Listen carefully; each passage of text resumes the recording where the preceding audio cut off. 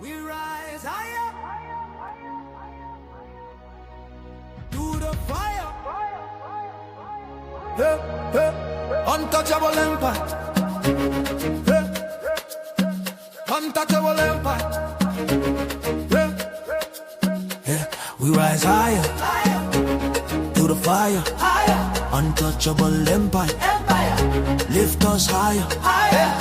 Oli and Fatty, bring truth to the streets. We stand for the people, never fall, never retreat. Untouchable empire, we don't break. We rise higher every step we take. Higher, higher, untouchable.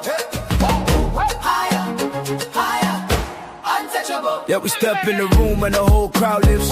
Truth in our blood, that's the realest gift. We talk power, elevation, transformation, untouchables. Yeah, we built this nation. We ain't chasing clout. That's for boys, not men. We chase money, purpose, legacy, and man. Ollie with the flame and Fatty with the spark. We light up the world when the whole world dark. Lift up the people that survive. We bring talk, justice, unity. Every time we swing, we don't bow down. We stand tall and rare. Untouchables, baby, we everywhere. We rise. Through the fire, through the fire. We stand together in the light. Untouchable forever. This alright, this alright. Oh, we rise higher, higher. To the fire, higher. Untouchable empire. Lift us higher, higher. Ali and Fatty, bring truth to the streets. We stand for the people, never fall, never retreat. Untouchable empire. We don't break. We rise higher every step we take.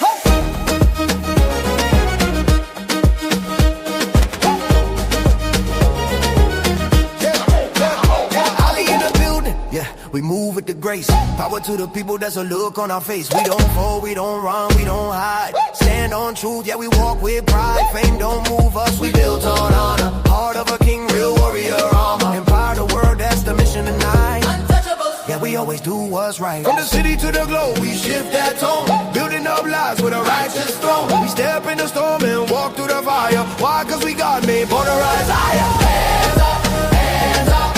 If you feel that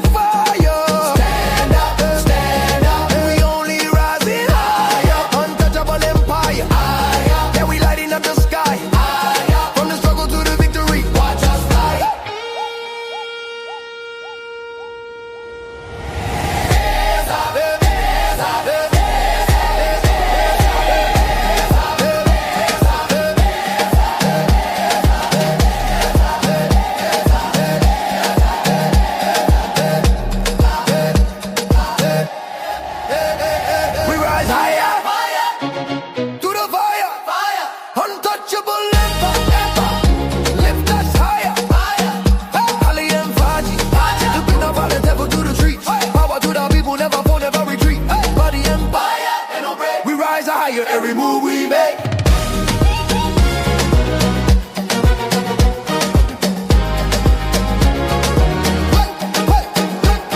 To the fire, we rise higher. Oh, touch, him play.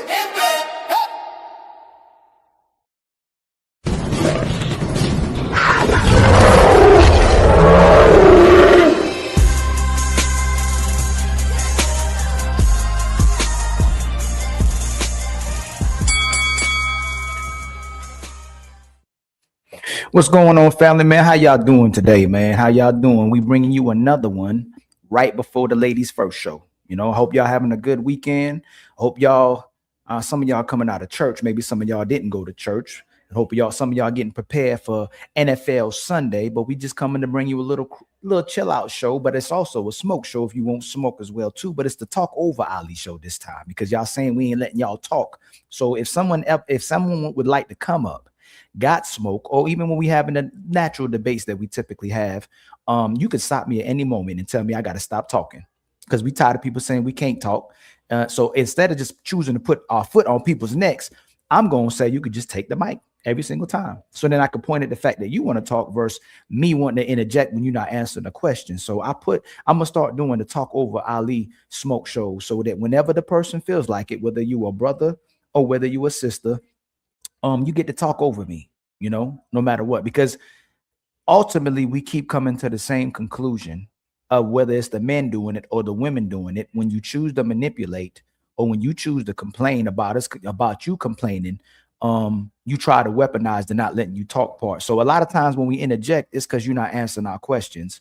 You being disingenuous, and it's you're giving context to something we didn't ask, or you're doing a strong man, or you're doing a red herring, and we didn't even ask for that. So that's all it's about. Let's help us get the goals, man, for today, man. Make sure you help us get the super chat goals, help us get the Cash App goals. Bless us to keep blessing y'all as we build up the momentum to be the top channels in this YouTube space. I think we already got the best shows, without a doubt. No way we don't.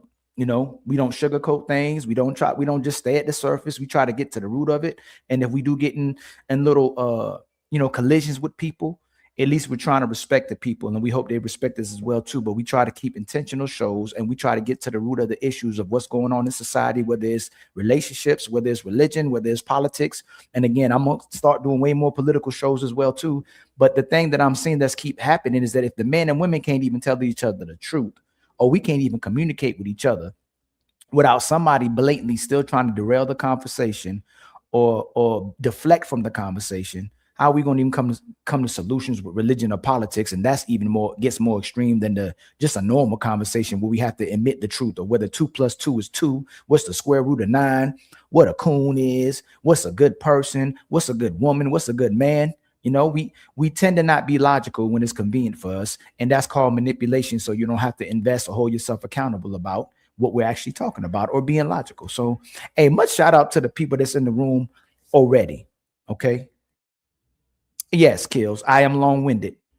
Most intellectual people are long-winded, and it's not because they want to be long-winded. Is if you say something, you have to back up what you're saying. If you just make a statement, why would you stop talking? So when you try to give context to what you're saying, people can't find holes in what you're saying, and people can't tell you just trying to put your own interpretation or perspective on something. You break it down and you allow someone to give the rebuttal as well too. So it's all about the conversation. I am definitely long-winded, but most intellectual people are. And I'm not saying I'm smarter than anybody, but I can tend to be long-winded. Yes, sir. But much love to Kills.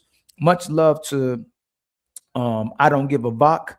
Much love to Critical Times. Much love to the CEO. Much love to you, my brother. Much love to LA for life. Much love to D in the chat. Is that my D the Degenerate? Good gracious, boy. Sometimes, man. My brother, Cool Kev. So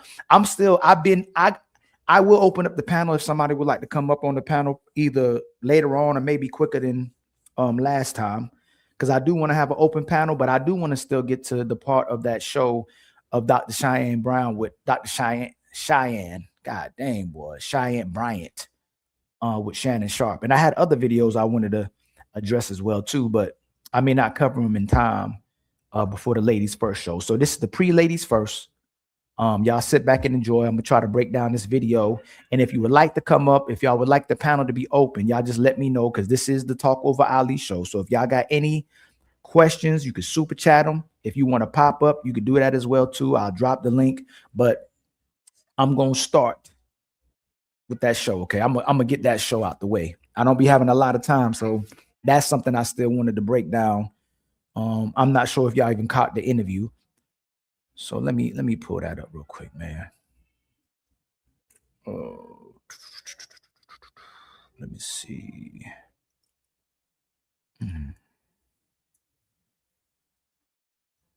Okay. And again, if y'all got any questions, if y'all got any smoke, if y'all would like to come up as well too, if anything's on your mind when you do come up, you're more than welcome to ask me to drop the link. All right. Okay.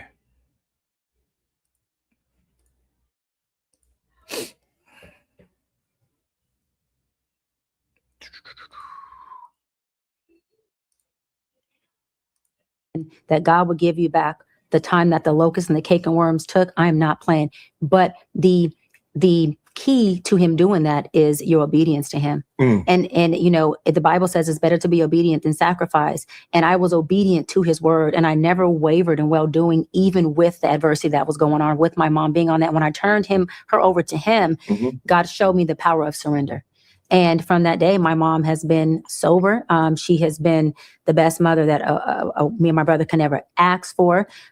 She does everything she's never done as a child.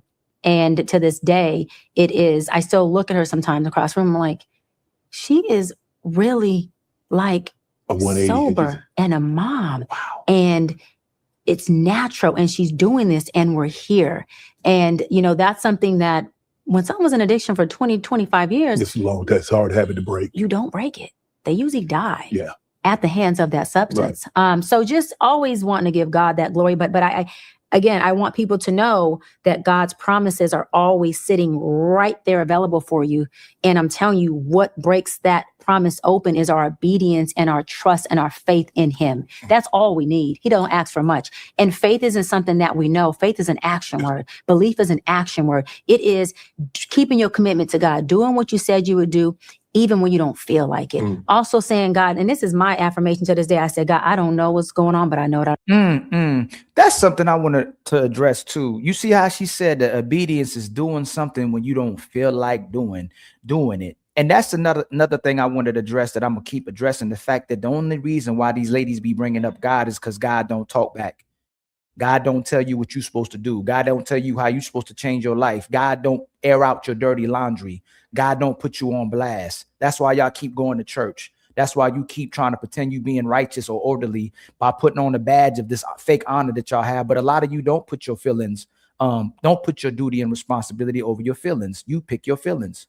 And when you really break this down, a lot of men, when men stay on their duty, men stay on their responsibility, regardless of how they feel. Most of the problems we're having is when sisters feel like not doing something, when sisters don't feel like fulfilling their responsibility or role to somebody. It could be, I don't feel like cooking. I don't feel like cleaning. I don't feel like going to work. I don't feel like taking care of the kids. I don't feel like doing anything today at all, where most men are not never saying what they don't feel like doing. We do what we're supposed to do no matter what we feeling. Did I freeze? Did my screen freeze? It says frozen. Let me know, y'all. Did my screen freeze? Let me see. Oh, it got that frozen look. Let me refresh. Hold on.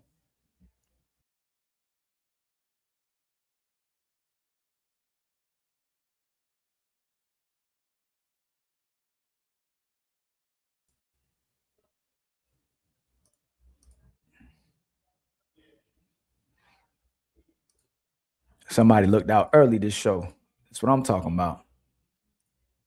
Okay, let me see. Let me know if it's good now.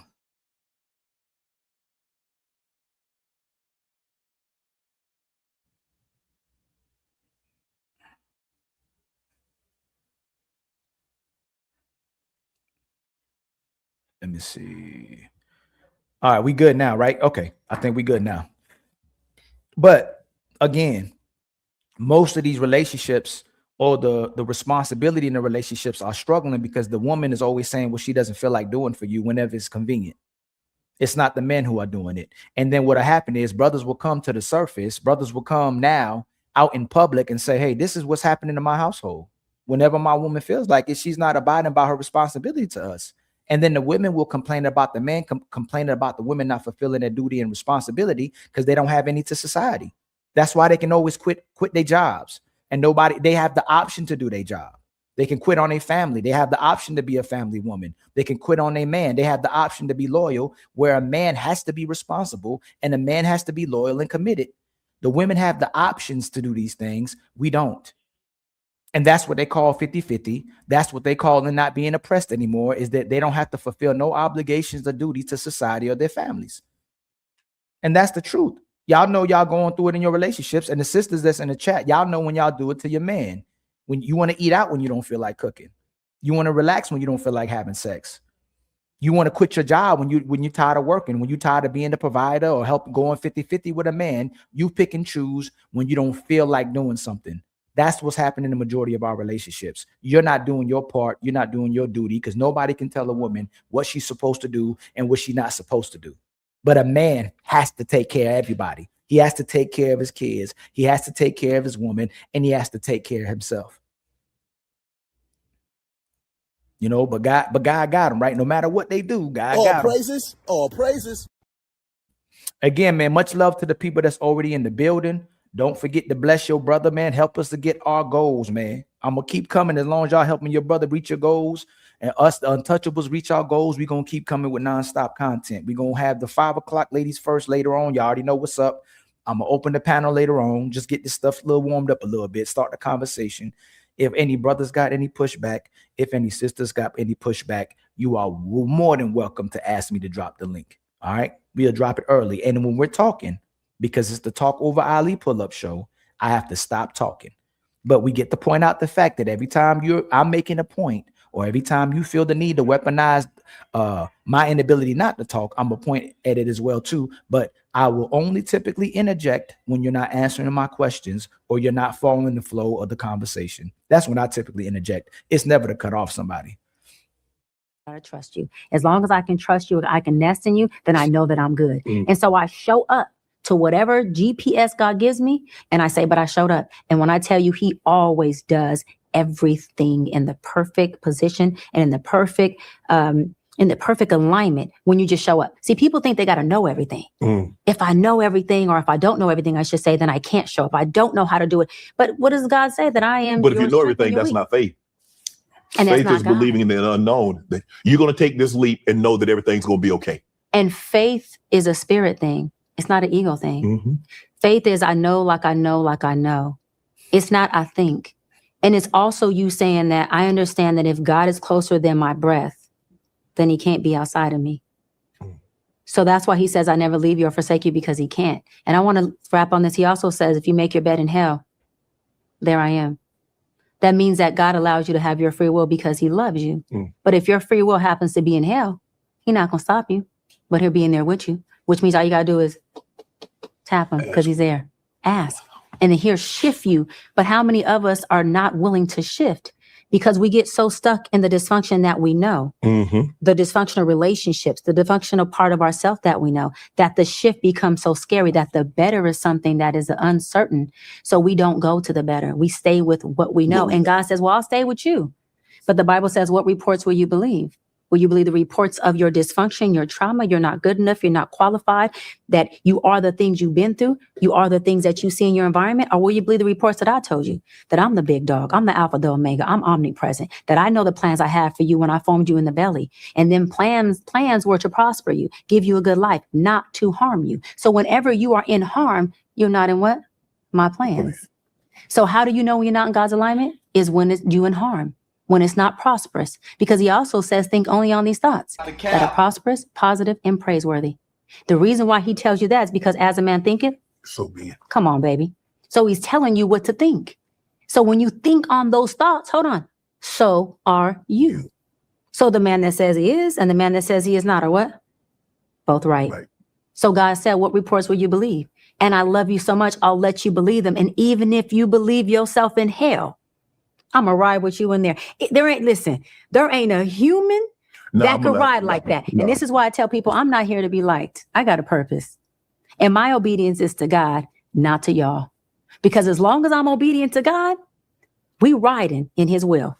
But the moment that I fall prey to dogma or being obedient to your thoughts or what you think or what you need, now I'm in your will. And the only thing that had Peter, who was walking on water to Jesus, depart and fall, was because he took his eyes off the wheel. And really quick, I got to say this because Peter called Jesus out. How many of us call God out? I'm asking for this. If it's really you, God, show up. Peter said, Jesus, if it's you and you real, call on me to walk on this water. Jesus said, I'm that dude. What's up? Peter got off his boat, walked on water. And Jesus said, all you got to do is keep your eyes on me. Because I'm the one you called. I'm the one that's blessing you. He looked down. But you know why he looked down? Because a storm came. A storm. How many of us have been in storms that have us lose our faith, lose our walk, lose our goal, lose our focus? Most of the time, storm. You know why? Because most of the time, that's the only time we really call on God is when we're in trouble. Like when we're prosperous, we're ascending to the top. We don't need it. We need it when, dang. Lost my job. I lost this. I didn't get this promotion. Things happen in my life. I'll call on him now. But when things was going good, you thought it was all you. You didn't know he was right there with you the whole while. He been riding. You was riding shotgun. He was driving. And this is most y'all women. They know everything about the Bible. They know everything about God. They know everything about scripture, but they don't know how to please you. They don't know how to love you. They don't know how to submit to you. They don't know how to cooperate with you. They'll find all the reasons why God told them they're not even supposed to be with you, because what you misusing scripture and reading stuff out of context. There's so many places in the Bible where even if the man doesn't even follow scripture, the woman is supposed to submit to him, but they can break down all these scriptures. They can tell you what they're supposed to do for God. They can tell you how devoted they are to God, but they devoted to everybody but a man. Where the man is saying the woman's supposed to submit to a man. And then he giving a little pushback, but again, they know all these ways of how to be righteous, but they still outside engaging in 304 behavior. They only come to God when they try to repackage their life, when they try to repackage their reputation, and when they want to validate themselves and enable themselves. Because it's always, you already know that's a 304's final form is when she in church. A hoe's final form is a religious woman.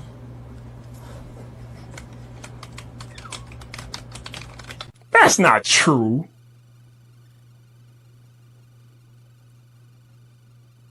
Hey, wait a minute. Well, where was God when you was letting people pump and dump? Where was God when you was disrespecting your mother and father? Where was God when you were disrespecting your man?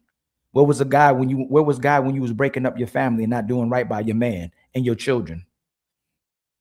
Where is God in all those positions? Why is God always there when it benefits you, but he's never there to benefit your family? He's never there to benefit society. He's never there to help you to be the best version of yourself, to be your best version for the people you come in contact with and the people you claim to love. No matter how bad decision-making they make, no matter how 304-ish, no matter how bad of thoughts, they always say God got them. It's the crazy things. It's the craziest thing to me that these are such godly women, but nothing about their actions demonstrates somebody that's being righteous. But you didn't realize that. And when you called on him, like Peter called on Jesus, when the storm came again, why did you take your eyes off of who already saved you from the last storm and the last storm and the last storm? This is why I say the only person I have to focus on is my God. The only person I'm obedient to is my God. It don't matter who don't like me. No one has to like me. I'm vertical in the God that's in me. Nothing else has to make sense for me. Because I'm not here for it to make sense. I'm here to do what? Trust him in all my ways and acknowledge him first. Congratulations on your mom being sober. But let me ask you this. Thank you. Now, y'all know your favorite aunt, but I'm also a last minute show. Say you're the You done did your one, correct? Mm-hmm. Your dad has 6 kids with 5 different women. Oh, you done did your homework, baby. With that being said, and we know how you view your dad, when you found out that you had other siblings, how did that make you feel? I love that. So when my father went to have my first little sister, Ginger, I said, and I was only 10, and I said, Dad, why would you have another child? And I said, it better not be a girl. Uh-oh. Yeah. And he said, well, baby, it's a girl. It's a girl. And things happen, right? Because I'm 10. And I said, well, I don't like her. I'm not happy. You ain't even met her yet. And I won't be her sister, right? At 10 years old. Yeah. My little sister Ginger came out to love and worship the ground I walk on. And it took me, and this is something that I just have to be transparent about. It took me until I was early 20s to have a sit down with my sister Ginger, who is my baby now, and say, I'm sorry. I didn't accept you. It had nothing to do with you. But I love you. You're my sister. I rock with you. You mine. And so from my father, it was an issue. But what saved him and me was he kept having kids. So what I realized was, anyone can replace the baby. You just got to have another baby. But guess what person can never be replaced? You can never have another firstborn. Nope. Ever. So when God told me, listen, I put you in the firstborn order, so you ain't got to worry about being replaced. Whoever's next got to worry about being replaced. I said, you know what? I'm good with that. And my father and I, not that he doesn't love all of his kids, They know he does, but they also know I grew up with him. Mhm. I grew up in his That's gangster different. era. It's different. I grew up in his dope dealing era. I watched him transition from being bullhead in the streets to being Darren, the family working man. And he always tells me no one else got that opportunity. I witnessed him, being shot. I witnessed him just so much. And it's like, I had the opportunity to see in the transition that they didn't get. And not that, they were robbed, because it was tough times. They actually probably had a luxury of not seeing it, but it gave me a different umph in me that we all have, but that makes me the most like my father. And yeah, we have a special bond. We really adore each other. And he dotes on me. He would tell me, "You the Kobe Bryant, you the Michael Jordan of the women." And, to all the fathers out there, that is so important. Yes. If you have daughters, a woman is what her daddy makes her. Straight up, especially when it comes to men. And she can easily be manipulated if you're a man who doesn't input the things in her that allow her to see red flags. My father. They just liars, man. Most of these women don't listen to their fathers. Most of these women don't take direction or order from their fathers. And that's why a lot of fathers don't even give their daughters guidance. They try their best to direct them the right way. They try to do their best to teach their daughters discipline and righteousness and how they should move. They don't be listening to their daddies. And they might listen to their daddies only when it's time for them to need money, only when they need support, only when they need somebody to be there for them. They don't listen to their daddies when it comes to choosing a man or how they should live their lives. They keep speaking about God and man as if they're taking order and instruction for them, and as if they're allowing them to be in their lives so they can live a life that's fruitful, but they don't listen to God or man. And all we have to do is allow them to keep talking over and over and over again, when we know this lady is already engaging in a different type of behaviors. Supposedly she's engaged in a relationship with another woman.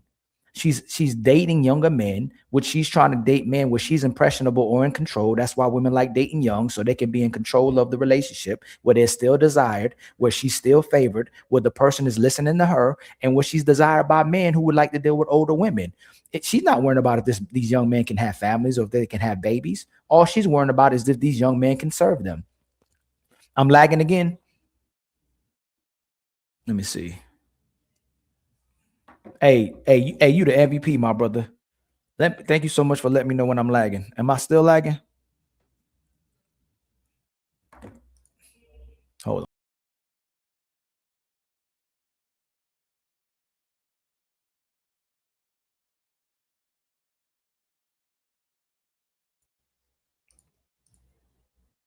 It's got to be the weather. It's got to be the weather or something, man. I done bought a new computer. I done got the internet fixed, got the fastest internet, and this stuff still be happening. I don't know if it's the StreamYard. It's bothering me. Okay, let me see if we good now.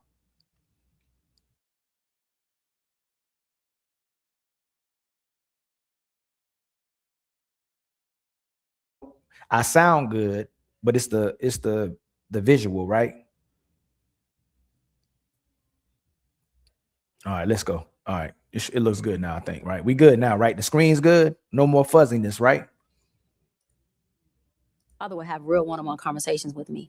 He talked to me like his baby, but he also would say, do X, Y, and Z. And it would be and I like that because he talked to me straight up. Right. And he would explain to me that, men use money to run power like this, or men may say these things that mean this. And so I had this open relationship where I was. So you had the playbook. I had the playbook. And I can come to him and say, Dad, this is what's happening in my relationship. What does this mean? Even if it was sexual. Now, if it was sexual, he loved Jack and Coke. He said, baby, let me get my Jack and my Coke before we have that conversation. But he was very open to those conversations. Right. But I want men to know that a woman is what her daddy makes her. And so it is your responsibility to build that woman up so that when she's out there, she has a realistic expectation of a man, not a fairy tale ideology. Because I ended up, to what you said earlier about, you're never going to have a man.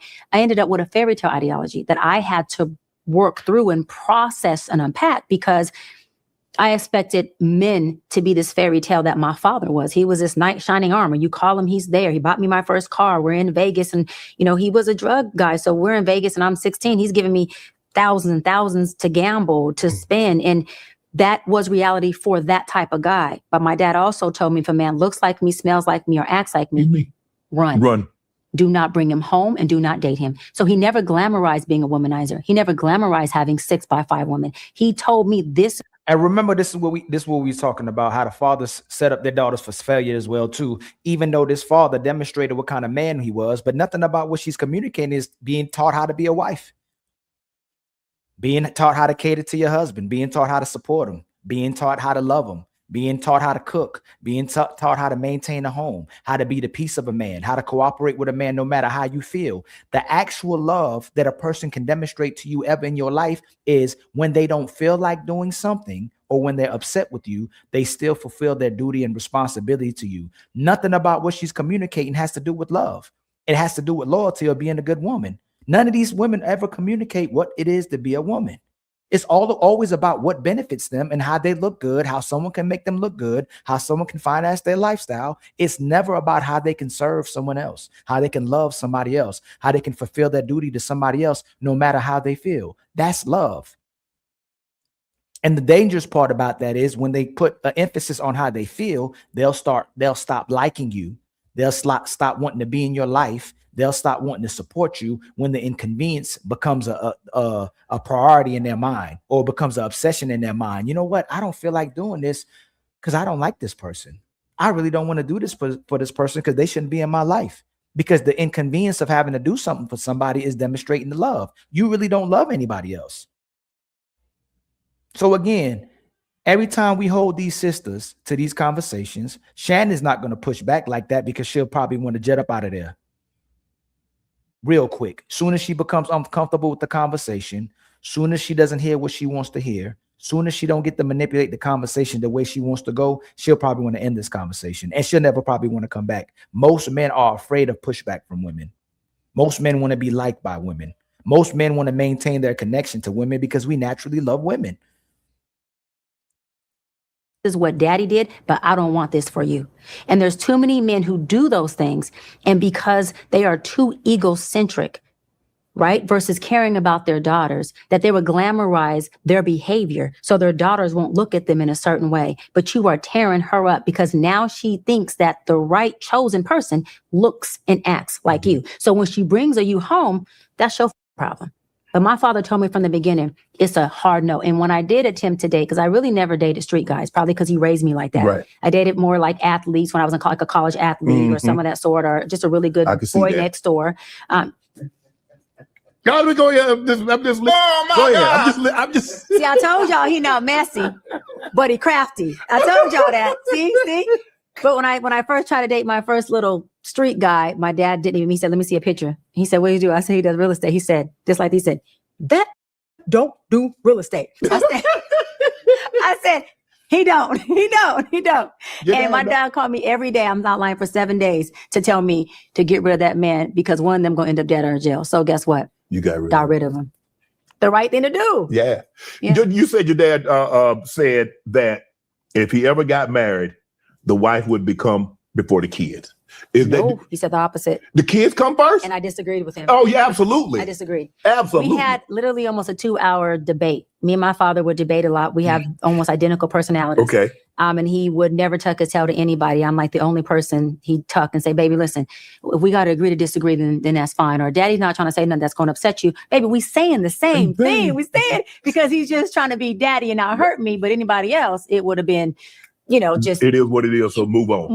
Would have been war. Yeah. But we had a long conversation. He told me, because I had a fiance at the time who actually had 2 beautiful girls, and he was putting me before his adult daughters. Yes. And that's the right hierarchy. Yes. And my father said, he can do that in your household, but the woman in my house would never come ever before my kids. And I said, "Daddy, I don't agree. And I'm your daughter. Right. I don't agree in that hierarchy." He said, "You don't have to agree with what I do in my household. But when y'all come here, a woman will never come before my girls ever." And so, but again, that's also a man who has 6 kids by 5 different women. Right. And I love my father, as y'all can see, but I'm also a realist. A man who can procreate with multiple women and not make a family with none of them or only one of them, that says a lot about his lack of respect for women in general. Okay. And so you got to say your father don't respect women. These women are so fake, yo. It's so many fake women who try to portray something they're not. And they'll brag about the very thing that they're talking against. Everything that she supports, she talks against. She said her father's amazing. She said her father prioritizes her, puts her first, treats her like the princess she is, gives her all this information on how to pick the right man, even though she's still end up picking the wrong man too, and still can't keep a man. But then she'll talk about the very thing he is. How can you compliment your father, then try to disrespect the Nick Cannons, try to disrespect the Cam Newtons because you don't benefit from it? Everything they talk about is to benefit themselves. If they want to be single, it's because God allowed it that way. If a man is single, it's because he's a selfish man. He's a toxic man. He don't know how to keep a woman. But everything, and this is, again, Shannon won't do but so much pushback because he wants people to continue to come to his show. So I understand this is the way he has to move as an interviewer. But all she does is magnify her value while putting down someone else's value for doing the very same thing. Even if it's her family members. If her family members did it, it's good. If she came from that hood, it's good. If they're just like her, it's good as long as it benefits her. Her daddy sold drugs. Supposedly had all these kids out of wedlock, had multiple women from multiple children from multiple women, but she's his king. Well, he's her king. You can't make this stuff up, man. So I would have never expected my father to say that he respects a woman who he's romantic with so much that she would come before his kids. Because obviously the respect level for women was limited from the jump in order for you to be able to do things in that nature. And that's for any man, including my father. You think that's a respect thing? Yeah. A man that he lacks respect for women if he lays down and have kids with multiple women. He doesn't. No, her father probably went through the same thing a lot of y'all be talking about. Most of these women ain't giving these men peace. Most of these women aren't fulfilling any obligation to these men. So he dealt with multiple women. Most of these women come into your lives to use you. Shout out to the women who actually invest in their man, who actually don't point at the fact that they never feel like doing something for their man, or their children are always overwhelmed or overstimulated when they have to do something for somebody else. Shout out to those women that actually take care of their children, that actually invest in their man. But most of these women aren't giving these men peace. So maybe that's why your dad had that many women. And those women know that her father had a bunch of women, a bunch of kids, and they still wanted to be with him because they saw him as valuable. So a man having multiple women and kids doesn't make him a bad man. It shows how valuable he is. If women are already sharing men, why can't they just come together and help build with that man instead of talking down on that man?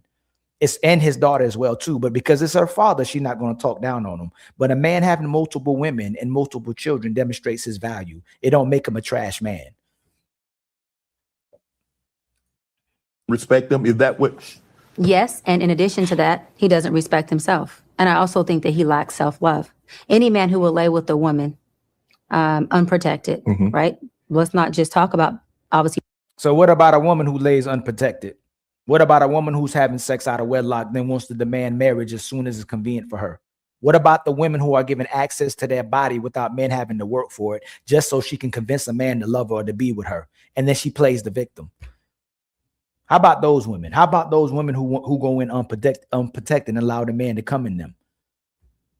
The blame, as much as women profess to have an autonomy over their body, as much as women claim to be strong and independent and not needing no man, every time they do something wrong, they put the obligation and responsibility right back on the man. Every single time it's the man's fault. When you're giving them access to sex, when you're giving them access to intimacy, when you choose who gets to become a father. What's going on, Brandon, man? Much love to you, my brother. Much love to everybody that's in the building, man. Much love to the 112 people in the building. Please like and subscribe, and please help Ali reach his goals as well too, man. We need some more super chats. We need some more cash apps, and we need some more memberships. My brother Frederick already blessed us with a membership. So much love to you, my brother Frederick, man. Much love to you, my brother.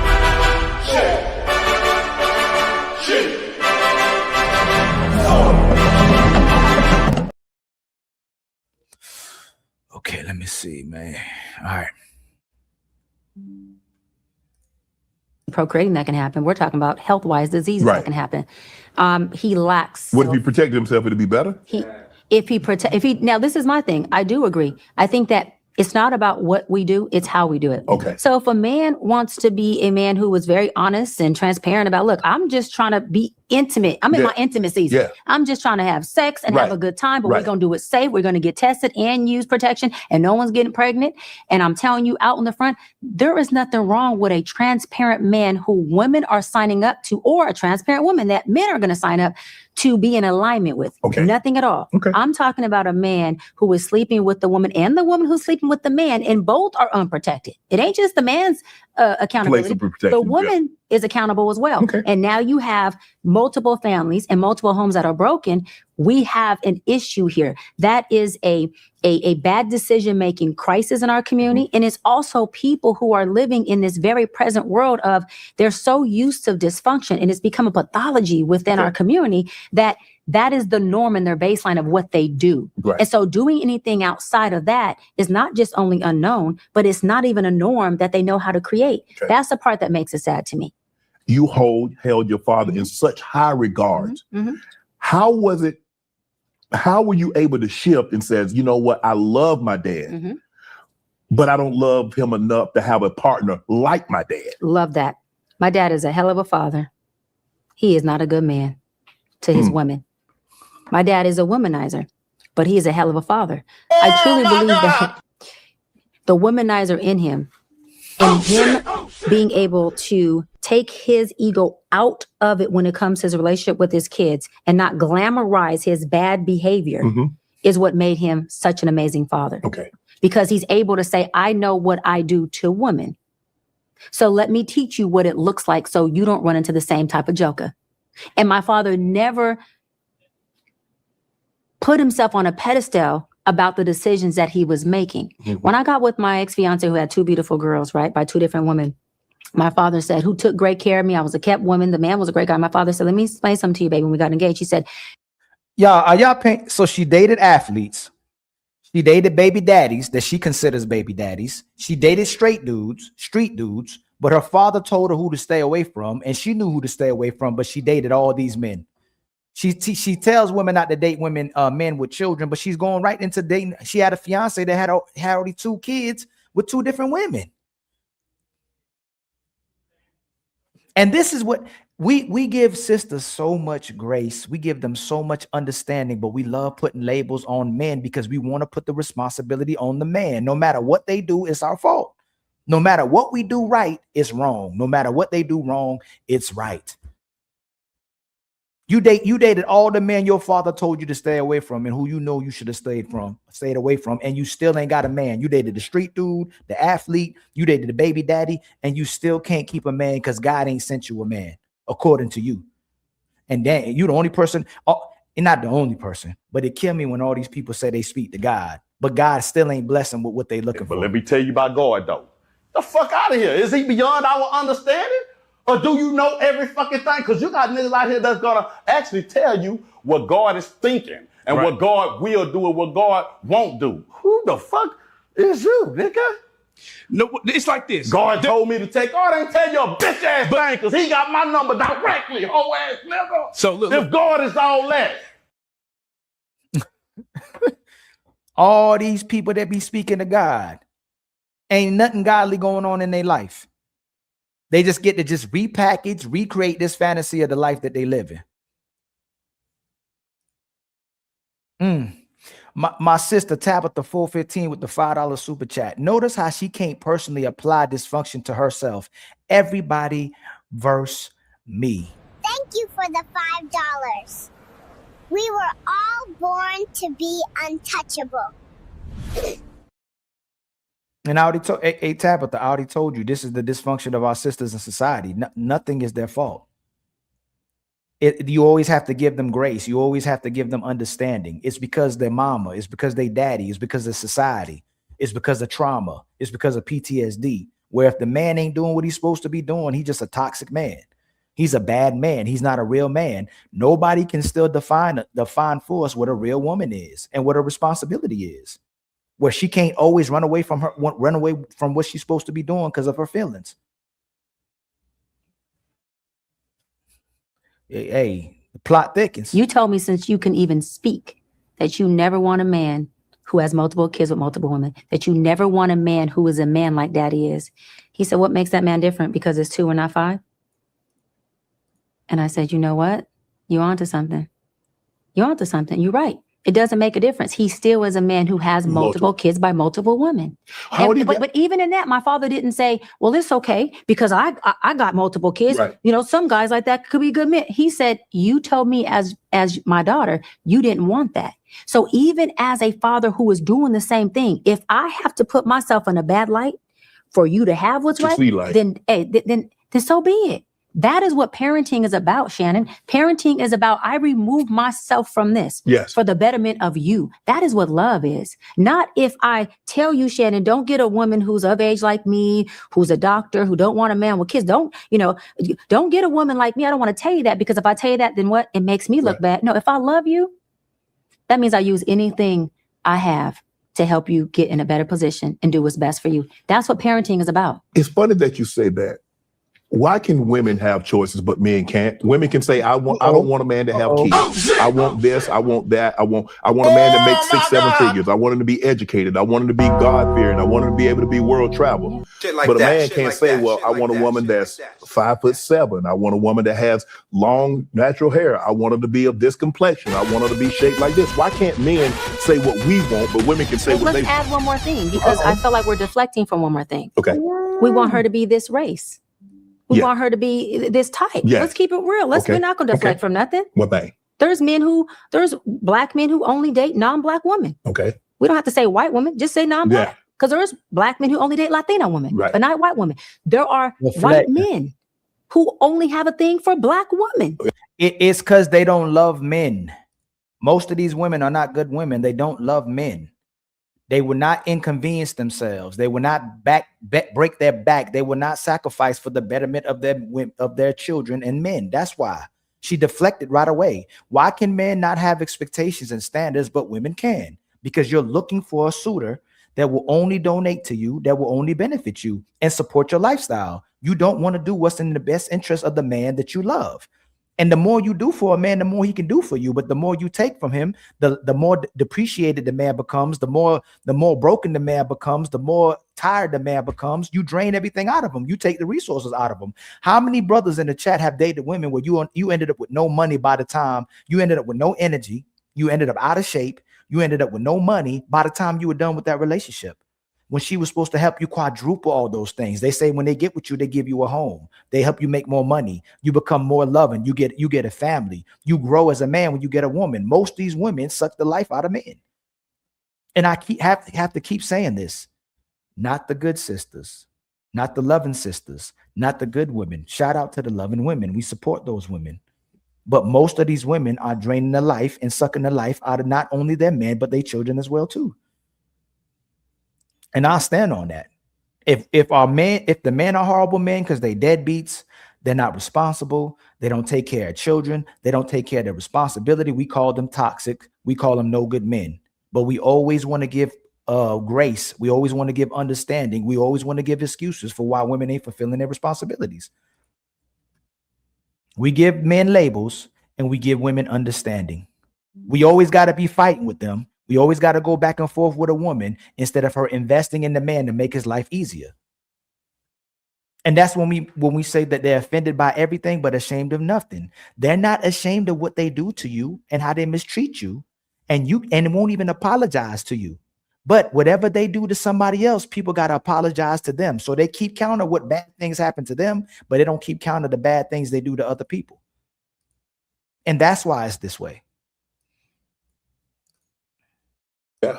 There's nothing wrong with a preference. I don't think a man saying, I am only attracted to, or I have only been attracted to this type of woman, means that he doesn't love or respect these other kind of women. Mm-hmm. Now, on the flip side, a man who says, I am turned off and do not like black women, so I date non-black women. Right. And this is what the sisters be doing to us on the panels. He didn't say nothing about black men not liking black women. Most black men love black women.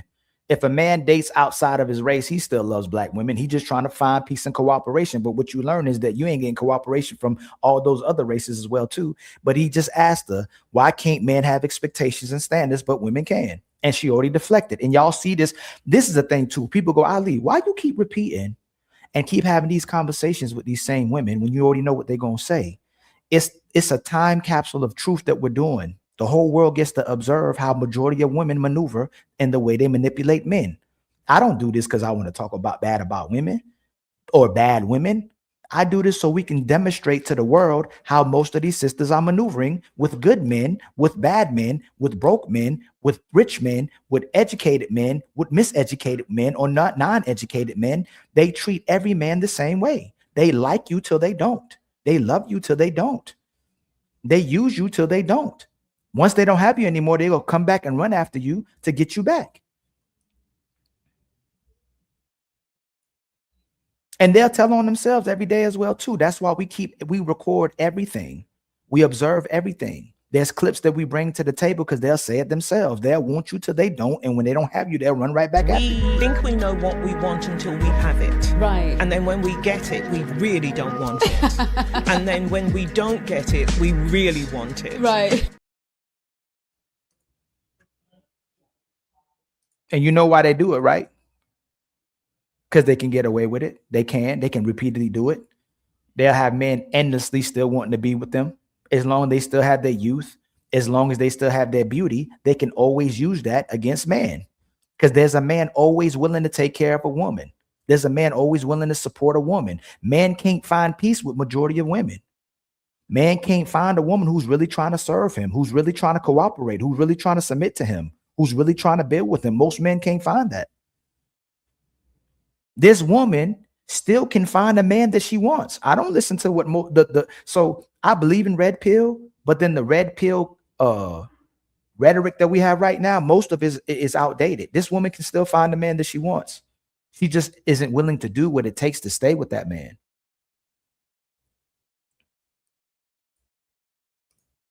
He has mommy issues. Okay. He has an identity crisis because you came from the woman you're saying you dislike. So now we have a deeper rooted issue. I'm not saying that a brother who only dates outside of Black women cannot also have mommy issues.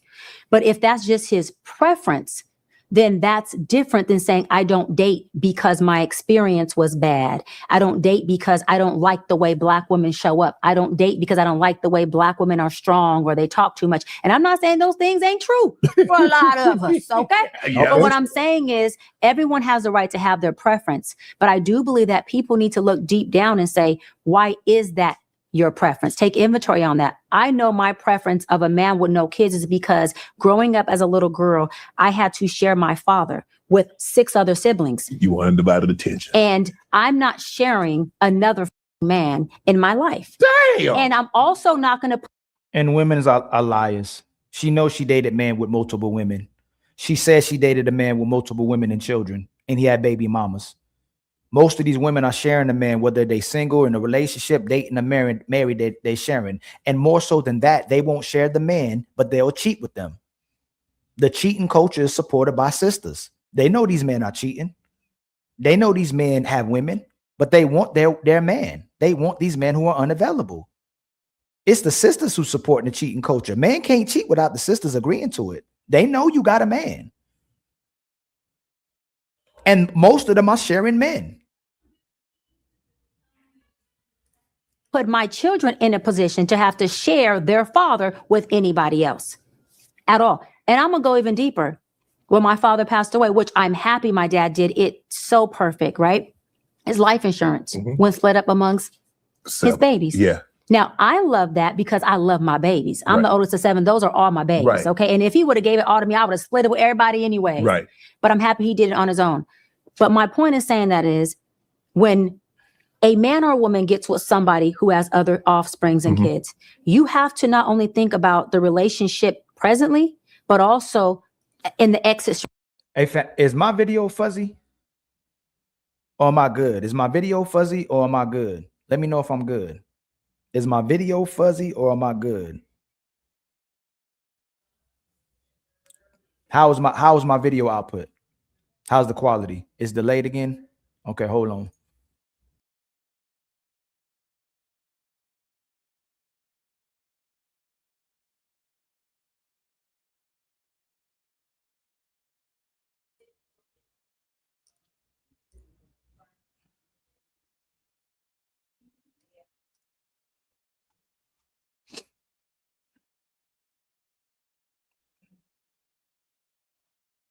Okay, we good now. All right. I think we good now, right? All right. Strategy.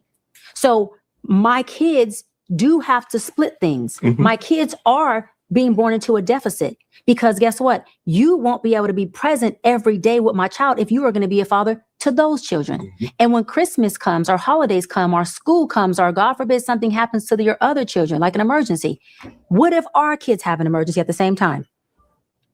Who do you choose? What happens? Do I show up as a single mother in that moment because dad has to be here? How do I explain that to our babies? And why do I have to?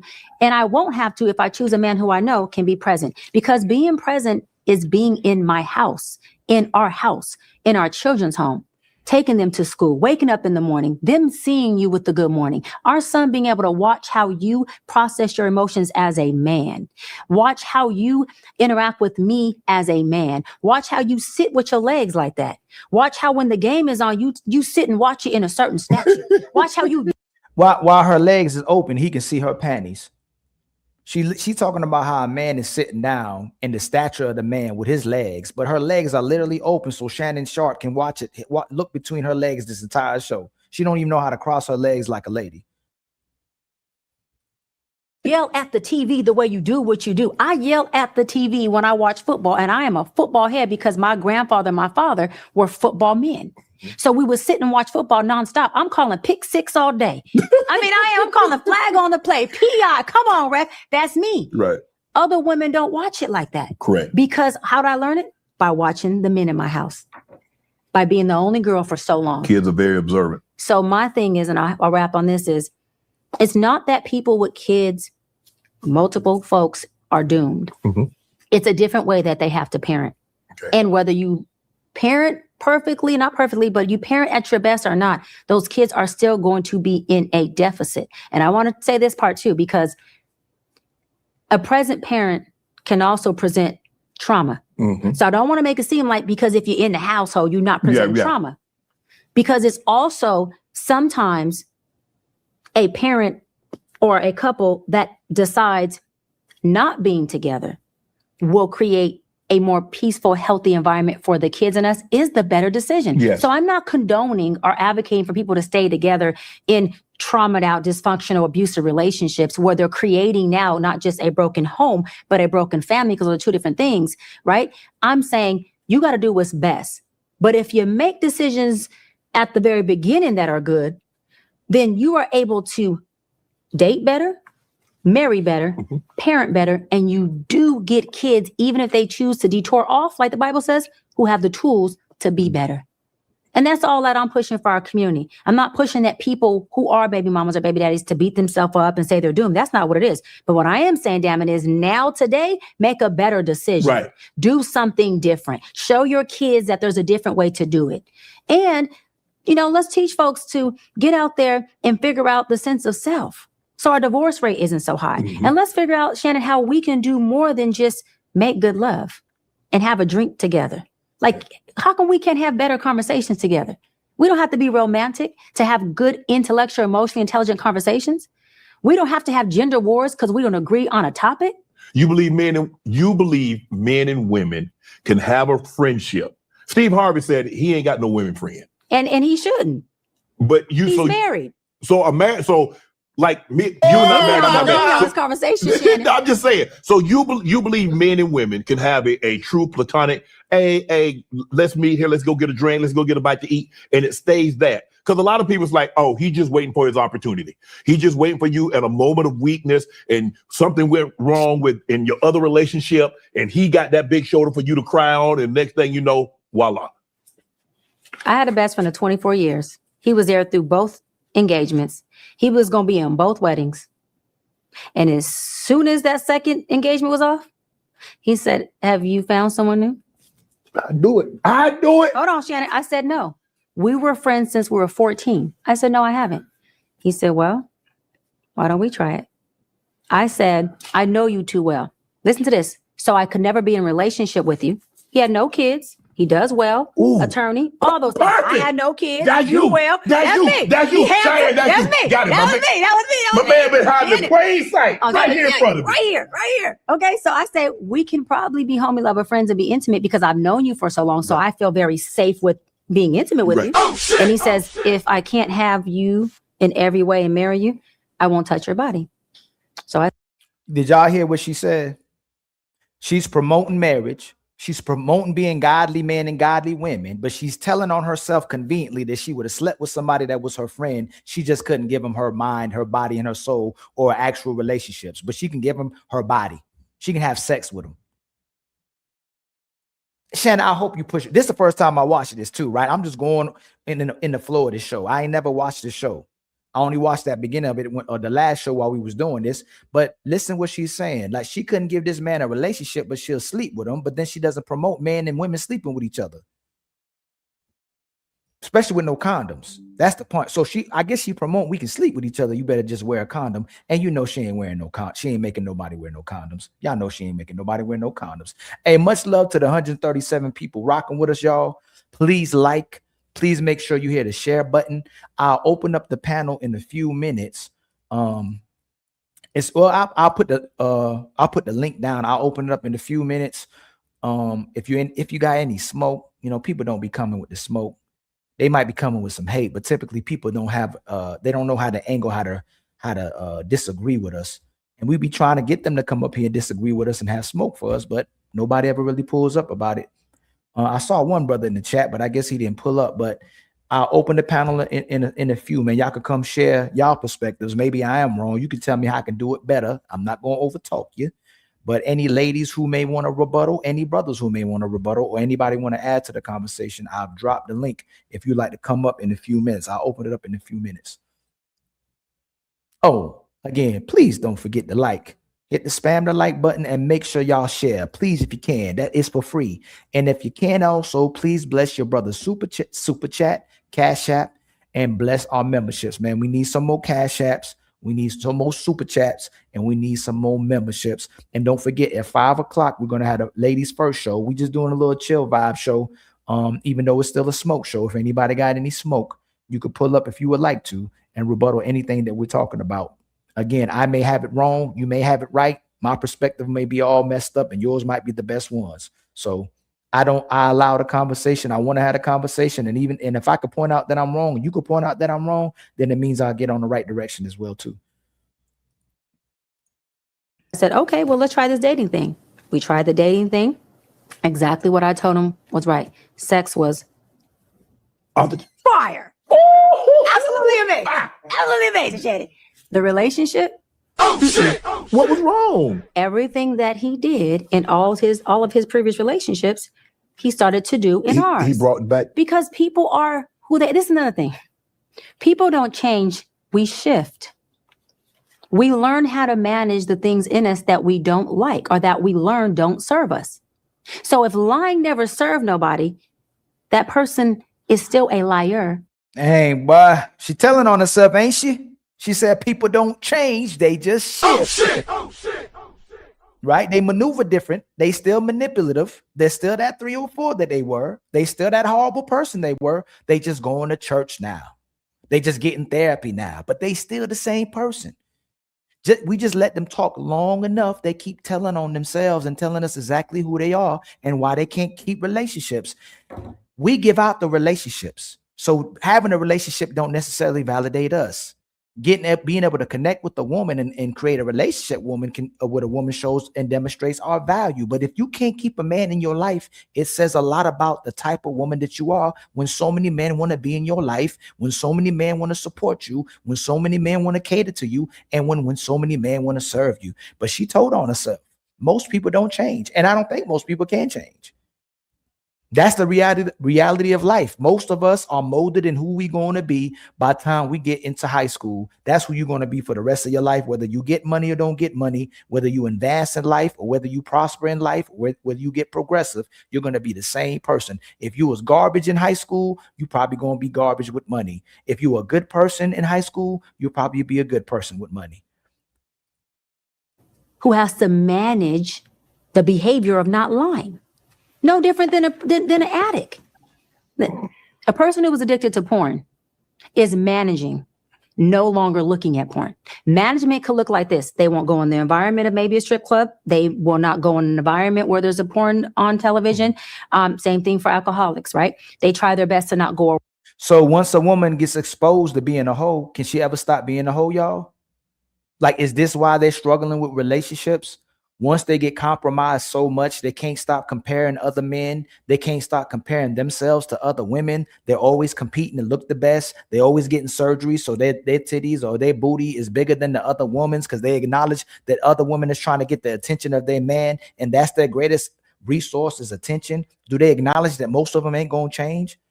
And they still have the same mentality as a wife, as a girlfriend, as a woman that's inside your relationship. She still wants to be outside. She's trying the best she can do to stay inside, but she's still always outside.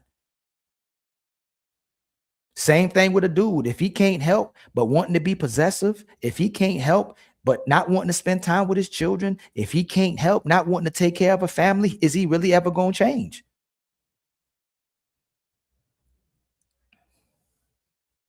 But these are the liars. They'll tell the truth and they'll lie at the same time. They'll give you half truths, so they still a liar. That's how people manipulate. They'll give you the truth and they'll put the lies in. They'll sprinkle the lies in while they're telling the truth. These are the deceptive liars. These are the habitual liars. These are the extremely manipulative liars. They'll always tell you the half truth or half lie.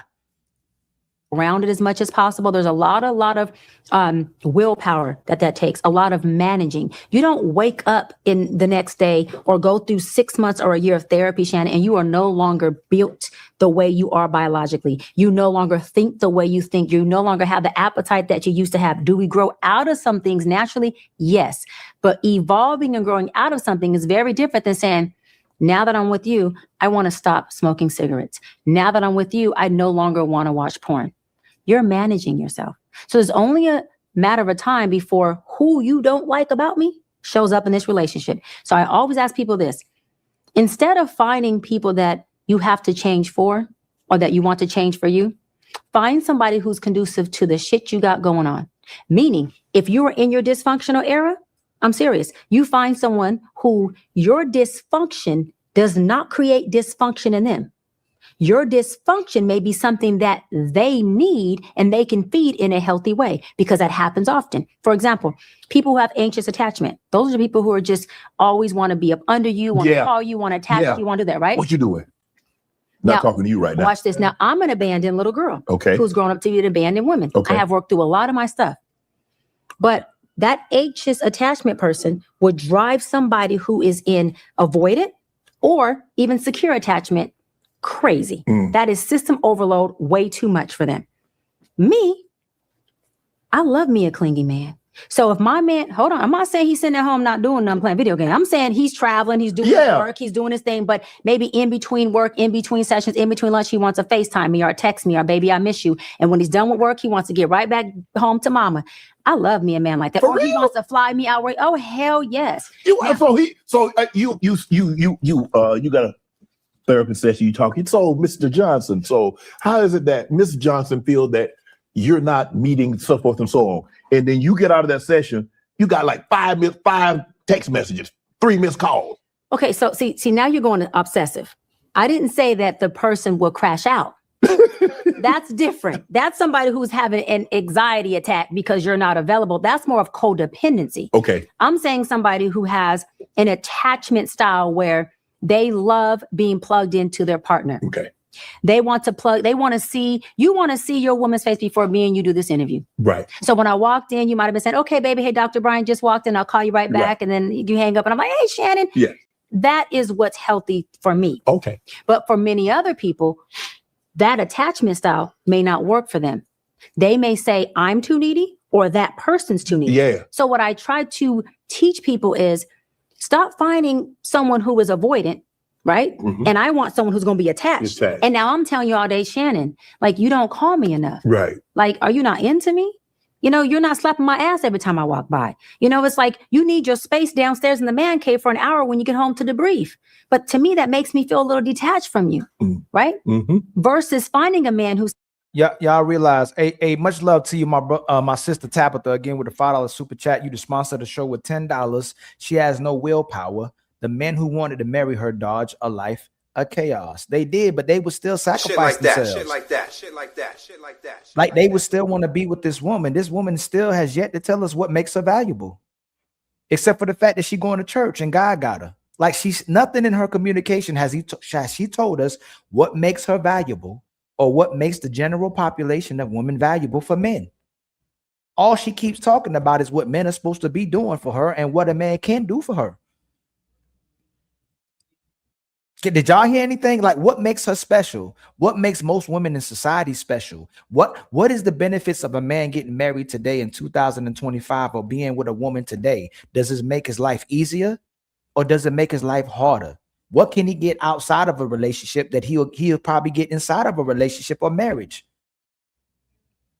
If most men's relationships are getting worse, if the woman becomes the worst version of herself every time a man gets in a relationship and marriage, why are we not having that discussion?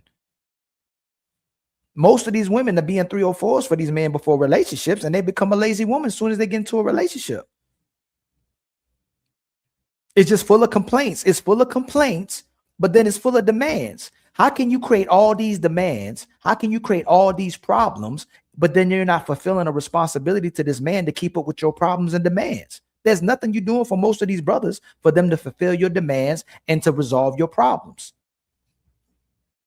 But did y'all hear anything of what she talked about that makes her valuable or makes other sisters valuable? Let me know and point it out to me, because I ain't heard nothing yet. But we bashing women. We always bashing women. We're bashing women by complaining about what we're not receiving in relationships, by wanting a better quality of woman because we actually love women. A lot of men may not like their women in relationships, but they love their women. They put their woman over their feelings, where a lot of women don't love their men. They temporarily like them until they don't, and they find a reason why they don't like them based on what they had to do for them. And once a man finally reacts and goes, this is not good enough for me, I'm not happy. You're not doing anything to meet my demands. You're not doing anything to meet my expectations. You don't care about how I feel in this relationship. Then a woman wants to complain. Then a woman wants to shut down. Then a woman wants to become the victim. Correct me if I'm wrong.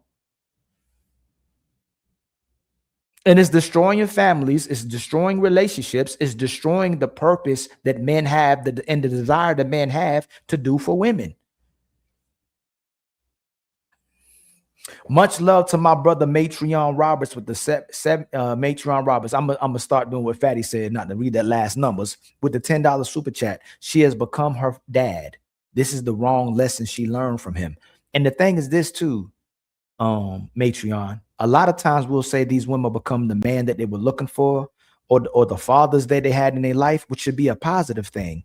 But they have the power of their father, but they don't have the responsibility, because even if they became the man they were looking for or became their father, at least they would fulfill a responsibility to the man. So if you're making money, share your money with that man. If you want to work outside, then cut the grass, get the car fixed, take the trash out, have sex on demand, please your man. So even if they're operating as a man, we always find a reason to point out the negative aspect of a man, but most men are moving in a positive manner that benefits society or benefits the people they connect with. They're turning that man into their version of a man. She's become the version of her dad that she desires to be, the powerful part about her dad, the selfish part of her dad, the narcissist part of her dad. She's not becoming the good part of her father, only the negative part of her father. They're becoming the envious part, the part that they envy. That's what part of man they're becoming, the part they're envious of the fact that they don't need their father. So they want to prove that they don't need a man. And again, much love to the 150 people in the building. Don't forget to hit the like button. Please spam the like button after the video is done, after our lives are done. Please don't forget to hype the videos, y'all. If y'all going up with us, just help us out with that. Please it's for free. Hit the like button and hit the share button onto your shows, man. I would greatly appreciate that. And again, much love to everybody participating. Much love to the Untouchable chat. Much love to the Ali chat. Much love to everybody engaging. If y'all have any questions, you can send a super chat if y'all would love to participate. I'll probably open if you want to come up. I'll probably open up the panel in about 5-10 minutes. Or if you can pull up if you got smoke. I think I already dropped the link one time. But if you got smoke, if you want to engage and participate already, you can come up as well too. But I'll probably really open up the panel probably about 5-10 minutes. Let's see some. Okay. Says shit, you are my man cave. I can't, daddy can't Come wait on to get down home here. to Let's you. watch this game together. Come on, baby. Now we talking. And while you at it, mama, bring that good shade, that good shade dark. Bring that good shade dark. You know what I'm saying? That's what I mean by us finding what's conducive to us, not finding the person who needs us to change and be something else, because that's also a deeper rooted issue. If I'm always attracting and choosing people who want me to change, that is an identity crisis issue. That is a lack of self-love. Something in me doesn't like myself. So I'm calibrating you who is. But that's not true. If you're admitting that most of these individuals have become toxic and they were raised by broken men and women, or by good men and women who didn't know how to be a woman, a man, or a father or a mother, a lot of people are going to have to change to be inside of a relationship. You're going to have to learn how to make what's inconvenient for you a convenience for you. And you're going to have to stop liking the things that you like and start liking the things you didn't like. You're going to have to change, and you can change. Y'all can change. It's less likely that you can change, but if you want to change, you can push yourself to change. You can be a better person, or just keep being that trash of a person that you are. We all have the potential to change, but your desire to want to have to change has to be more powerful than the person you still are, or the horrible person that you still are. If you trash, then invest in being a better person. But this woman is a liar. As women, you will have to change for the man you're with, or the man that you desire. You have to change. Most of y'all were not raised to be wives. Most of y'all don't know how to cook today. Most of y'all do not know how to maintain a home. You don't know how to maintain peace. You don't know how to put someone else above you. You don't know how to love somebody else. You don't know how to put yourself second or third. You have to always be first. You always have to be heard. You always have to be right. You always have to get your way. You always have to manipulate until you have nobody around you, until you just completely by yourself. And then you brag about being strong when you by yourself, when you being weak. Most of y'all are lying about being happy. A lot of y'all are miserable people, man. When you're single, you're miserable. Then you want a relationship. You get in a relationship, you're still miserable. Then you want kids to add to your misery. You get those kids, the kids make you miserable. If you don't have no kids, you still miserable. You're always miserable. So if it's impossible for you to make yourself happy, if it's impossible for you to give yourself peace, how can anybody else add peace or happiness into your life? Pointing out for me what I don't like that I need to change. And I'm making you my motivating factor to change, when if I don't like that about myself, shouldn't that be an inside job? Right. Shouldn't I sit with me first and say, these are the things I don't like about me. Let me lose the weight. Let me have better self-care. Let me tailor down on my smart mouth, or whatever it is I feel I need to do. Why do I need to choose you to tell me I need to change and me be motivated by you? That's codependency. That's unhealthy. Okay. So people, listen, get a sense of self, and then find somebody who's conducive to who you are. Because no one's ever going to be perfect. We all going to be broken when we meet whoever we meet. And there's no such thing as a fully healed person. So all this wait till you heal to find somebody, you're going to be waiting forever. And what happens is, while you are trying to isolate to heal, you are also unlearning how to socialize. You are also deadening your chemistry muscle. So when you go back out the house 6 months, 5 years, however long y'all trying to isolate, then you're going, I'm socially awkward. How come I can't? And she keep contradicting herself. She's telling people not to be with broken people, but then she's telling people to create relationships while you're broken. You're never fully healed. You're never all the way complete, which is a truth. Most of us have encountered some circumstances. We've had experiences that mold us into who we are as people, whether you fully develop or you find a reason not to develop and you have arrested development.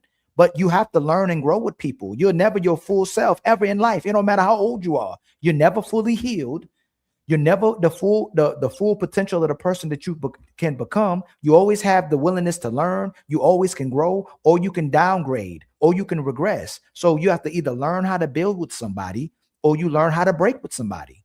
You're either going to bring peace and the ability to build with someone, or you're gonna bring chaos and be destructive with somebody.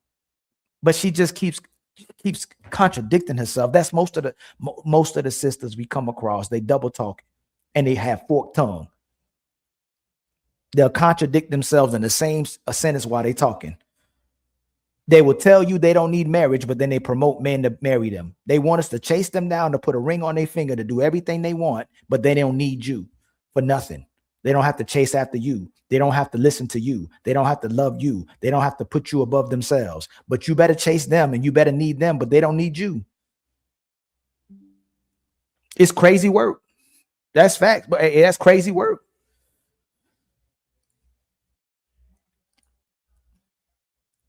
Uh-oh, Mike got some pushback.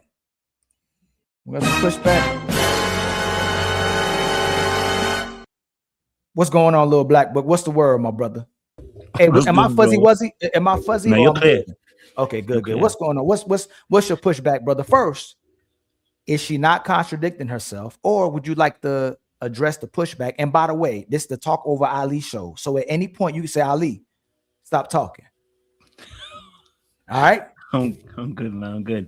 Not actually. Funny enough, I don't actually have a pushback. And before you go, I got a lot of little black, but without a doubt, I still got a lot of love for you, my brother. So always know love, that. bro. We give you pushback and we hit you upside your head, but we love you, man. You know we love and support you.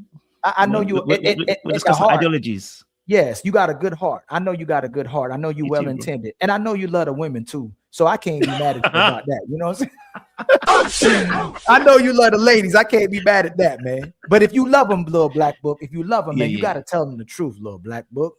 You got to tell them the truth. And I catch you telling them the truth too. I catch you too. Sometimes I catch you telling them the truth. But what's the word, my brother? How you doing? I'm good, bro. I don't actually have a pushback. Funny enough, today I actually don't. I actually agree with a lot of things that you actually said. I've listened to her for quite a bit. What she has said about Shannon's correct. Don't get twisted. What she said about Shannon and her breakdown is absolutely correct. What she doesn't do though is that she doesn't tell the truth about what she does. So a lot of times when she's giving advice about things, when she's talking, like for instance, when she says about her dad, right? Her dad was a drug lord. Mm-hmm. How was that a safe place for any child?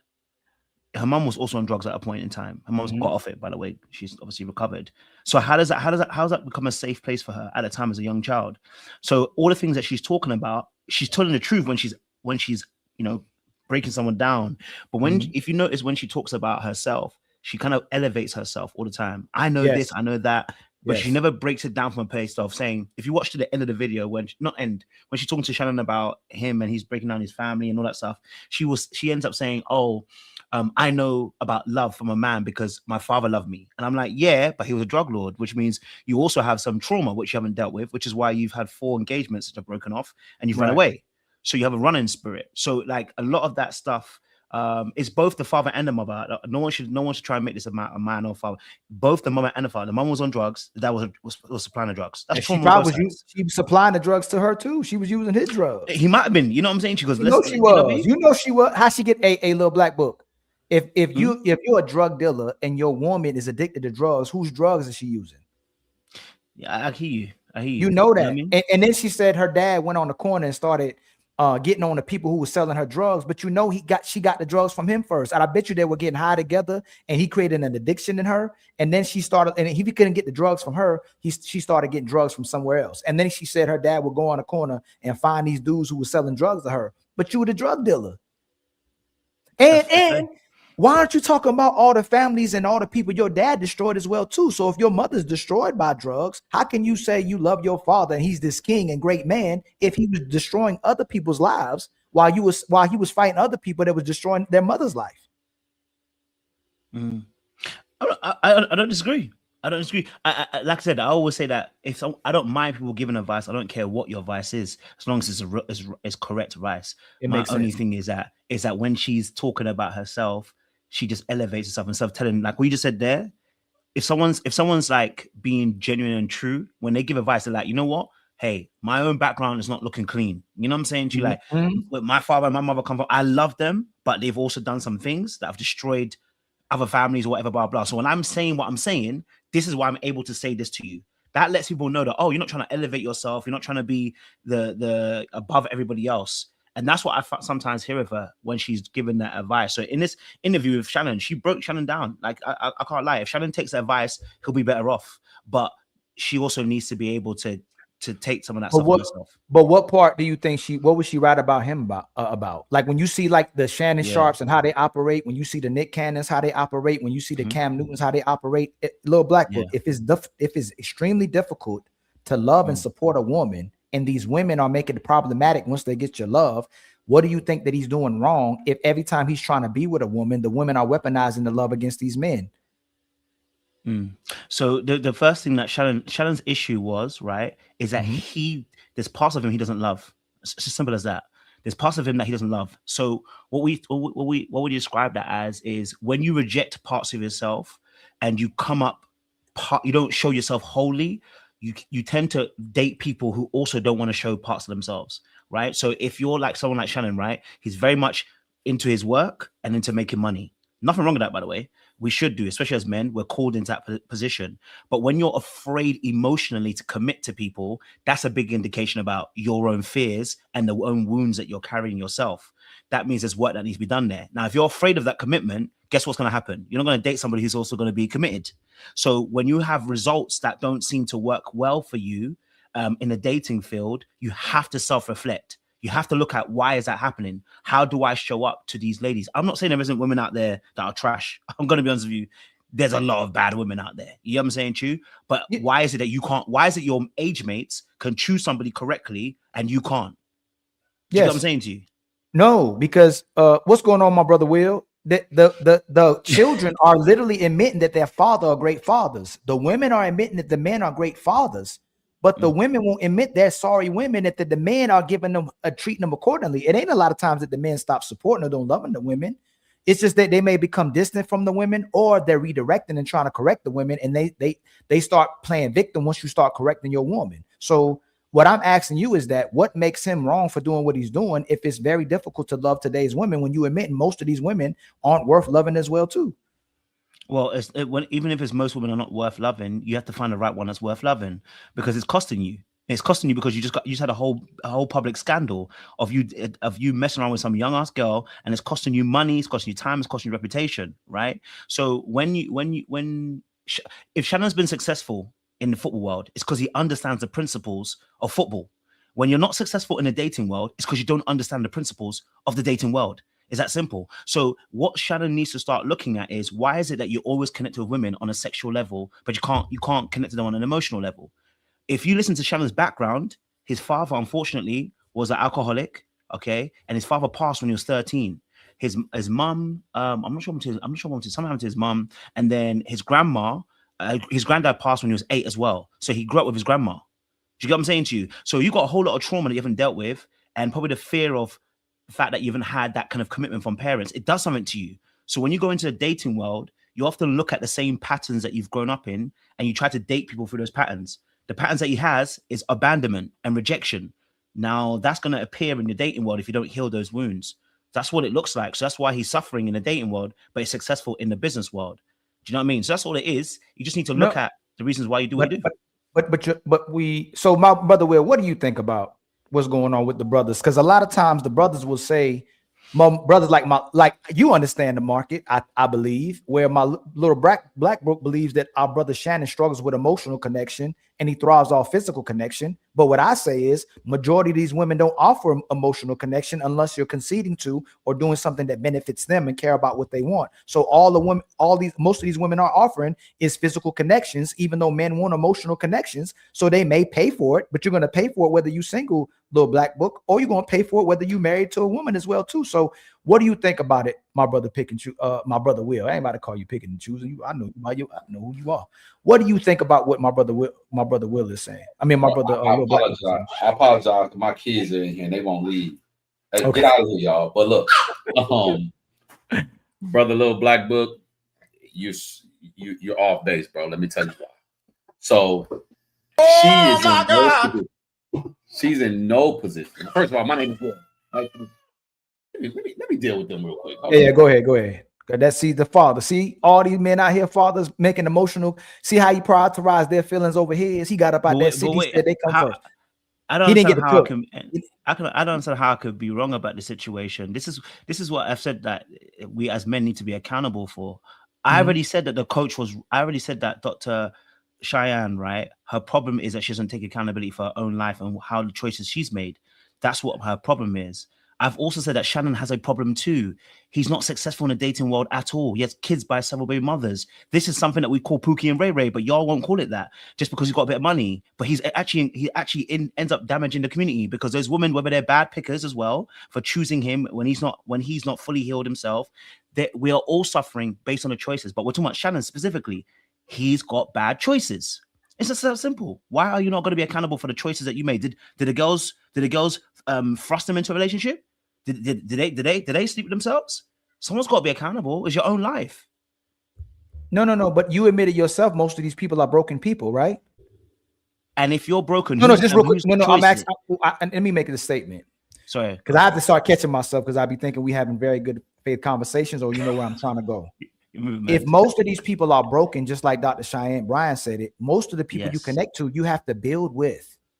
You have to reciprocate with, you have to be loving with, and you have to help them pass their curve, and they have to help you pass the curve. But it can't keep being weaponized against the man that they picked wrong when most of these women are not right already, little black book. Women, we all say that we have to mold and shape our women to be what we want them to be. And most of these women have conducted themselves in a certain manner where it leaves them broken. Men ain't coming on here saying they broken and have to heal. Women are. So why is a man victimized and villainized for dealing with broken women that he tries to help heal and build with? And we say he picked wrong when we already know that the market of women that we're going to build with are already wrong. And we can say to men too, it's our responsibilities to build with each other if we're broken people.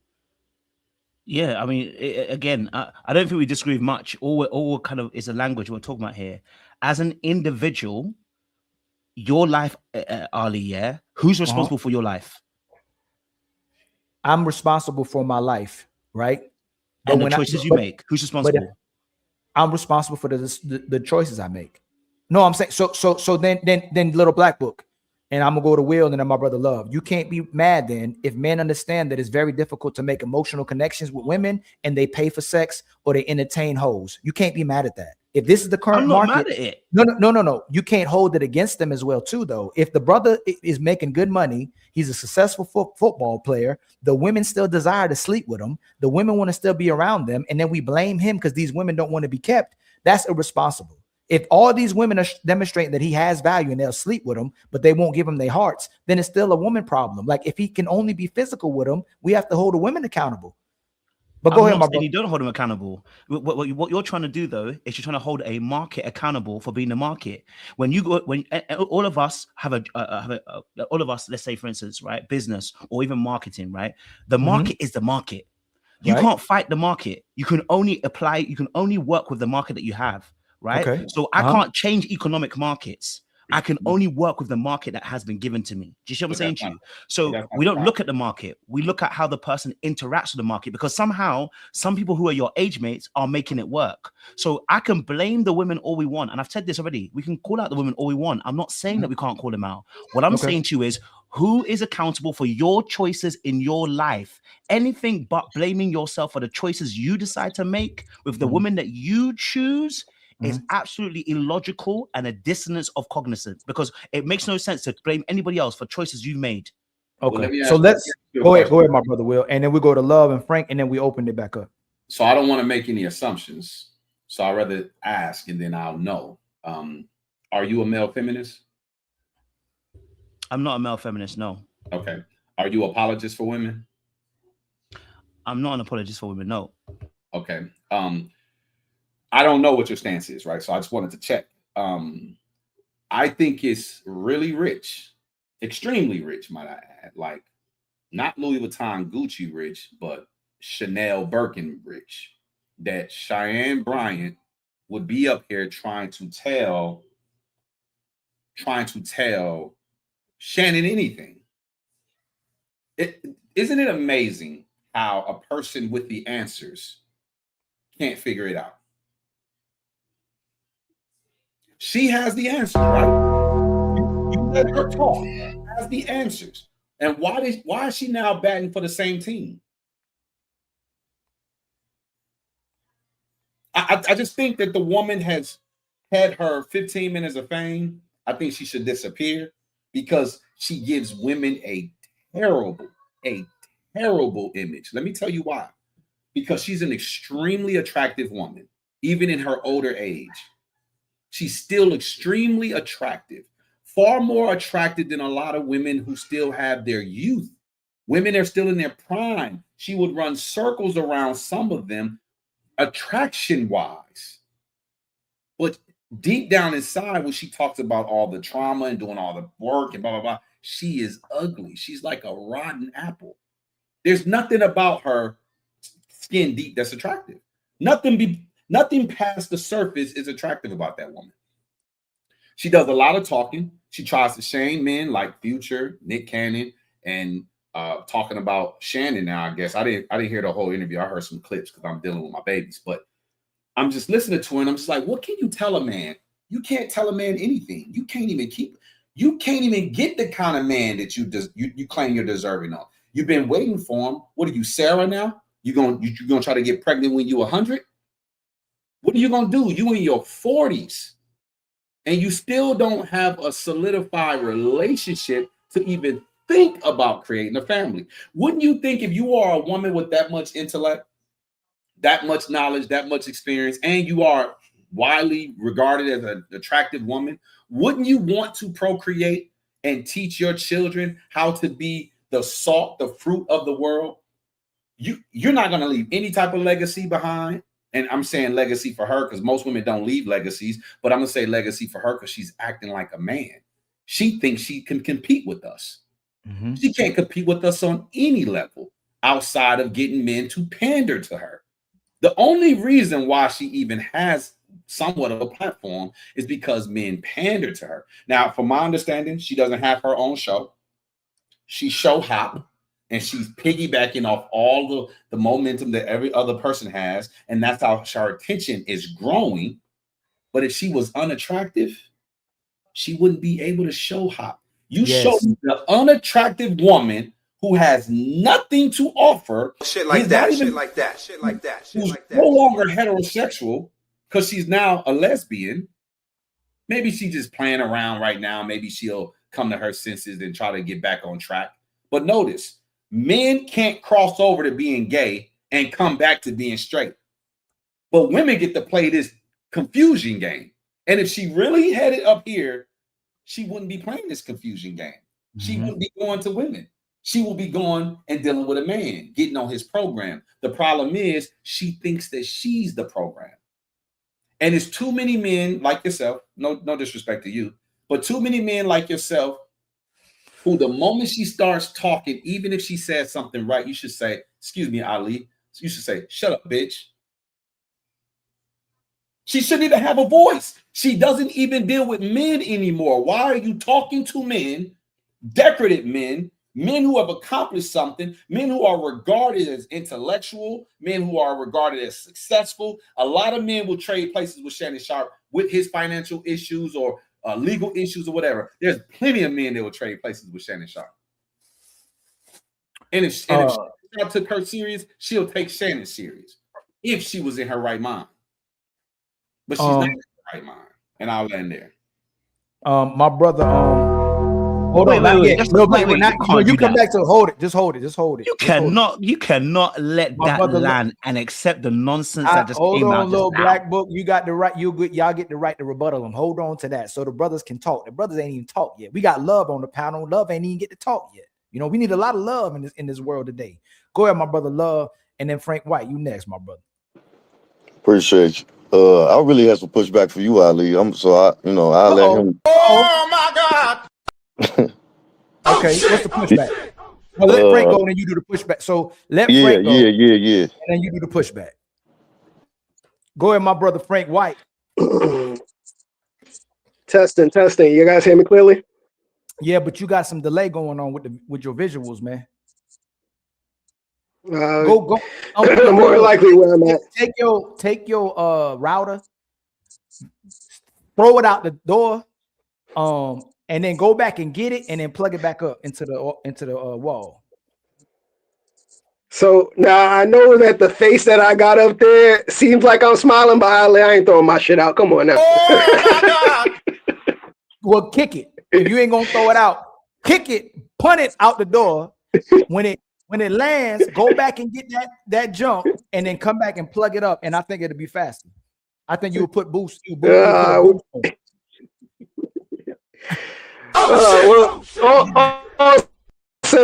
Ollie, I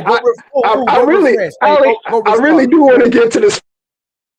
You gotta restart, fam. Okay, love, go ahead, my brother. Yeah, so it was really about when you was asking if she was contradicting herself, correct? Mm-hmm. Okay, cool. Although she is contradicting herself, I will also have to. Oh my God. She is contradicting herself. I would like to say though, I think I caught you in a contradiction too, because you said basically like how she talk about family and the family being together, black family being together, whatnot. But then she'll basically give a man her body without marriage, right? Mm-hmm. So the last time I was on here, you was talking about how if a woman is uncooperative with a man, then that man has the right to leave that woman, and even if that's his biological children, he has the right to do away with the children. Yes. So my thing is that's a contradiction in itself as well, because if you push in family, right, then that child, because I know you, I watch you all the time, so I know you grew up in a decent family dynamic household, right? Wonderful two-parent household. So yes, I grew up in a single mother household, but my father was he was active in my life, but he didn't stay in the household, right? Mm-hmm. And he wasn't as active as I would have liked him to have been. But my point is that does have an effect. You wouldn't understand what type of effect that has on a child, right? Like the father not being there because the mom is unruly or whatnot. You as a child is feeling like, well, what did I do? Like it'll make you feel like you done something to your father, not the mother, right? So it can psychologically affect the child, because regardless of what's going on between the mother and the father, that's still the father's seed. The mother didn't implant into the father implanted into the mother, right? Okay. So that's his seed. So that's the only pushback. I agree with everything else you say, but that was the only pushback I had for you when you said she was contradicting herself by pushing family, but yet still she would give a man her body without marriage, which is true. But if you also going to push family, which you do, then it would be a contradiction to say that the father is allowed to not deal with his biological child because the mother is unruly, because now that puts another degenerate child into the world, right? Because that's what we're doing. It's like that's what keep the prison systems full and things of this nature, because the father is not around based off whatever reason. You know what I'm saying? I'm not saying he got to be with the mother, but I'm just saying he should still be in his child's life, because that adds another statistic into the system. But I land right there. So I'm gonna tell you again, the men that stay in their women's life, the men that stay in their child life, and the woman already compromised his household, whether he's in it or outside of his household, that's a special, rare type of guy. That's the type of man that's pushed today. I still would tell you, if a woman is not serving you, and she's not allowing the kids to serve you as well too, and those kids are being used to go against you, and those kids don't get your order, don't get the implementation of how you're pushing that house, that man has the right to leave that woman and children alone every single day. I would want that man to be in the life of that woman. I would want that man to be in the life of his children, but his household is already compromised. So it's a 50% chance that those kids still won't listen to that man, even if he's in that household. All I'm saying is that it's a special type of man to do that. And I would hope that maybe possibly a man would do that, but I would not hold it against a man if he dropped them kids and he dropped that woman to go start a whole nother family with a woman and children that's already on his accord permanently. That's all I'm saying. As soon as that woman stops listening to him, as soon as that woman puts herself in a position where she don't allow him to father and dictate how that house will run, he's justified to leave her and that woman. That's all I'm saying. I would want the father to still stay in the life of the kids, but I won't be glad at him, but I won't be mad at him. I would like to respond to piggyback on what Ali is saying to Brother Love. Yes, sir. It's very unpopular to say the things that Ali just said and the things I'm about to say. But the reality is what the reality is. Those kids, the moment kids don't listen to you, they are effectively no longer your children. They may be biologically yours. They may be legally your responsibility. But once a woman stops following you, you are no longer her leader. And if there's nobody else following you, you're no longer a leader, period. This whole notion that you can lead by example, you can do whatever you want by example. If no one follows it, you're not a leader, nor are you leading by example. You need a follower to be a leader. Same thing, you need a submissive child to be a father. If your child is not submissive, you're not a father. You are a sperm donor. Now, I know we want all black men to be Superman. We want all black men to be Batman. We don't want all black men to be Iron Man. But in America, we are niggas. And I'm sorry. Shit like that. Yes. Bad mouthing on your platform, but you are a nigga in America. What makes you a man? A father is your children being submissive. What makes you a leader is your woman being submissive. Without your woman being submissive and your children being submissive, you effectively just a nigga out here. I don't care how good of a man you are. I don't care how hard you work. I don't care how sacrificial you are. If your children, who most children get on their mother's program, my kids right now, I have 4 daughters, 2 by my ex-wife, 2 by my current woman. I love my older 2 kids, but they've effectively have some trying to forge their own little path. I don't agree with the way they doing things, but they're forging their own little path, and I see them becoming more and more like their mother. And I'm like, you and your mother and I, we're not on the same page. No disrespect to their mom, no disrespect to my other 2 children. They're not on my program anymore. And I'm not ashamed to say it. I'm not embarrassed by it. It is what it is. They don't live in my household. But my 2 that live here, as long as their mother and I are together, as long as their mother is submissive to me, I could expect my children to follow my direction. The moment their mother gets off of my program, I've already mentally accepted the fact that my children more than likely are going to follow her lead, because we live in a matriarchal society.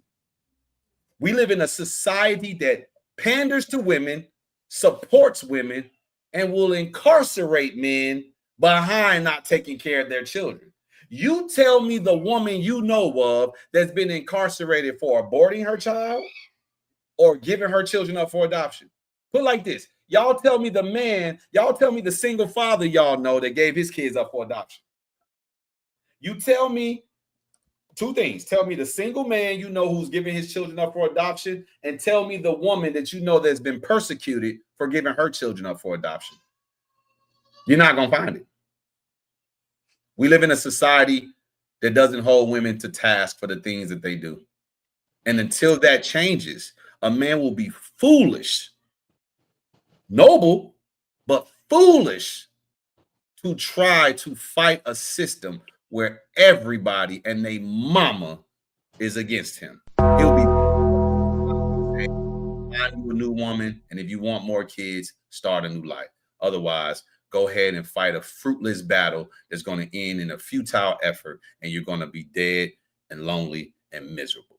And brother, Little Black Book, you can respond to the first thing I said or the second thing I said, but I'm gonna encourage you after CJ.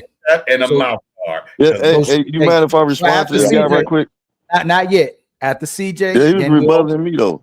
But he was. He kicked my brother. Go ahead, CJ. Say what your perspective is. Then we'll open back the panel. Love get to respond, and we go back to Little Black with the respond. He still got to respond to the B word. Man, I agree with Will and Ilkan probably 100% of what they just said. Shout out to Will for pulling up, man. And Will probably got smoked with me, so I'm gonna mute up because I don't want no smoke, my God. Man. Okay, my brother Love, you can rebuttal.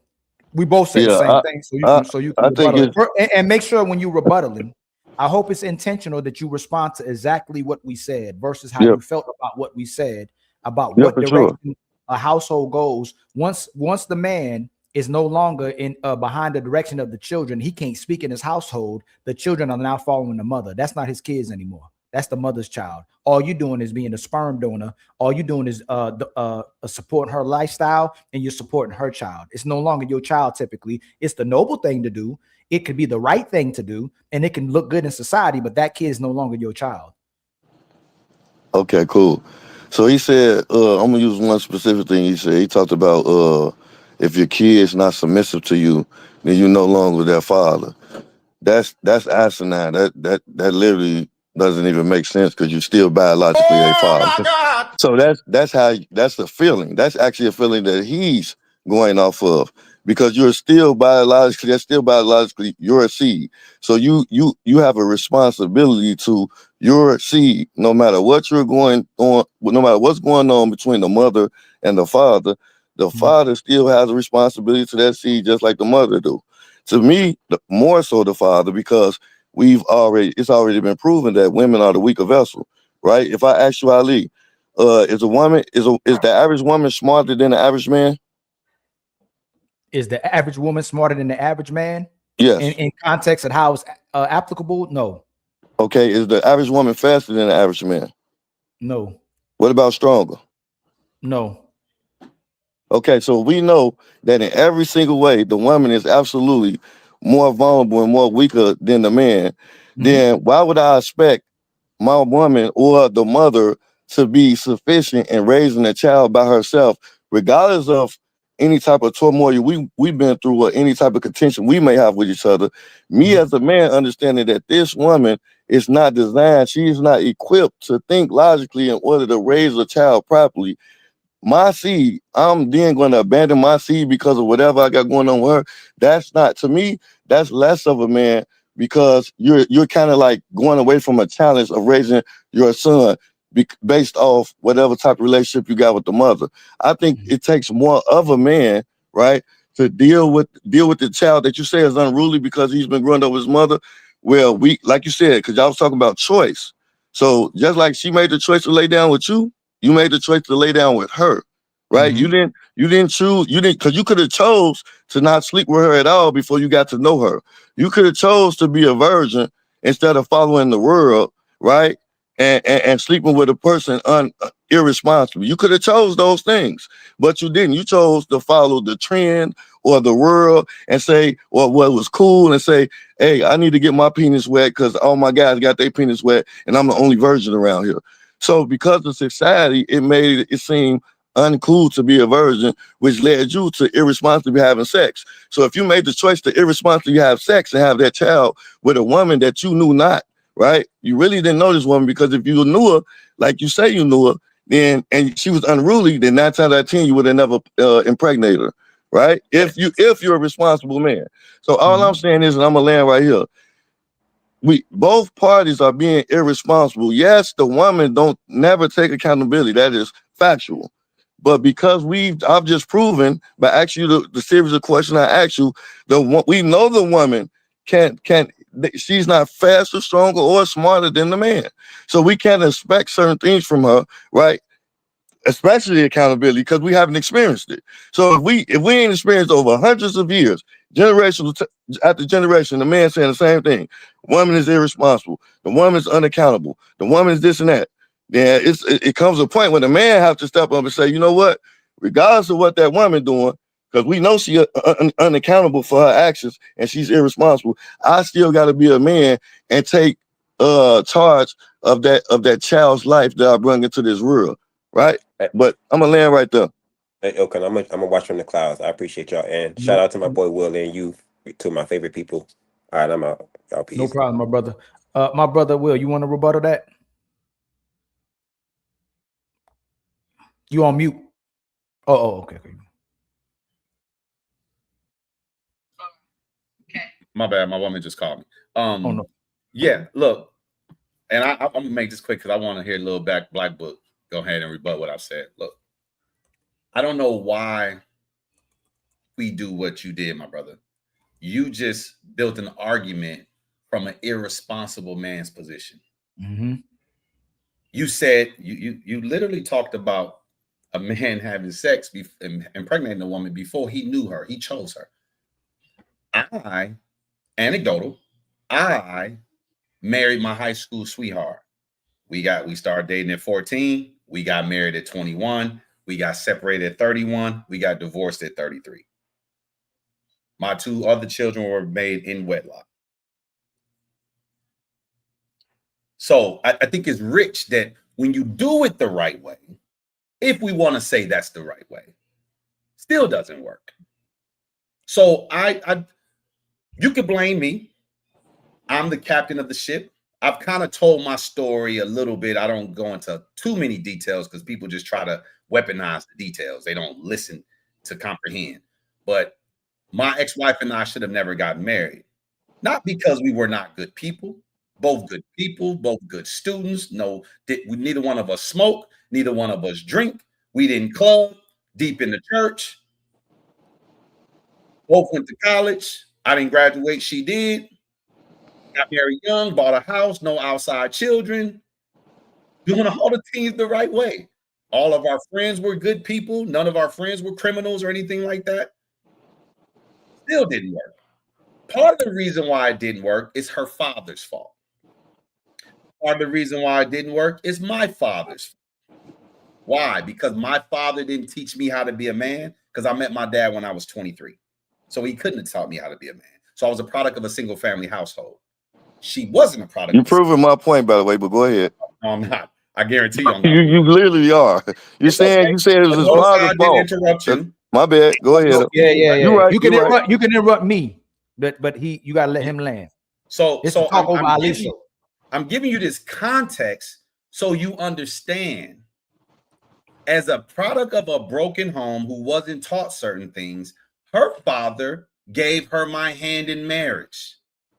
Her father should not have done that unless he took me under his wing to make sure I was built up as a man. But because that didn't happen, we got together.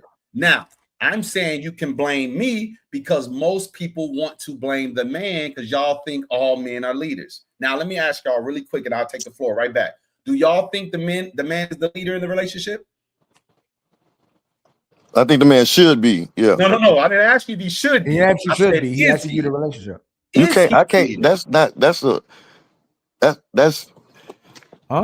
an open question, bro. Like I'm not in every relationship to know if every man is a leader in his relationship. So the answer would just be no. No. Hold on. No, I can't say no because I don't know. I'm a leader in my relationship. Say no or yes. Right, you can't say no or yes. It's the open. Like the question is too open based. Like no. I don't know everybody to know if. Little Black Book, you have to point out that he contradicted himself because he said we're stronger, we're faster, we're smarter. That's our position. So if that's that don't make you a leader. So what does it make you then? That just make you biologically, from a biological standpoint, stronger, faster, smarter. So then why should he be there if he's not the leader? No, I said he should be the leader. All men.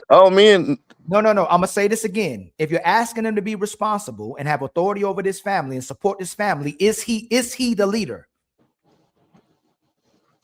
He's the leader of his children, not the family. Because if he's not no longer with the woman, he can only be a leader of his children. Then you're contradicting. But don't say. No, I'm not contradicting myself. I'm talking about the children, not the woman, not the family. Because I talked about you. You said you talked about. I rebutted you, Ali.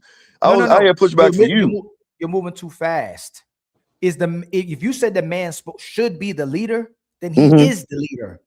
He's a bad leader, either he's a good leader, either he's a leader that the woman cooperates with, or he's a leader that the woman doesn't cooperate with. That's the point. No. So if a man is following a woman's lead, then that woman is leading him. He's not a leader. He's not being a bad leader or a good leader. He's not being a leader at all. If you're following a woman, you're not being a leader, or a good leader, or a bad leader, bro. You can play semantics, brother. Go ahead. No, that's literally the reality of it. This is why it's hard for when brothers have pushback. They contradict themselves in the same breath. When you say the man is a man is not the man. Why should the man take care of something that he's not the leader of? Why are you telling the man to take care of his children? So I literally just said he's the leader of his children, Ali, and not the woman. I literally just said he's the leader of his children. If he's no longer with the woman, then what is the point of him trying to lead somebody he's not with? I was literally talking about a man who is no longer with the woman, but decide, because you said he has the right not to be there for the children, even if he's not with the woman. You're doing what Love. Will said. You are didn't trapping. say You that. are cornering the message by you looking at the worst case possible instead of looking at the utopia in a scenario you think is supposed to happen, where the man is the leader and the woman is the follower. That's what you see it as, right? Okay, I will go with what you said. So then why you not? For So the why sake would of- you concede? No, for so the when sake he of asked- argument, I'm gonna agree with you for the sake of argument, so you continue with your point. What you're doing is you're cornering the argument by saying that he's not the leader if the woman doesn't want to follow him. That's what you're doing. No, that's not what I said, Ali. You didn't hear what I said. You're not listening, Will. I didn't say he's not a leader if the woman didn't want to follow him. I said if he follows the woman, he's not a leader. I'm asking You're you not again, listening, Will. I said I didn't say if the woman don't want to follow him. That's two different things. I said if he follows the woman, You see how you just he's going on not and a on? leader. I already know what you're saying. You still repeating yourself. You're saying the woman doesn't lead the man doesn't lead the women, but he leads the kids. Can the kids choose not to refuse to follow the leadership of the father too? Yes, they can. So how is he the leader of the kids, but not the leader of the woman if they both can choose not to follow him? Because he's no longer in a relationship with the woman, Ali. Brother Love. If he's not in a relationship with some, I don't understand the logic of that. You're saying he should still be leading a woman that he's not in a relationship with. No, Brother Love, that's not what he's saying. He never once said that. Listen. Right, so that's what I'm saying. I'm literally talking about just off the simple of what Ali told me a week ago. He said a man has the right. If he leaves a woman, he also has the right to leave the kids. So we're no longer talking about the woman. Y'all make it seem like I'm not talking about no woman. I'm talking about the man and his responsibility to his seed. But Brother Love, I'm not talking about leading a woman. How can he lead a woman that he's not in a relationship with? Already we know he can't lead that woman. That's why he's not in a relationship with her. You realize he left. You getting very emotional right now. Like you just talking. You're not letting someone respond to what you're saying. And the internet broke his internet. He got so emotional. I don't know why he keeps repeating that a man can't lead a woman he's not in a relationship with. Nobody's talking about leading a woman that he's not in a relationship with. But I was trying to get him to understand. But you know what? I'll wait because I'm gonna let Brother Little Black Book respond to me. Go ahead, brother. Go ahead, Little Black Book. Now you on now it's your show. Because I hope you didn't forget. No. You don't forget. You remember when he said, "Yeah, you ready?" What happened? Huh? You ready? Will ready? Oh yeah, you know. God give you some time. Remember you were talking about you going to rebuttal. You had some smoke for Will. It wasn't really smoke. It was just when he called her the B word. I don't usually use that language. I don't usually like it. In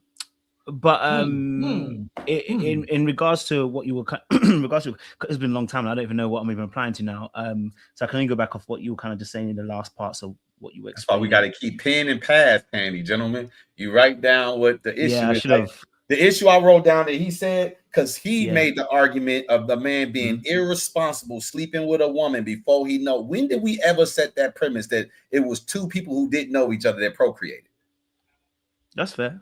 So I don't think you were being irresponsible, by the way. I don't think necessarily it's not always about irresponsibility, right? So, like for instance, your scenario that you shared with us, right? Like you said, you went through all the proper channels, right? You got married young. You had your wife, you know what I'm saying? You were together for a decade. You had children within that marriage. There's nothing wrong with that, you know? We was together for almost 2 decades. Almost 2 decades. Sorry, apologies. Thank you for the question. Yeah, almost 2 decades, right? So it's not about you doing anything. It's not necessarily about you being irresponsible. This is more of a case about us talking about best practices, right? So in that situation, if you've made a choice to go into the marriage, my thing is this: the same thing I was about Shannon Sharpe choosing. Like you managed to find someone you could settle with. You made that choice, right? So whatever choice you made, you're accountable for the choices you made. That was the only point I'm making from earlier on, is that as men, we can talk about the ladies not being great. If you even tell us a story that the wife that you married wasn't great, fine. But then it will still come back to who? Ourselves. This is why I'm saying about us as men, the only way we win is to be accountable. We can say, I'm not saying we can't talk about women. I'm saying to you, but if we're gonna pass the buck for our own choices, which is what we're actually saying about Shannon. And now I know what I was rebutting to you when you said it wrong. My issue of what you kind of said earlier on with the Cheyenne Bryant was that I already came on and said to Ali, I said, I agree with a lot of what Ali was saying about the live. And I said that the problem I have with Cheyenne Bryant is not that she wasn't telling the truth to Shannon. The problem was that she wasn't telling the truth about herself. Like she wasn't actually being honest about what she had gone through as to why she makes the choices of how she's had 4 engagements and she's run away from all 4 of them. That was the problem I had with Cheyenne Bryant. her actual truth about explaining the psychology of why Shannon does what he does is actually sound, but her own issues. So my thing is always looking at who is responsible for your choice that you're making. Who has to be accountable for what you're doing? If we're going to start telling men that they're abdicated from the responsibility of making a choice because the market is bad, then stay freaking single. Stop putting your things in gal and start having sex with women. And simple as. Because if we're not going to be getting married, you're not going to be having sex either. You need to go your own way and stay your life and pass and go to the coffin and let us all go to heaven when we finish. But we're not doing that, right? There's a lot of people who aren't doing that. So what I'm saying to you, if you are going to do those things, then you have to be accountable for the choices you make.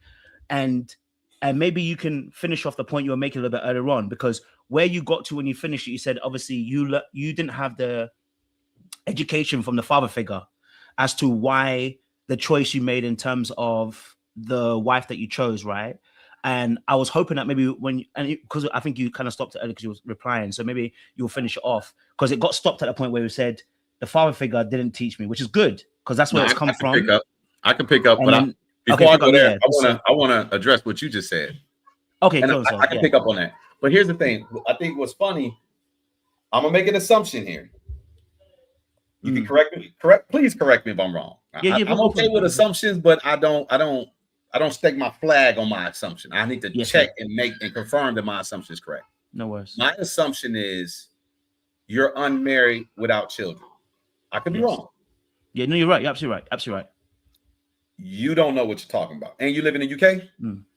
I live in the UK. And you're not as well. I'm sure you're not up to date with how it works in the US when things don't work out with children. It may be similar to the UK because the United States and the United Kingdom is similar. Quite similar. Yeah. But I'm gonna tell you like this: look, the warfare. Women are absolved of their consequences. Okay. Again, because you'll have someone like yourself will say, we have to hold ourselves accountable. And you're absolutely right. But we all have to hold ourselves accountable, not just men. Women have to hold themselves accountable too. And who has more of a vested interest in eliminating a relationship, a man or a woman? I don't know. I wouldn't. Let me ask you this. What incentive outside of sleeping with other women do men get from leaving their marriage? What other benefits they get, you mean, from leaving their marriage? Benefit, incentive, call it whatever you want. Outside of being able to sleep with other women, what else can a man benefit from leaving their marriage? I guess there's the freedom of not having to check in with anybody. You get to be on your That's own. the whole own idea of time sleeping with program. other women. That's all encompassing. Oh, okay. Right? Okay, then that's all. Because That's all you encompassing. could just say then. your Okay. piece, right? But Okay. what are the Okay, then benefits? I'll just say if you're all encompassing it all in, then I would say that. Well, let's not all encompass it. Let me not water down your answer. So peace, sleep with other women. Can you think of anything else? Like I said, be on your own program. Live your life how you want to live it. Right? Wouldn't No that be peace? responsibility. No, I'd say that's autonomy. You're allowed to have a certain Well, level autonomy, of I think, would be a better Yeah. word than peace, then, right? fair Autonomy, enough. sleeping with other women. Is there anything else?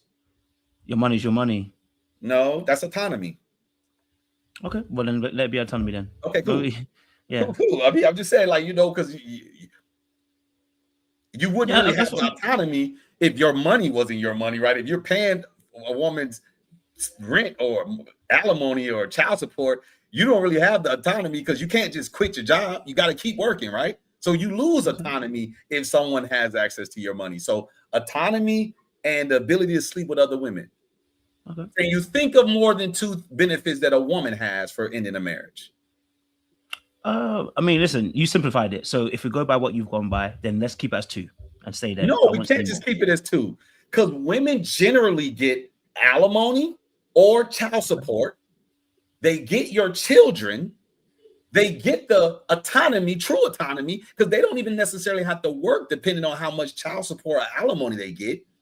They get to sleep with other men. I just did 5 right there. So 5 versus 2, right? I don't think it's 5 versus 2. You've put 5 versus 2, but you can. I'll go down that lane. So is alimony, child support not an incentive? You can say that. Go for No, it's not that I could. It's either incentive or it's not an incentive. Okay, let's yes, let's say yes. Okay, so it's an incentive. Now, child support and alimony can be two things, separate things, right? Because you can get child support and alimony. Mm-hmm. So that's really two things, right? Okay. Do women generally get the children, or do they usually miss out on the children? They usually get the children. Oh, that's the third thing. Do women get their autonomy? Yeah, pretty much so. Yeah. I mean, well, autonomy from you, but not autonomy from the kids. Because if they're having the kids, no. She doesn't want autonomy from the kids. They're fighting for the kids. Okay. He wants his kids, and she wants her kids, right? So she gets the kids. She gets autonomy. She gets child support. She may get alimony. Not everybody gets alimony. Does she get to sleep with other men if she chooses to? Okay, yeah. Okay. So right now we came up with 5 things that incentivize a woman. We came up with 2 potential incentives for men. Mm-hmm. Do you think this is a lopsided dynamic? Not at all. Okay. Well, I'll leave it alone. Not at all, because again, you've done what we do when we're filling our taxes in. You went into the simplify all my taxes, my tax things that, how do we call it? We call it in Britain simplify. When you're having to input all your expenses, is what you did. When I started telling you what the things that a man would benefit, you put them together. I said I'll go with it. I said let me not simplify your answer. If you want to, but you can't say money and autonomy. I wanted because money and autonomy are not the same. You can have money, not have autonomy, because when you're in a relationship, you don't have the autonomy, but you have the money. So there's two separate things. No. But again, I don't want to be picky on the thing. My point is, it doesn't matter if it's 5-2. Here's why that's bad faith, because women generally work, right? Mm-hmm. Would we say a woman gets to keep her own money if she gets divorced? No, we wouldn't say that. We wouldn't say, oh, a woman benefits from getting divorced because she gets to keep her own money. We would never use that argument. I don't understand why we can't use you're trying to use the same. You're trying to use the same argument for. But you gotta as a man and woman, they play different. They play different roles. First and foremost, when you're even saying that women take the kids, how many men want the full custody of these children? How many of you want the full custody? I can't tell you how many. No, I said full custody. Many of you are happy. Many people are happy to have the lifestyle where they can have the kids on the weekend and live the rest of their life. There are many men who are like that. I'm not saying that's the stories you hear. No. Hold on, real quick. Let me moderate real fast. Hey, little black book. If these men were rich and they didn't have to go work, because most of us ain't rich, would they want to have the full custody of their children if they had the money? Just like a man would take care of a woman if he had the money. If they had the money to provide the substance for their kids and the lifestyle for their kids, and they had the money, wouldn't they want the full custody of their children? Most men. Well, why I don't believe that, because we don't have that now. So hold on. It's like saying. Okay, so let me ask you this. Let me ask you this. No. Let me ask you this, because love. Y'all say y'all not feminist, and then when I ask you these questions, the people I see that love their children more so than in gender wise, I see men love their kids way more than mothers love their kids. But men have to go to work. They have to pay bills for their children. So the women. Men, let me finish. Okay, listen. Can I land? Oh no. It's talk over. It's cut off Ali, right? It's cut off Ali. Don't think about the rich people. We're talking about people. We're talking about people on a basic income level. The reality of the situation is here. I'm not trying. You see what's happened? What we've done is we've flipped the conversation from the farthest region to this nonsense we're at right now. All I said from the beginning was very simply: are you accountable for the choices you make in the women you choose? How hard is it for you as a man to take responsibility for the choices you make instead of trying to blame the market? The market's bad. Okay, stop blaming the market then. Why? Wait, hold on. Let's make it very simple now. I asked this of Ali. I'm gonna ask this to Will, so we can make it really simple. So we're not making it big. Will, when you chose the woman you chose and you married her, were you forced to make that choice? No. Did someone have a pew to your head? Did they have a pew to your head? No. Did they threaten your life? No. So when you made the choice and you decided, did she force you? Did she manipulate you into choosing her? No. So when you made the choice, do I blame her or do I blame you for the choice that you made? I'm not talking about her life. Her life, she has to be accountable for her life. So when she messes it up, if she comes on here, I can say, hey, babe, you chose that man. You've got to be accountable for the things that you've done. but we're Right. talking about the choices we Oh my make God. as men. Right. So, So let me reality respond is, to that. who made the choice that you made? Let me respond to that. Go in there. Go. So you hold me accountable for Both. 100%. He said both. No, he didn't say both. I said, Yes, I did right. say yes, Joe he is did. fantastic. No, Yes, Joe he is did. Stop cutting him You off. don't Don't listen Stop come very in cutting hot him and you well. off. didn't listen. No, Don't You come don't in no, hot listen and you very didn't well. listen. off. Gentlemen, Stop Don't cutting him come in off. hot and you let me weren't respond. listening, Mr. Let me Fantastic. I was listening perfectly. Y'all trying to You wasn't intercept. listening. He's You should be answering focusing you on driving and directly. you're Don't doing. cut him off. Let him answer. So I hold myself accountable for 100% of the decisions I make. There's no way for me to see the future. The woman I have now and I can end, and our relationship can end. Every time a relationship ends, that doesn't mean you made the wrong choice. Sometimes things break along the way that are irreconcilable, and therefore things end in their demise. I'm not blaming her right now. I'm not blaming myself right now. But that doesn't mean I don't hold myself accountable for the decisions I make. I hold myself accountable. But I'm telling you where I see it went wrong initially. It went wrong initially that I didn't have the foundation to be a man, a leader, a husband, a father. And her father gave the keys to a person who didn't have the skill set, the training. He is just as culpable. Now, I'm not pointing the finger at him. I'm just telling you my newfound understanding about life, because I was a young man who didn't have this information back then. But what I'm telling you is this. As a man, I cannot make that woman stay if I do everything right. And if she is the perfect specimen when I marry her, she can go through a metamorphosis and decide, I don't want this life anymore. Like I said, for example, how many women are persecuted and prosecuted for giving their children up for adoption? How many women who give their children up for adoption are on child support? None. Now, do you not hold women accountable for freely laying down, no pew pew to their head, no one threatened their life?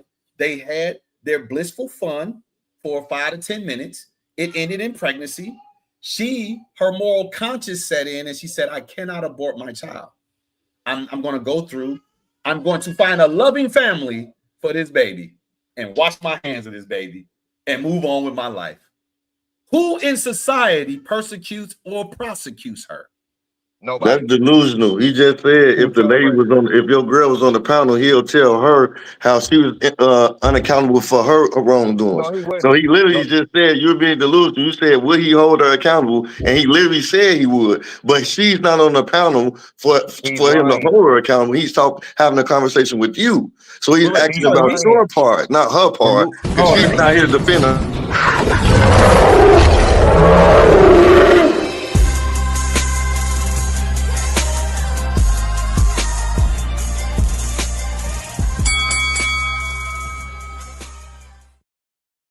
A much love to the 229 people in the building. Please like and subscribe. Happy that Mr.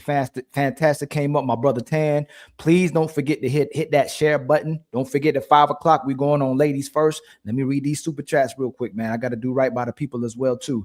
Let me see. My brother Free Will with the $5 super chat. Little Black Book. Not true. Shannon is dedicated and purposeful. She framed that narrative for him without his consent. He's a man. Plain and simple. Much love to you, my brother. Free Will.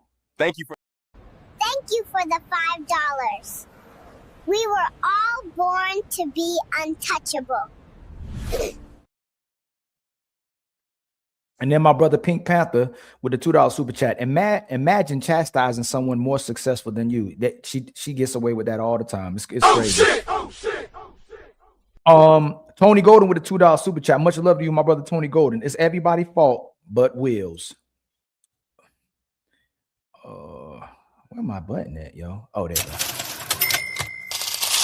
And then my brother Kasim with the $10 super chat. Being a good person is valuable in a relationship. However, being a good leader of his own skill set that requires intentional development and attention to your specific relationship. I disagree completely. It's being a leader in today's society is extremely weaponized towards men. we just want when women say it, it sounds good. Every time a woman says she needs a leader, she refuses to follow. And then we got brothers that say men should still lead and support to kids and children and women who don't support them or who don't follow them. It's getting goofy at this point. A man does not have to stay somewhere where women and children are not serving him, and he's doing his best to support them. That's foolish and it's insanity. Let me hit this real quick. We just got $10, kinfolk. You know what that means, right? We back on our feet again. I ain't gonna hold you. Support the healing people. And then Cool Kev with the $2 super chat. Women don't change, Black Book. This is crazy. Much love to you, my brother Cool Kev. And then my brother Will, is that you or is it a different Will? What? No, I sent you. I didn't send no super chats. I said Cash App. Cash App, my brother Will. So don't say your government, right? Oh, you can. Oh, okay. You ain't no criminal. I see it, my brother. Yeah. Oh, with the $10 super with the $10 Cash App support for the show. Much love. We just got $10, kinfolk. You know what that means, right? We back on our feet again.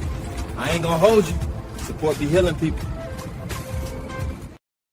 So we gonna go back to my brother Tan ain't spoke yet. We're gonna go to Tan. We're gonna go to Mr. Fantastic so he can spit, and then all the smoke as well too.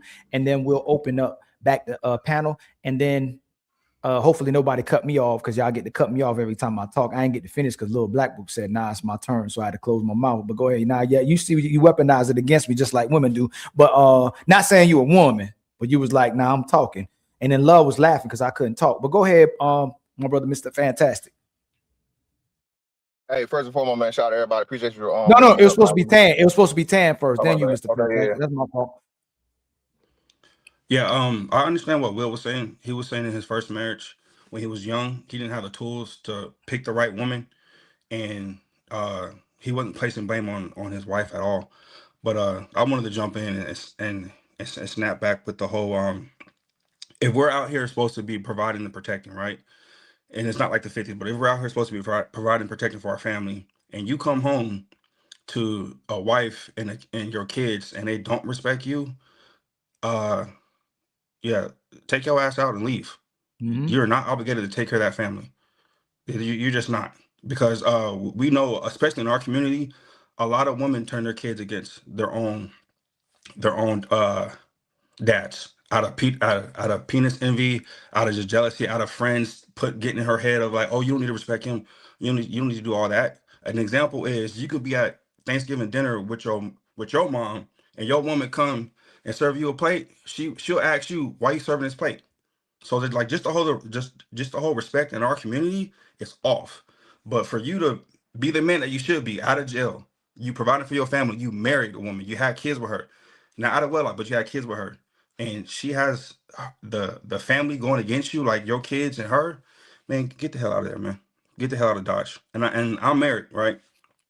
I did it the right way. You know me, I asked for dad for his hand. I mean, for him to give me his daughter's hand. She was a virgin. She had her dad and mom in her life, but I specifically told her, if you go rogue, I will leave your ass. I will relieve your ass. I'm not here to stay. I got one life to live. Like Corey Holcomb say, hey, I can always make another family. So I told her the truth. And what a lot of men, especially us black men, we like to hide the truth and like to softball shit, and we end up short.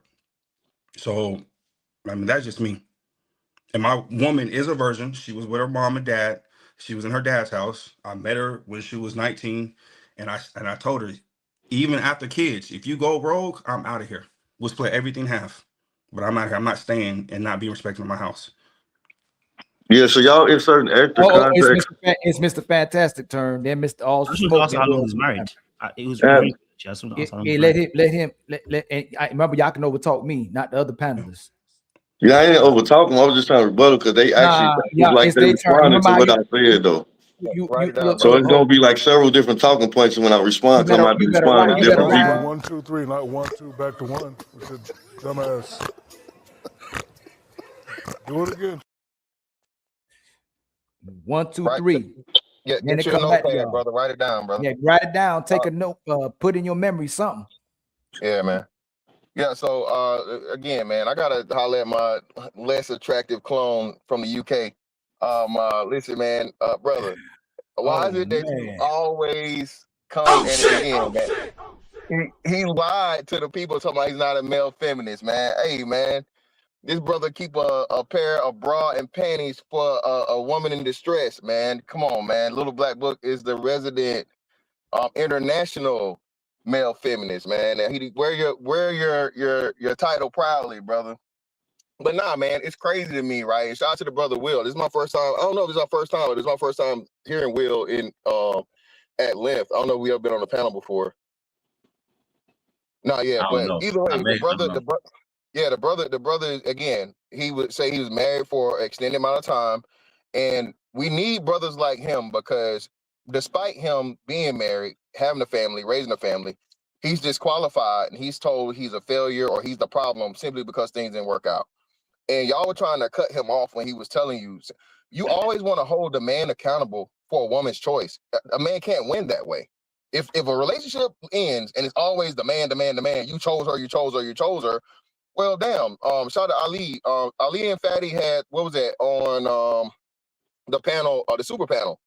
There was a lady on there that said she had a man that was willing to take care of her and a child that wasn't his. And she had a cataclysmic thing happen in her life where she lost both her parents and she was incapable of being in a relationship with a great man.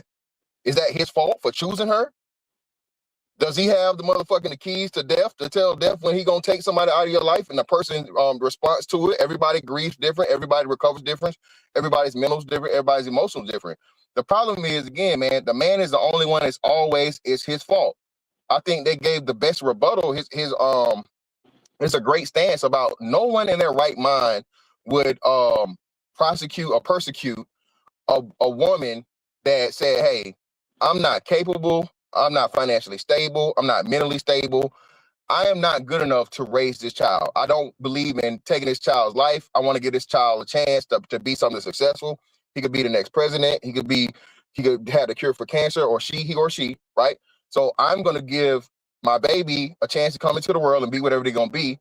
But I know I'm not capable of making that flourish. So I'm going to give that child up to a better family and give him or her a better opportunity. Nobody in their right mind would persecute that woman, bro. Right? No one would do it. You can say you would, but you're not going to do that. So having that understanding, again, we always come back to this thing to where Little Black Book and the other brother too, shout out to brother Love.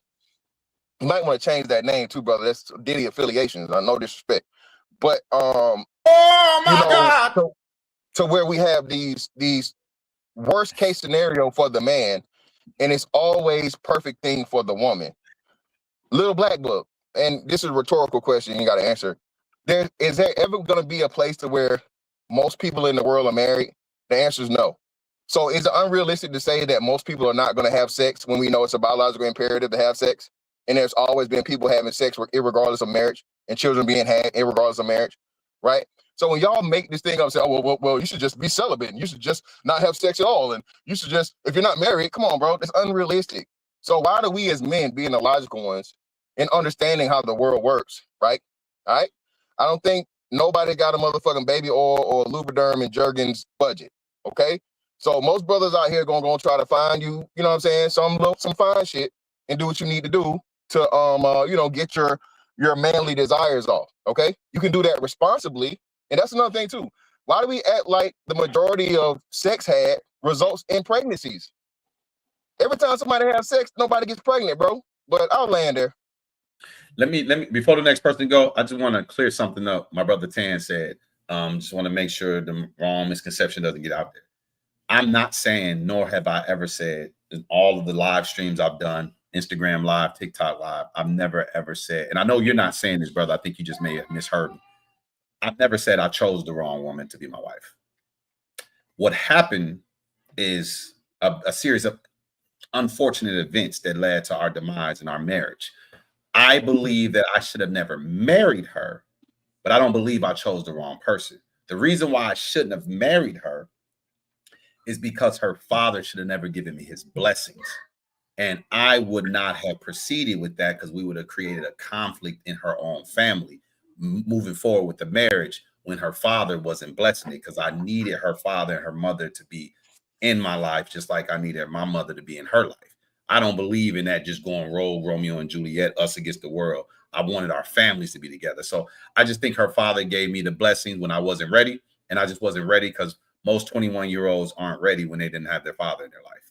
So I just want to clear that up. So yeah, I don't think the world of my ex-wife, but I'm not sitting here saying I should have married her. Now I just shouldn't have been married, but she was the right woman at the right time.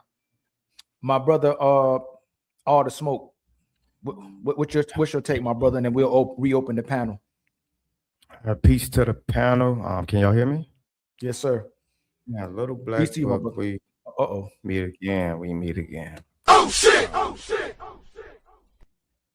I think it's very detrimental to sit around all day and literally blaming men for things they cannot control, because that's what you do. And the reason why I say it's detrimental because the younger men, the younger generation, do you not understand what kind of mindset they will have when you constantly tell them that no matter what they do, everything is their fault? What type of young men you think is you're going to be developing? You're going to have them walking on eggshells their whole life, because damn if I do or damn if I don't. This is the mindset of these young men, when you should be telling them the truth. The majority of these women that now today, they don't even know what they want, but they also hold the key to when it comes to choosing a mate. We cannot force ourselves on these women. Imagine if the tables was turned. It was the other way around. Who would you blame then? Would you still blame the man? Because if you still would blame the men, that makes you that means that you're caping for these women then. You don't believe half of the stuff you're saying. You're saying it because you have a personal agenda. You're using this scapegoat or this security blanket to make men look bad.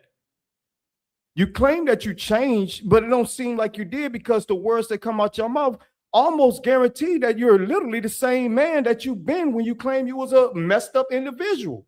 You have not healed from that based on what you say. So what I'm saying is, I'm gonna land my plane by saying this. I hope the younger men that's listening to this stuff don't take heed to what this gentleman is saying. Right is right, wrong is wrong. You are not responsible for everything that a woman does. And I land. So again, shout out to the 234 people in the building. Please hit the like button. Y'all hook us up with some memberships, please. And don't forget to bless the super chat and the cash app. Much love to everybody that's engaging and the panelists.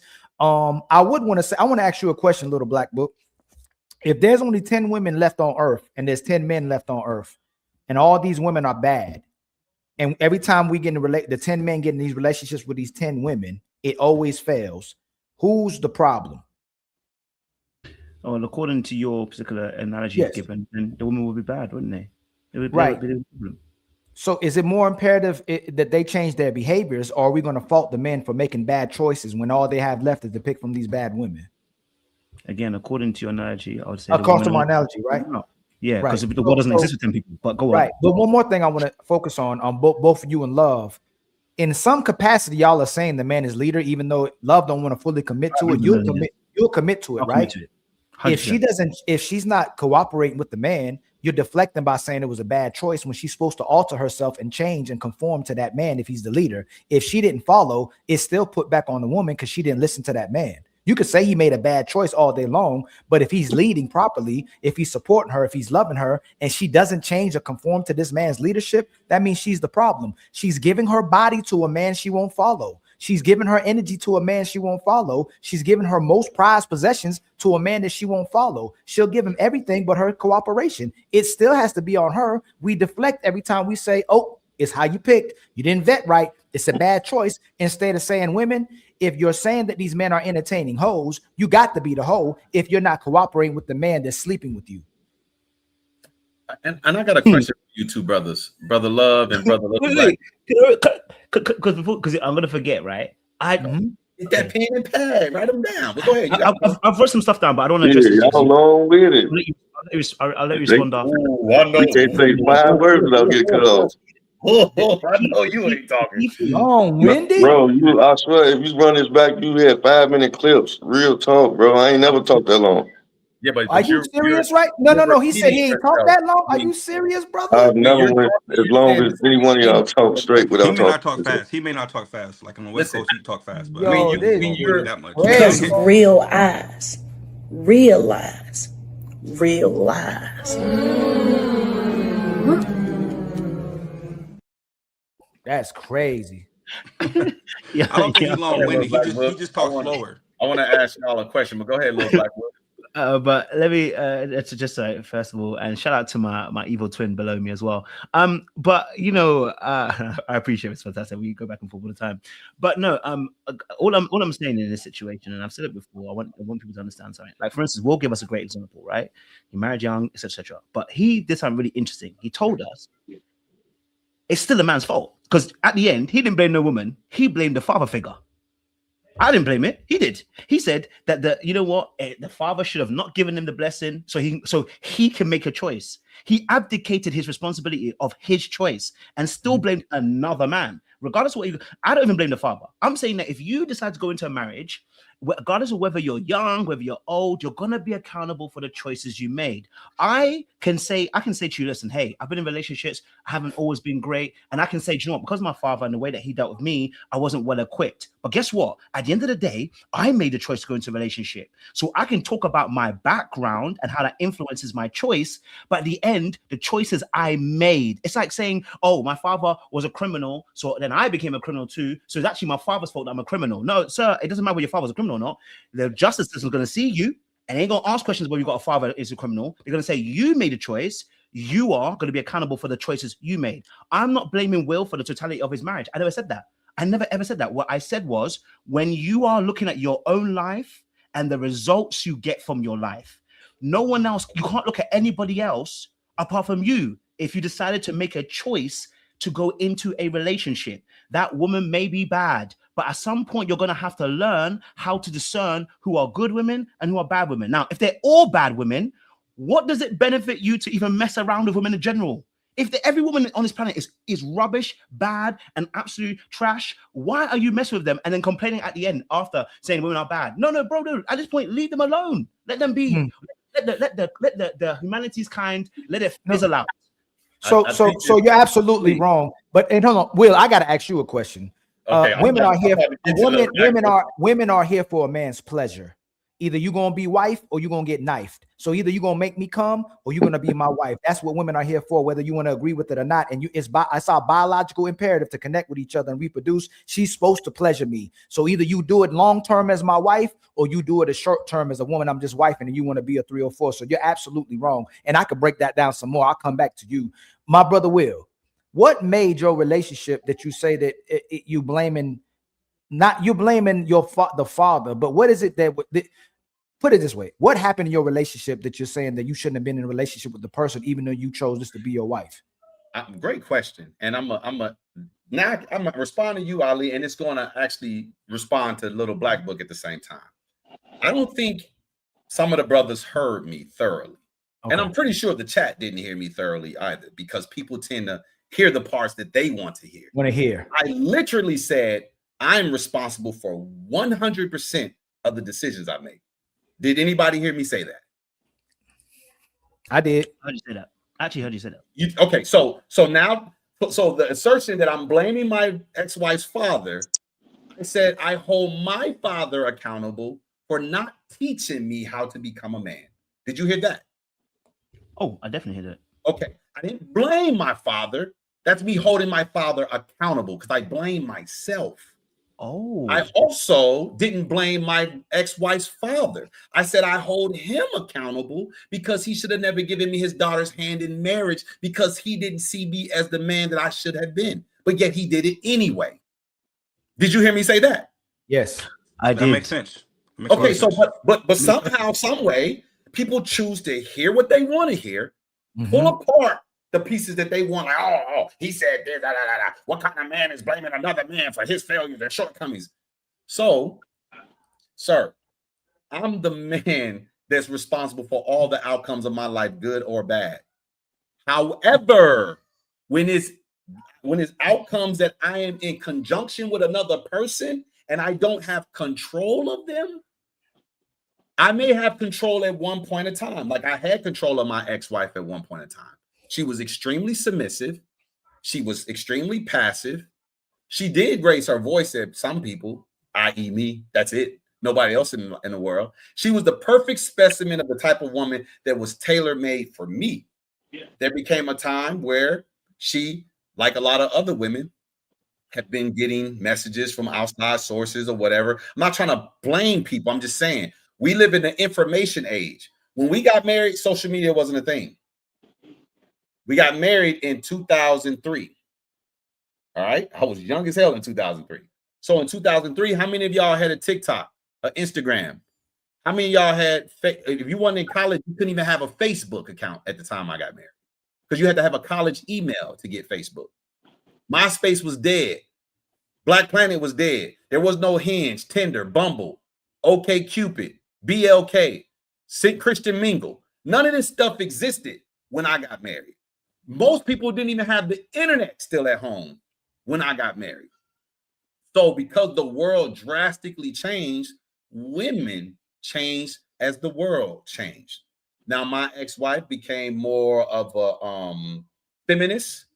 She had more feminist talking points, and I'm sexist. I'm a partial misogynist, not in the hatred of women, not in the dislike of women, but in the mistrust of women. I do not trust women to behave like women because women want to be like us. They compete with us. So because my ex-wife started saying certain things that didn't gel with me, I wasn't the man I should have been when I got married. But by all means, by the time we got to our demise, she realized this is a man that's going to march to the beat of his own drum, and I don't want to march to his beat anymore. So therefore, our relationship crumbled. Let me ask you a question. So hold on real quick, Tan. So the reason why your relationship crumbled is because the woman you decided to be with, even when you improved, still decided not to cooperate with you, correct? Correct.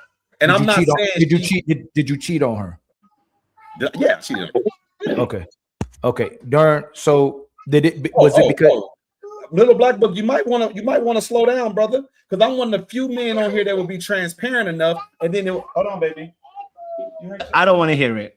Mute that mic. I'm not going to go into all the details. Listen. So did you cheat on her because of the unwillingness of what she was doing in the household, or was it you just cheated on her? What made you cheat on her? No, I cheated on my ex-wife early in my relationship. I didn't cheat on her. Oh, okay. It's like you dig to look for an excuse for the man. I don't want to hear nothing else from the man them when you lot support this nonsense. When I keep saying that, a lot of you man them are unaccountable because you like to blame the other party, and I'm trying to tell you, forget about the other party. Well, slow down, you sir. Made the choices you made, and you tried to spin us a story. And you tried to spin us a story like you didn't do nothing wrong. You are the reason why the situation is. Hold on. Little Black Book. Little Black Book, you've been making a lot of assumptions. Please tell me the one assumption please tell me when I ever conveyed that I did nothing wrong. It's not that you didn't say nothing wrong, but I'm saying you literally just said you told us like that I from the did beginning nothing wrong because you try to make it out like it's an equal plateau, right? Like we both did things wrong, but once you decide you want to step out the relationship, there is no equal plateau. You've done more. So let me ask you a question, Little Black Book, and I'm not going to divulge any further information, but I want to hear if you know more information. Do you know what my ex-wife did to me? I don't know. And you don't know, right? Do you know who may have caused an offense first? Okay, so did she? No. Listen. I know you don't know, but you've taken a stance. I'm asking you. And I said I won't see. I'm not going to get on no public platform and bash my ex-wife because I have no dog in that fight. I gained nothing from that, and I'm not trying to disparage her name. My question to you is because you've taken a stance that I've done wrong.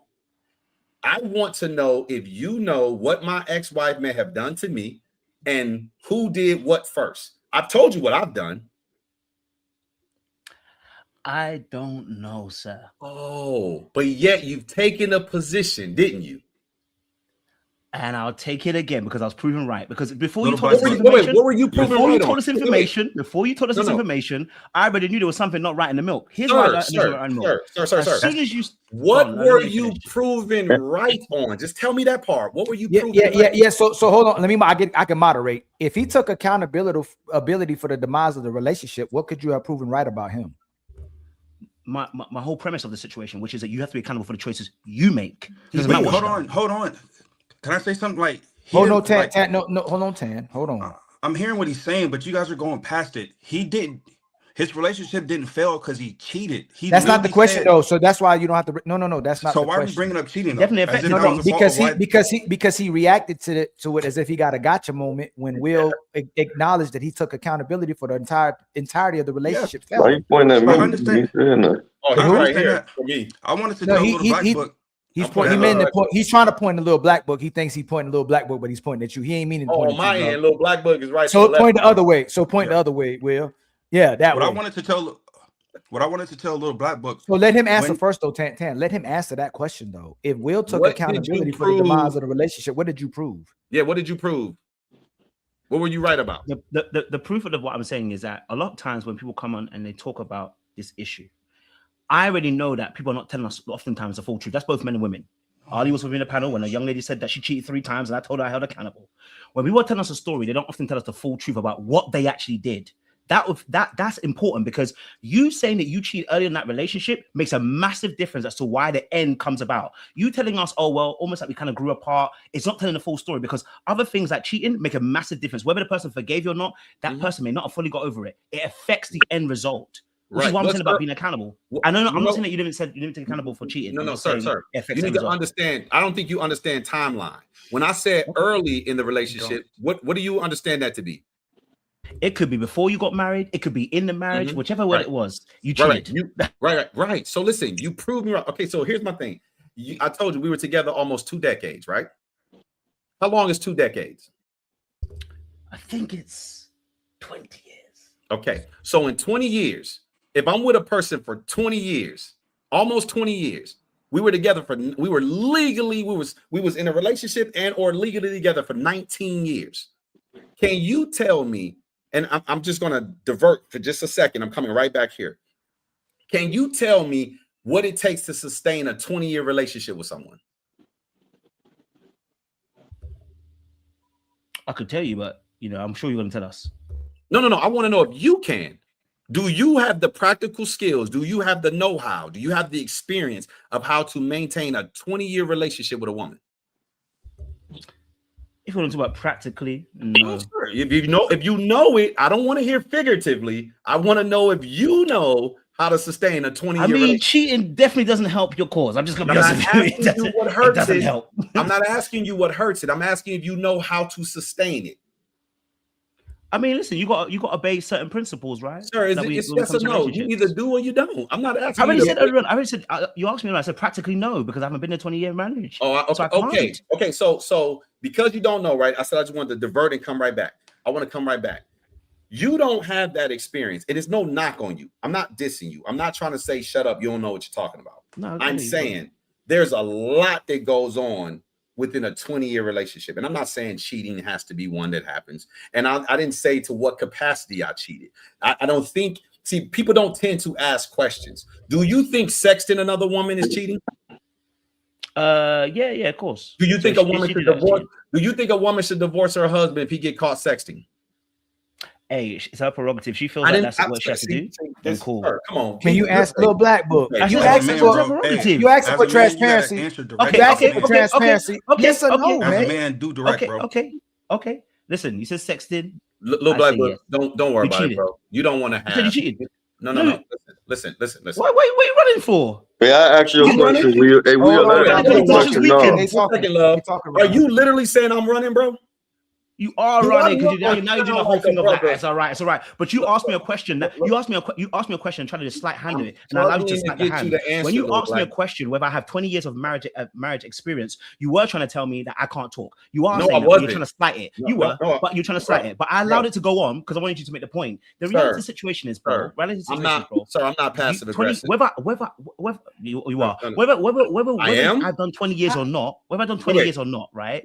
Makes no difference. The point of the matter is, you did some things that have contributed towards the end of the relationship. All my point has been since the beginning I started is that you need to be accountable. That's it. I'll say this last point. I'll say this last point and I'll leave it alone.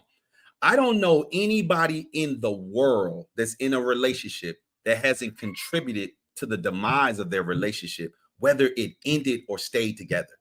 Everybody I know, hold on, sir. Just listen to this. This is the last point I'll make and I'll leave it alone because I think you're making too many assumptions about me, and I don't think it's fair because I'm completely transparent with you. I'm completely direct with you. I'm not passive aggressive. Aaliyah tell you, I live for this, bro. I don't duck no smoke. I don't mince my words. I don't play word semantics. I'm direct. So look, everybody I know love Mr. Fantastic, Mr. Tan, Mr. All the Smoke Debates, Mr. Little Black Book, Mr. Ali. Every last one of us that's been in a relationship has done things to contribute to the demise of that relationship. Whether it ended or not is another story. So we all, men and women, every last one of us have done things to contribute to the demise of our relationship. Sir, for you to say that as if it's a mic drop, it's just baseless, pointless. It's actually childish. And I don't think you realize that I've asked you questions multiple times, and it is taking you a little while to answer it. That's why I'm saying I'm just going to digress, because we haven't been disrespectful to each other. I don't want to be disrespectful to each other. So I had to learn. This was my growing. I had to learn to start de-escalating situations and backing away from conversations when people aren't going to answer me directly. But so I digress. Hey, I got a question for Will. Can I ask you a question, Will, if you don't mind? You can.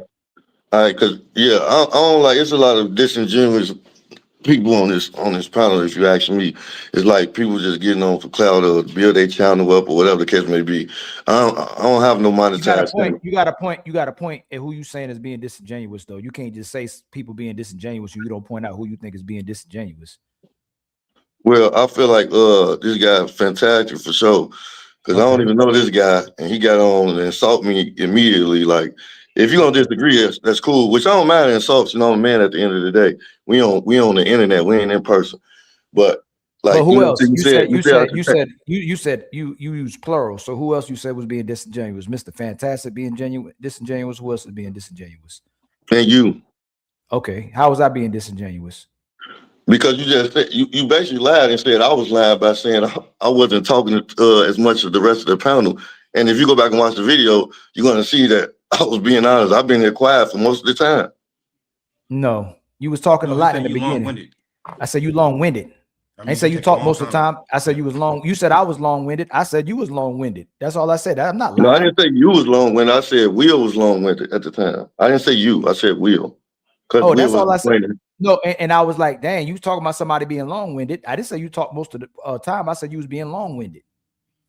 Okay, excuse me. I misheard you then. And see, that's I don't got no problem with admitting when I'm wrong. Okay, so what did Mr. Fantastic? But how was Mr. Fantastic? He told me. He basically said, and Mr. Fantastic, you. I just want to ask quick. You in that car? Don't forget you in that car, though. I'm trying to. I didn't say you disrespected me. I said you tried to insult me, brother. I'm a pro at this, Ali. Well, I'm sorry. How did I try to insult you, brother? Okay. But I bet you said, hey, you should change your name Love because that don't affiliate with you, right? Which is cool. The insult to look slight is cool. I'm just saying, brother, we're gonna have an intellectual conversation. That's what women do. Y'all say the women do the same thing. When they can't intellectually challenge you back, they start to throw out insults. I got you. So, brother, let me officially apologize to you. I think this is me and your first interaction. I joke a lot, brother. So again, it was just meant to be a light joke. If you took offense to it and you felt insulted, I mean, I thought everybody got the joke. But if you were insulted by a brother, I apologize, brother. It was no ill intent. It was just a little light joke, man. I'm a joke guy.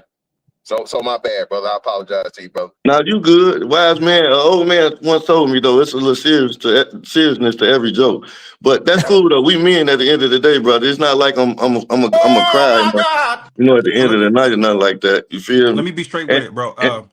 It's kind of hard to address you when your name Damn, like that. man, that's what I'm saying. See what I'm saying? Every time you stop me when I cut somebody off. When somebody cut me off, you feel me? It's like but you cut him off too, but you went on for hold on. I didn't cut nobody off. Fantastic. Ask me a question. No, listen. If you go, but let him respond too as well. When he was trying to respond, don't worry about it. How about this? Tan, you respond to love. You land and let Tan respond to you. Nobody doing nothing on the panel. So I'm gonna let that brother go first. Go ahead. Go ahead. Go ahead, brother.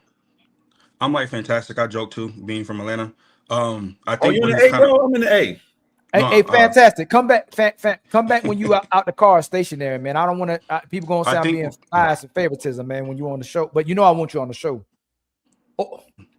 He was making a joke because I think it's kind of hard to address you when your name is Love and it's all men trying to have a conversation. And so we normally call woman Love, like pet names like that. So he was just trying to make a joke because I'm not going to address you as Love at all. I'm like bro right here. So he was just making a quick joke and tongue-in-cheek joke, man. It's kind of hard to address you with that's your name. Not assuming what it means because we're mature. It means living off valid emotion. Okay, but I'm just saying it's kind of hard to address you when that's your thing right there. I like Love better than that. I digress. But what's your question, bro? Yeah, I was just taking a shot. Everybody, I was dogpiling. What's your question to me? You said that you had a question for me. Yeah. So basically, when it comes to what you were saying about your relationship, and you ain't gotta get too deep. Please don't get too deep. Just you know what I'm saying. A slight question. Did y'all grow apart? As far as that, the reason y'all broke up, or is it like a specific thing that broke y'all up, or it's just like y'all just kind of like grew apart as over the 20 years? It was, you know what I'm saying? Yeah, I know what you're saying. I know your question. So I don't believe. So you're asking me from my perspective, and I'm gonna give you the official answer, right? Mm-hmm. From my perspective, people don't grow apart. I don't believe in growing apart. I believe people make decisions to not do certain things anymore. We have on our divorce, it was irreconcilable differences. It was not irreconcilable differences. It was not because of abuse. It was not because of cheating. It was not because of money issues. There was my ex-wife said that we grew apart, so to speak. She can't articulate it, but like I said, I think it's a lot of social influences that happen that a lot of people cannot rectify. They don't understand where these ideologies have crept into their head and they start moving a particular way. If you were to know me in real life, there's some people who can vouch for certain things, and you was to look at my life and do a forensic analysis on my life and go do a forensic analysis on her life, you will come to the conclusion that she probably made a bad decision. Now, why? I mean, sometimes people make those bad decisions. And again, our divorce took 2 years to finalize. We separated at 31. We didn't get divorced till 33. There's a reason why, because people who don't want to be with you, they don't hold on to a relationship for 2 years while it's in turmoil. Sometimes people are just unsure what they want to do, and they're in this space of purgatory. And because they can't get the other person to acquiesce, they then ultimately make a decision. So let me give you an example. You got a lot of women and you got a lot of men. I'm going to put a little black book in this category that will hold men to task and say men are the leaders. I asked you a second ago, do you believe men are the leaders? And I think you said yes, but then I think you tried to walk it back and say it kind of depends. I never said yes. What was your answer? I said they should be. Okay. He said they should be. But my question to you, are men the leaders? So can you answer directly that question? Yeah. Are yes or no? men the leaders? That's a subjective question. You can't. That's an open question. You can't give a yes or no to that question because that's that makes sense. Let me tell you why you can, brother Love. Let me tell you why you can. Because if every man is not a leader, then men are not the leaders. It has to. It's an all or nothing question that I'm asking. That it can't be all or nothing because that's not reality. Nothing is all or nothing in reality. Yes, nothing. it is. No, it's not. That means it's absolute. No, bro. Nothing's an absolute. Nothing's an absolute. No. Are we gonna, hold on. When you talk about relationships, no, nothing is an absolute. Will, can you hold on, please? No, oh, you saying in relationships, nothing's an absolute. Yeah, when you talking about relationships, nothing is absolute. Nothing is no. What do you mean by nothing's like? Give context to when you say nothing's an absolute. Like I'm just talking about what based on what he just said. He was talking. I didn't say nothing. Let me make my claim then. So you can disagree with me, but let me make my claim. Now you may think this is elementary and I'm playing games, but I'm not. I'm being 100% serious. In your relationships, were you the man or were you sometimes the woman? That's a rhetorical. That got to be a rhetorical question, brother. You said nothing is absolute. Were you sometimes the woman in your relationships? Come on, man. That's rhetoric, bro. That's being disingenuous and unintentional in the conversation now. I remember. That's not reality, bro. Have you met men that weren't the leader in a relationship, like as in passing or like at the barbershop? Have you ever, or like you met him at an event? Have you met a man that always took a backseat to his wife? Yes. So that's what he's trying to say. Like, no, that's not what he just asked me. He just asked me. That's not what he said. No. Listen, I said, are men the leaders? If not every man is a leader, then the answer is no, because sometimes men aren't the leaders. That doesn't mean none of the men are leaders. But my question is, are men, meaning all the time, are men the leaders? If it's not 100% all the time, yes, then the answer is no. It's not no bipartisan answer. It's not no, sometimes yes, sometimes no. No, it's either yes they are or no they're not. See, here we have a problem in our society. And so was Harriet Tubman the leader? See how you interrupted him? Remember I told you? Man, y'all interrupted me a million times, bro. I can't even talk 1 minute straight without. No, but remember, if you're gonna live by it, you say be leaders, then you're supposed to show that example, right? It don't matter if he's not being the leader or if I'm not being the leader. You're pushing to be leaders, and then you're justified that you just cut them off when you said don't cut off people. All I'm saying, I never said don't cut off people. I said I've been being cut off. Should we cut off people? You putting words in my mouth, bro. Y'all keep doing it. We cut off. You won't concede to nothing. Should we cut off people? I did just concede to you, bro. That's another lie. I just conceded to you, Ali, and said I was wrong. You didn't. Ali, just earlier, I just conceded to one of your points and said I have no problem being wrong. You just being a contrarian. No, it's not a lie, family. You just finding something to disagree with now. I just conceded to one of your points earlier, Ali. Literally. It's on video, bro. Most of the time, you're not practice what you preaching. So sometimes you do it. That was extreme for me to say you don't do it. But most of the times, right now, you're not doing what you preaching. Should we cut off each other? No. So then why won't you say my bad? I just cut them off and we just continue the conversation. Hey, you right. My bad, bro. Go on here, Will. Okay, so look, brother. That's the second time I concede. Let's see. I ain't heard you ever concede. Oh my Lord. Go on here, Will. My bad, bro. Brother Love, in our Western society, we have these talking points like men are the leaders. And that's not true. When I got married, I was not a leader. That's why her father should have never given his daughter's hand in marriage. I wasn't a leader, sir. I had no one to teach me what being a father was, what being a husband was. I didn't have any kids yet. We didn't have our kids out of wedlock. So I didn't know these things, but yet I was given the keys. Let me ask you a question. Would you give your nephew the keys to your car if you don't know he has a driver's license? He's 16 and you don't know if he has a driver's license? No. Okay. There's certain things you want to make sure are in place, right? It doesn't mean something can't go wrong. It doesn't mean everything will land in the land of milk and honey. But at the end of the day, you at least started out right. I started wrong because I didn't have the tutelage. There's brothers in their 30s who getting married that don't have the tutelage, who was starting wrong. So it's not to say, you just needed to grow up. No, you need to get the skills. See, I'm a firm believer that you're not even a man until you go through a rites of passage. See, boys come out the womb, baby boys. We don't come out of our mother's womb a baby man. We go through puberty. And we think because we arbitrarily hit this age of 18 that now you a man. We'll even tell young boys, you a man now. Why? Because you turned 18?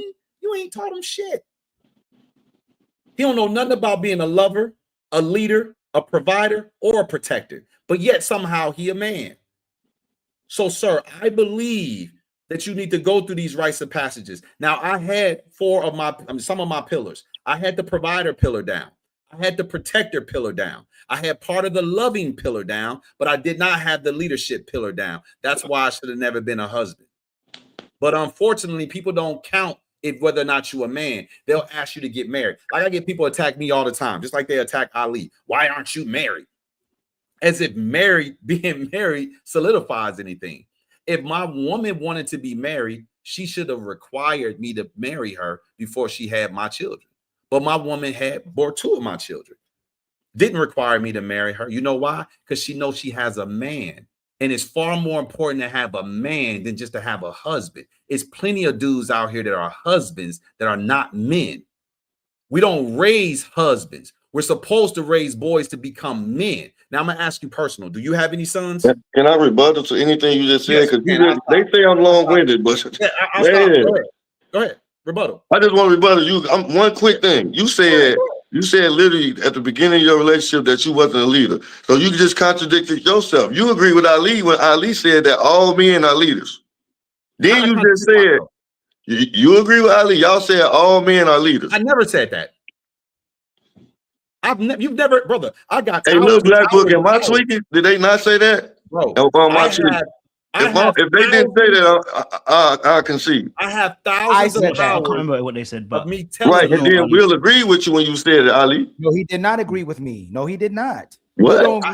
Me and Will don't agree on this. So this is the thing. He gave you why he believes men aren't the leaders, correct? Why and me and Ali don't agree. Right. Okay, And so why okay, excuse me. So Will, you saying that all men not leaders? So you agree with me?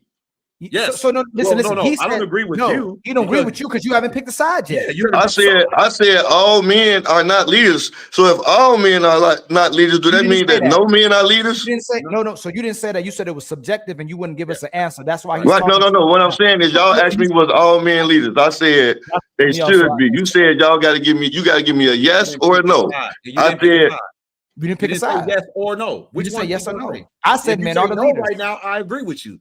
I'm trying to explain why I didn't pick a side, but I can't go. No, You you just told won't me say not to it. cut nobody off, but you keep cutting me off. You know what I'm saying? The bias is crazy. No. What you actually keep asking me to do, you keep doing though. No, Supposed look. to be 1, 2, 3, not 1, 2, back to 1. With your dumbass. We gave an answer. We give an answer. You're not conceding right now that you didn't give an answer, yes or no. All you said I did is say that. I said I didn't give an answer. So right. which answer No, I you said did. I said men should be. I said I didn't say yes or no. What y'all want? I said men should be Right, leaders. love. Look, We brother, didn't love, ask you if you're they should saying be. that I agree with you. I'm saying I cannot agree with you because you haven't said yes or no yet. If you say no, then I agree with you. But you have remained neutral. You haven't given an answer. Just say no. Just say no, because you No, agree Chad, that don't help all Chad. men are not good Okay, leaders. look. We gonna go with no. Not okay. I'm Now, going ahead with y'all point. now Then. I agree with you. Okay, so what's Ali? What's your point? Now that I say no, what's your point? So a woman will always blame you for the failures, but she will never give you credit for the success. She'll always take on the credit and will attach the failure to you and say men are the leaders. If she struggles, if she can't keep a man, if she decides to be a 3 or 4, if she decides to be so-called masculine women, if the kids struggle, if society is broken, she'll say men aren't properly leading. They're supposed to be the leaders, and they are the leaders. So women will say we the leaders and will blame all the failures on us, but they'll never attach the success to us. So they'll tell you we're the leaders. The only time we won't say men are the leaders is so we'll look good to women. Most of the time, some men will say it and break it down and say that they're not the leaders unless a woman follow you. That's really Will's premise, that a man ain't a leader unless the woman is following you. You can't lead nobody if she's not following in a relationship, where I say he's always the leader, because when things fail, little black book, you and most men will say that you're the leader and you're not leading properly. So okay. And here's Are you talking about in a relationship, Ali? Just a relationship, not No, they just. said period. No, they call men the leaders. I'm talking about. I'm asking Ali. Is he saying are men leaders in general or just the relationship? So in relationships, so in relationships, men are the leaders. What women will do will deflect and derail by attributing it to being the leader of an army, the leader of a nation, the leader of a business, and then they'll say all men aren't leaders. Most of us would agree to that. Most men can't lead those things, but most men will lead those things. But in relationships, men are always the leaders. And I'm gonna take a stab. I'm gonna kick my brother little black book in the back real quick. This is what he would do. And I don't know him, but I'm making all these assumptions, but I know I'm right. So if I need to turn him around and kick him in his chest, I will. So look, little black book will say this: if you see a young black man, 25 years old, and he is the product of a single household, and he's doing extremely well for himself, Little Black Book would say that woman did what she was supposed to do by that young man. But if that same scenario, that 25-year-old black man is a menace to society and he comes from a single family household, he'll say, where was his daddy? If the boy turns out well, they give the mother credit. If the boy turns out bad, they blame the father. Yes. I'm of the mindset is you blame whoever is present. If the kid is from a single parent household and the kid turned out well, give the mother credit. If the kid turned out bad, give the mother shame. If there's from a single father household, the kid turned out well, give the father credit. Kid turned out bad, give the father shame. Come from a two-parent household, the kid turned out well, give the parents credit. The kid turned out bad, shame the parents. I agree. You blame whoever is present, not who's not. Because my father would have not been a great example. We have a great relationship now. But when I was growing up, my father told me, he said, man, damn, you turned out way better than you could have if I would have been in your life. So we want to blame my daddy for, oh, no, I turned out better my dad not being there. Now, do we give my mom credit? That's debatable. See, I may give my mom credit in some ways. In some ways, I'm like, oh, I'm not the product of your choices. Sometimes kids succeed in spite of their parents. Sometimes kids fail and they have the best parents in the world. You can't blame my kids right now. If my kids turn out great, I don't take credit for my kids' success. My daughter is 20, my oldest daughter is 20 years old. She taught herself how to become a nail tech at 15, and she started taking on clients. By the time she was 16, she was having some months where she would make $4,000 a month as a 16-year-old. I took zero credit from her success. What I did take credit for, I did open up a nail salon in 2019, and my daughter got exposed to the fact that I opened up a nail salon in 2019. Coincidentally, my daughter decided to become a nail tech. Now, did I teach my daughter how to do nails? No. Did I teach my daughter about the nail business? No. Maybe just the fact that I opened up a nail salon, because I didn't even work in the salon. I just hired people. Maybe that was enough to spark something in my daughter's creativity. I can't take credit for that, but I can take credit that I may have been an inspiration. That's what we're supposed to be. Inspire our kids and do the best we can to teach them and mold them. But most of our kids are going to forge their own paths. We can't always be credited or blamed, but we will in our society. The Little Black Book gonna blame every man that has kids if those kids turn out bad. Little Black Book gonna blame every man in our society if the marriage ends in divorce. Always love, and so are you, because you blame that someone else's problem for yes, always love. Make sure you say love too. You gonna join my table, bro? We gonna I hold me accountable for my actions, and I hold my and you holding her father too for accountable for his actions. So we in the same boat, because you holding him accountable for the fact that he allowed you to make a choice to choose his daughter. So now hear me say, brother, come let's walk together. But did you not hear me say I hold my ex-wife accountable for her? See, you a male feminist. I hold her accountable too. I hold her accountable. She's not here. My point was never about was always that everybody has to be accountable for their own choices in their life. I've said this to Ali every panel I come on, and Ali, did Smoke will come and get me. Now you go and get me. Mr. Fantas go and get me, and I say it every single time because I know the man them are not hearing me. Because as soon as I hear any accountability for you as a man, you suddenly, you know what I'm saying to you? When I said both people need to be accountable. If your wife, for the minds of your relationship, your wife has to be accountable. She has to look at herself and ask herself, what did I also do wrong to contribute towards the downfall of this relationship? Regardless of whether you cheat or not, she has to be accountable for her choices that she made. So when she looks at her life, that's what she has to make. When you've got to be accountable. I've said that from the very beginning, the whole entire time. So hey, I agree. Hey, Will. I agree. Hey, Will, let me say this right quick. Hey, Little Black Book. I ain't gonna lie. When it comes to the dynamic of what I was asking Ali earlier about the kids, I can say like a man should then do some self-reflection and hold himself accountable for making that choice and just being a kid. Like, but when it comes to the woman, like I don't agree with what you're saying right there, brother. I can't even hold you. Like when it comes to the woman, because like then it's kind of like a contention when we'll say, or at least say, well, if that man doing everything right? And he got with that woman, he can't read the future. like then we can't really argue that then, because he's not God to be able to see the future.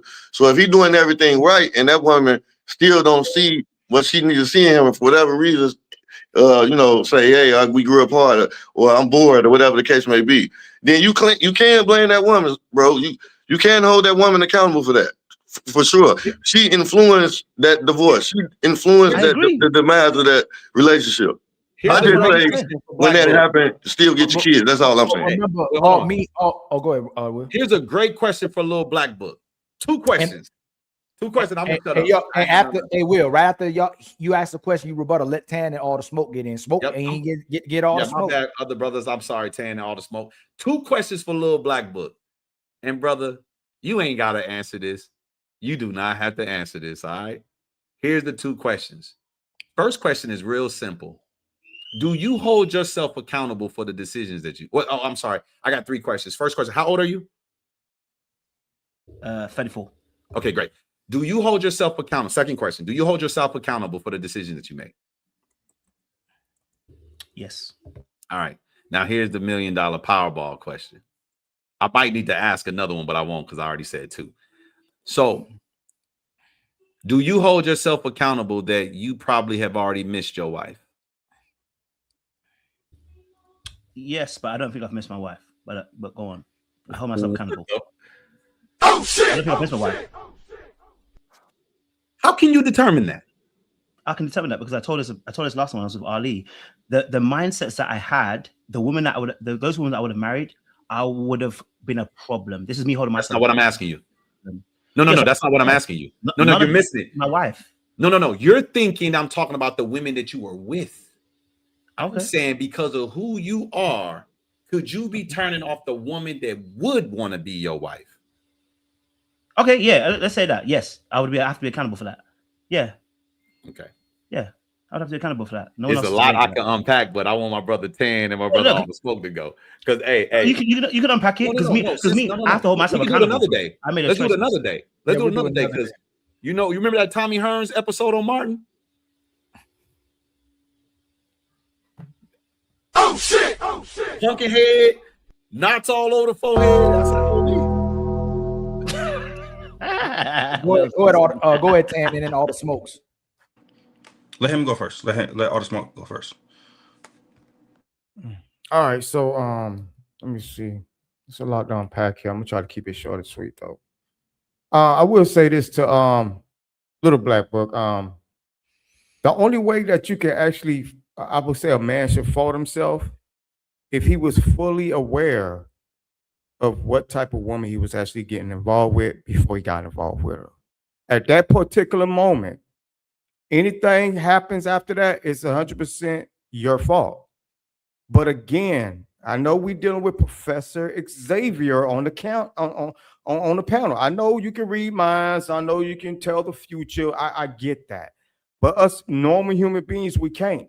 So stop trying to tell us to blame ourselves for something we can't predict. And I'm going to say this to the brother Will, and I'll let my plan here. Brother, I do understand that you believe that you wasn't a leader and stuff like that. But like the brother Ali said, we're all leaders. The correct term that you want to use is that you was a failed leader, because you could be a leader and still fail. You failed as a leader. So stop saying that you're not a leader, brother. We're all naturally born leaders, man. Some of us are great at it, and some of us tend to fail at it. And I land. Oh, don't land there because the plane comes at Will in the corner then, because Will was a bad leader. It sounds like. Oh no, that's what you trying to say. I don't take no offense to that. I only disagree with my brother All the Smoke because I don't think we're all natural leaders, but I understand what you're saying. I will take the onus of I was a bad leader. I will also take the onus of I wasn't a leader. I'm okay with however it's phrased. The point I'm making, I try to get to Little Black Book, is that I'm not pointing the finger at somebody else for the quote unquote failure of my marriage. But all the fault is not on me because I don't control people. Right. Well, I respect what you're saying, brother. And see, we agree. You know what I mean? We agree. So back to All the Smoke, just to address what he just said then. So since we can't hold men accountable for the choice that we didn't know because we're not sure about how they may turn out, when the ladies also pick bad men, and they don't know how they're going to turn out. Can we also say that they're unaccountable? Can we say that they should be unaccountable? We shouldn't hold them accountable at all. They shouldn't hold themselves accountable. Everybody's just making mistakes because we don't know better. Is that what we're saying? It's a difference between men and women. Oh, okay. Talk to me. I mean, seriously. I mean, let's look at. We're talking about modern women, right? We're talking about now, today, in 2025, correct? All right. So Yes. when you look in society, because apparently you don't have to do that. You can just do it in your mind. But when you look at use your own eyes like regular humans do, and we look in society, we could come to the conclusion that the majority of these women, they choose the worst of the worst because that's what they want to be with. They don't care. The majority of men that's out there that's getting relationships with these women, they don't know because these women literally put on a facade or persona. Hell, when you look at a woman, do you see a woman in her natural beauty, or do she make herself up and she kind of present herself as a fake person? A lot of people for the do most make part. that, yeah. So right at the gate, you don't know who you're dealing with. But only thing we can do is take a chance, right? Mm-hmm. But when you flip it around, look at the women and look who they choose. They will blatantly say, they will look at a guy from the hood that's selling whatever, doing whatever, and they'll literally tell their girlfriends, I want to be with him. They will literally say that out loud with no shame. That's not how men are out here picking women. You don't see a man look at a 304 and be like, oh man, I want to do nothing but turn that into a housewife. So there isn't many So who are there's a telling women difference housewives. there's a big difference between men and women, brother, and you act like you don't see that. A lot of the majority of men, we're not talking about a small percentage of men. We're talking about the majority of men want nothing but a submissive woman, bro. They want peace, brother. They want a real soulmate, brother. That's what they're looking for. And you got a lot of women out there that know how to pretend to be such, and they trick a lot of these brothers into these relationships. And one day they wake up and everything are turned upside down. I'm not for to blame him because he fell in love with somebody that pretended to be something that they're not. When on the flip side, you got women that's blatantly telling you that they want the guy out the gutter. They're literally saying this stuff, man. So you can miss me with that. And I know that your talking points cater to a certain group of people, but a person like me ain't trying to hear that because I know what I see. I know what I see out in society, bro. I'm not going to come online and get on these panels and let somebody tell me that my eyes is lying to me. Y'all out your mind if you think I'm a fall for that. Little Black Book. We done seen it, man. We see it every single day where these women purposely pick the wrong guy. They're not out there really getting these dudes. They don't care.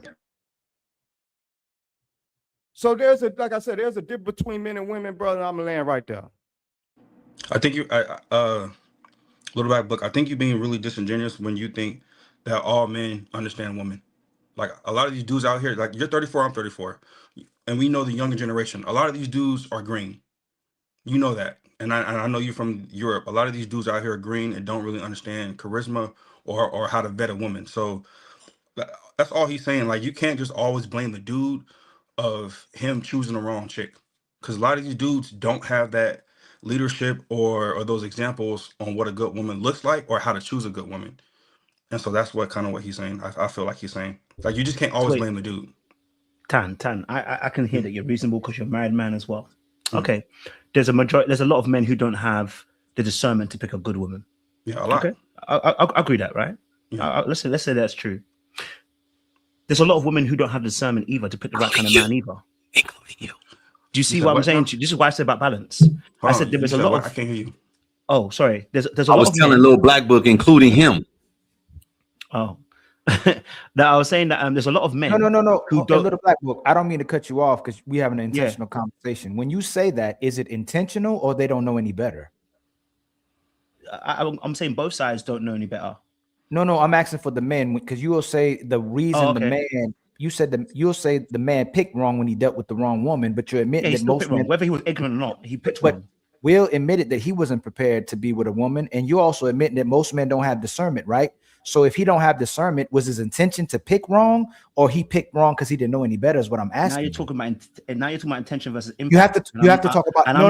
No, we don't. I'm asking you before I get before I get the impact. No. It's not my problem. We're talking about the fact that it's very important, because if Will was trying to be with his wife and take care of his wife and support his wife, but he was unequipped, it's a difference between he wanted to do wrong by his wife and be deceitful for her. So we have to impact the intention. I'm not saying he's intention. I'm asking you just a quick question. Why are you in love struggling with answering questions that are intentional in this conversation? I'm not. You see, when you have a conversation and you put. Come on with the shot, Ali.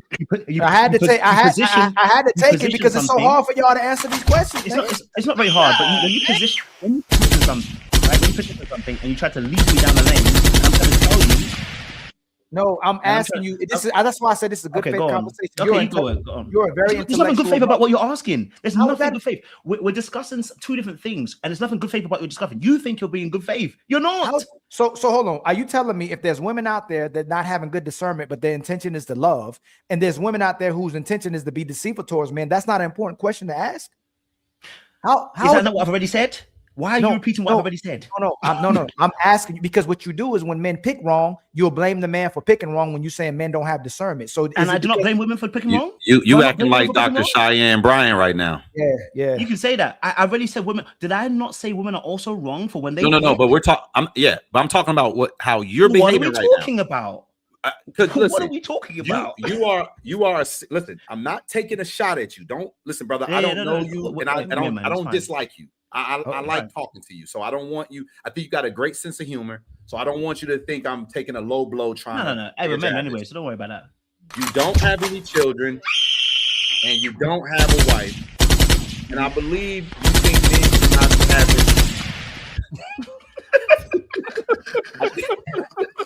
I think I could be wrong. I could be wrong, but I think you are of the mindset that men and people should not be having premarital sex. Is that correct? Yes, I do. Okay. Yeah. Read you like a book, but look. Yeah. You don't have a wife, yet you know what to do. Mm-hmm. You know what should be done and what shouldn't be done.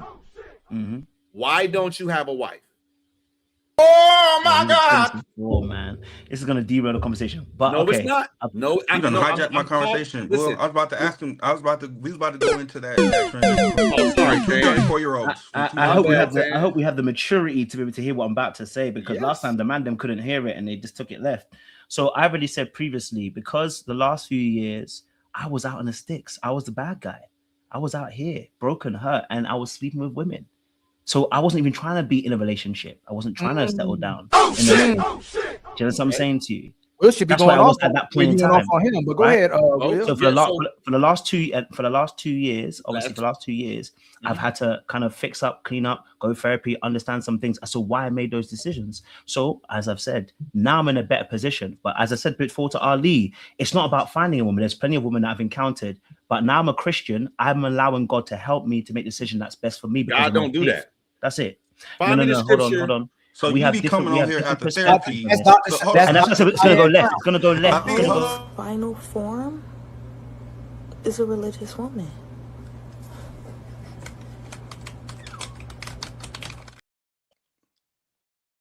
I'm starting to realize a whole male's final form is a religious man as well too. But a religious man before that though, so it doesn't make no difference. The reality of the situation, you wasn't practicing what you're preaching, but why everybody keep trying to beforehand? I went off the rails. Why does everybody keep hiding behind God? Don't tell my story. Don't tell my story. If you want to know the story, you can ask the story, but don't tell my story. But again, that's irrelevant to the points we're actually making. So we're talking about making choices. I don't hold anybody else accountable for the choices I made, whether I was on the streets doing what I was doing or whether I'm trying to be a better person. All I'm saying to you is that now I'm in a position. It's not that women aren't there. I see a lot of great women, but I'm a person who has submitted himself to God. And as a Christian, when I allow God to say, okay, it's time. Cool. That's it. That's what I'm saying to you. Now, if you agree with that, if you disagree with that, that's fine. Let me ask you a question then. So let me ask you a question. What part of the world you in? You've been delivered. What part of the world Christian? You in? Go ahead, Tan. I'm sorry. Huh? UK. What part? Birmingham right now. Okay. You being saved, I'm not going to say delivered, Yeah, but born again. you being saved, I can Mm-hmm. see why you say 10 out of 10 women aren't good out here. I would say 9, but when you said 34, because I'm 34, Mm-hmm. I'm gonna say good luck, man. I'm gonna say good luck trying to find one, because it's gonna be hard for you to find one. I think there's plenty of good women, you know. Well, no, that's the problem. It's funny. Hey, Will, Ooh, you about to say what I think you about to say? What I'm about to say. So I think you already about to go. Hold on. If there's plenty of good women, what you about to say, Will? Yeah, if there's plenty of good women out here, then why haven't you? I've already. No. If there's so many good women, why were they so easy to smash? Why was there an abundance of women to smash, but not abundance of women? There's also bad women. There's also women who are broken out there too. And we already discussed this before last time. That's why I said we have to be mature about this. But I know Will wasn't here, so he wasn't here for this conversation. Yo, Ali was. So he conversation. Ali, Black Book, I'm asking the question. Go ahead, Tan. Go ahead, Tan. I'm asking the question of him being delivered now. If this and I think that's what Will's going with it too. Since you're saved now, which all respect, have you seen somebody and got to know that person that you would want to marry? Since there's so many good women out here, because you keep saying that.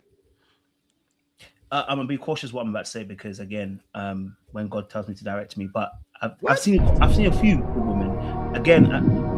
Hold on. Why can't you? Why is it whenever I try to explain something, you do that? Look, the reality situation. I've seen a few good women out there, right? But again, it all comes to God the Father. What are you saying? Is this a person for me?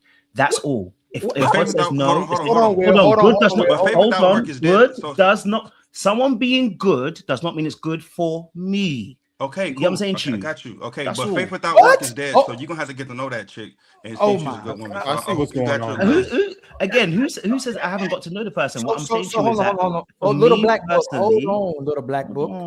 Okay, go on. I bet your body count like 100, right? I can assume that, right? It's not there, but it's close. It's about 100. That's why you're smiling. It's funny how the same men who keep professing that there's all these good women out there, you can find 100 bodies, but you can't find 100 good women that are marriageable because you already be out the game. That's the only thing we trying to point the fact that, and that's why he's asking you that. The fact that you can find 100 women to smash, but you can't find 100 women to marry, or if you find them, you're saying they're not good for you. They're good women, but they're just not good for you. It's very ironic when you talk about the quality of men or the quality of women that you're not married, but you saying that there's an abundance of good women out here as well too. That's why we keep giving you pushback. You see, what discussion we're about to have is on a plane that you can't comprehend right now, because whenever I start talking about Christian things, you shift it. If I'm a Christian and you know about Christian things, and you know that I'm submitted to God, if God said there's a timing and a place for something to happen, I rest and I relax and I say, God, if it's your time, it's your timing. If he said it's not the time, it's not the time. Oh and my so God. for me personally, I'm happy enough to submit and say, Oh my God. That's it. How do you know? If you don't understand Christianity, you shouldn't be talking about Christianity then, because you don't understand it. No, you're doing what leave it at that, and let's do the practicals. You said Dr. Cheyenne Bryant literally says she's single because God hasn't brung her man to her, and you're literally saying, No, yes, is she a Christian? No. Some of you call yourself Christians. You're not born again. Are you born again or you're a Christian? Many people call themselves a label, but they do not submit to God. They don't submit to God. They live their life however they want to live. At a point in time, I also live my life how I want to live. But are they born again? There's a key difference between the two. So how do you know if God answered? So how do you know when God's telling you that's the woman? Like, how would you know if, since you said God talked to y'all, how do you know when God tells you that this is the woman for you? How would you know? There's different ways God speaks to me. He speaks in multiple ways. I have dreams, I have visions. Sometimes he tells me audibly. Sometimes it's through another person. Sometimes it's me just meeting a person. I get a feeling. No, I'm asking you, how would you know if that's the woman for you? What would he tell you? My spirit understands. Ask me a question which is going to be very difficult. We're not on the same plane. My spirit understands and knows. It's a knowing. It's just a knowing. You know what I'm saying? The Bible says the sheep know my voice. So I can't give you what that answer you actually really want. I just know that by I know. And she has to be in the word, right? Oh, she has to be in the word. She has to be in the word. She has to be deep in her faith. No, at least saying well.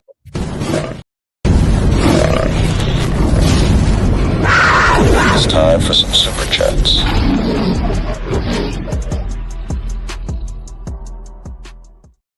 Yo, Miss Walmart, huh? Much love to my brother Marcus Evans with the $5 super chat. What's going on, brother Ali, brother Will, and Mr. Fantastic? Y'all keep holding down. Much love to you, Marcus. Thank you for the $5. We were all born to be untouchable. Black Book. Look, Cool Kev with the $2 super chat. Black Book. How do you find a woman that would never leave you? Ooh, that's a good question. Hey, Black Book, can you answer that question real quick? Ask him if he will ever leave a woman. No, I'm actually. How do you? No, ask him. It's a dumb question. Ask him. Can he be a person that will never leave a woman? It's a dumb question. Can you be a person that will never leave a woman? So you can't answer that question. How you find a woman that will never leave you? It's a dumb question. No, Black Book, what he's asking you is this. Wow. How, as a leader, how could you assure that you won't be blamed for the demise of your marriage? So we extrapolate all of that from that question.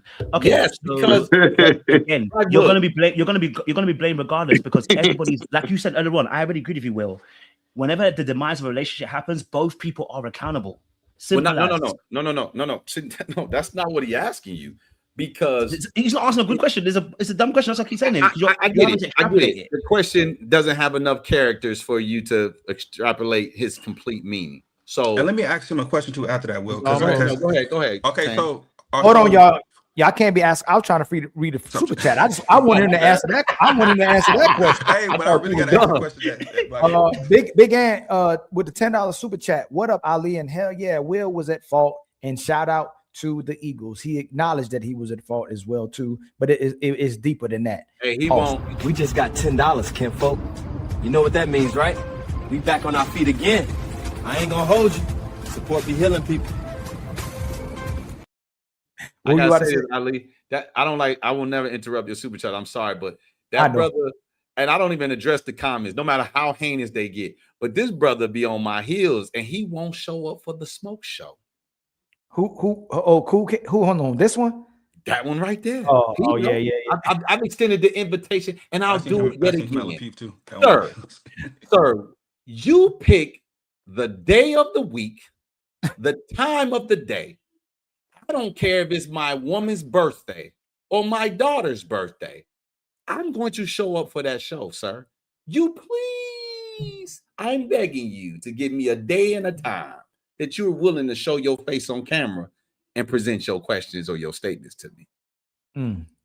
And then my brother Matreon, let me see something. I think Matreon is the sponsor of the show with $20. Says LBB, you know you effed up, right? Just say you made an assumption which made an ass out of you and me. He meant to put that part there too.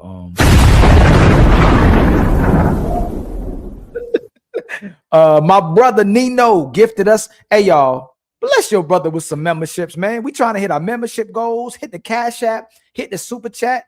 Ali hitting y'all with momentum, consistent lives, man. We doing what you asked for. So make sure y'all support as much in the memberships and the Cash App, man, as much as you support the show as well too. And if anybody, man, if y'all want to simulcast Black Book, anytime you come on the show now, you can simulcast, man, anytime you want to. I don't mind people eating. Anybody on the show can simulcast.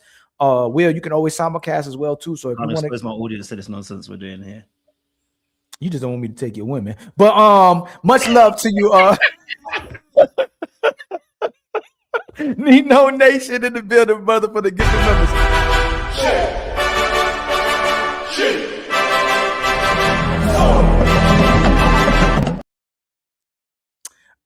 And then Pink Panther with the $2 super chat. Social media to women is equivalent to corn for men. Yo, I think it's worse. Social media destroys women's perception of reality, and it turns them into a monster. Where a lot of corn is peace for men because they can't get peace from their women. It's something they can just exercise getting peace from to stay with a woman who probably drive them crazy. Just keeping it real. Not only that, they might watch corn for 5, 10, 15 minutes. They won't be on social media for. Imagine all the women imagine all the women that's in corn and OnlyFans wanting to be wives, though. You know what I'm saying? But that's a whole nother topic, right? Well, hey, don't pick wrong. Don't pick wrong. HQ with the $5 super chat. Sorry, it's more ishy man than women picking them. All of us have ishy pickers. Really, no male accountability. Man, come on, HQ, you be killing me. HQ was red pill for like 5 seconds. I don't know what happened. HQ with a $2 super chat. Man, goofy logic was just said. Kelvin Cook with a $2 super chat. It's called options, searching for estrogen.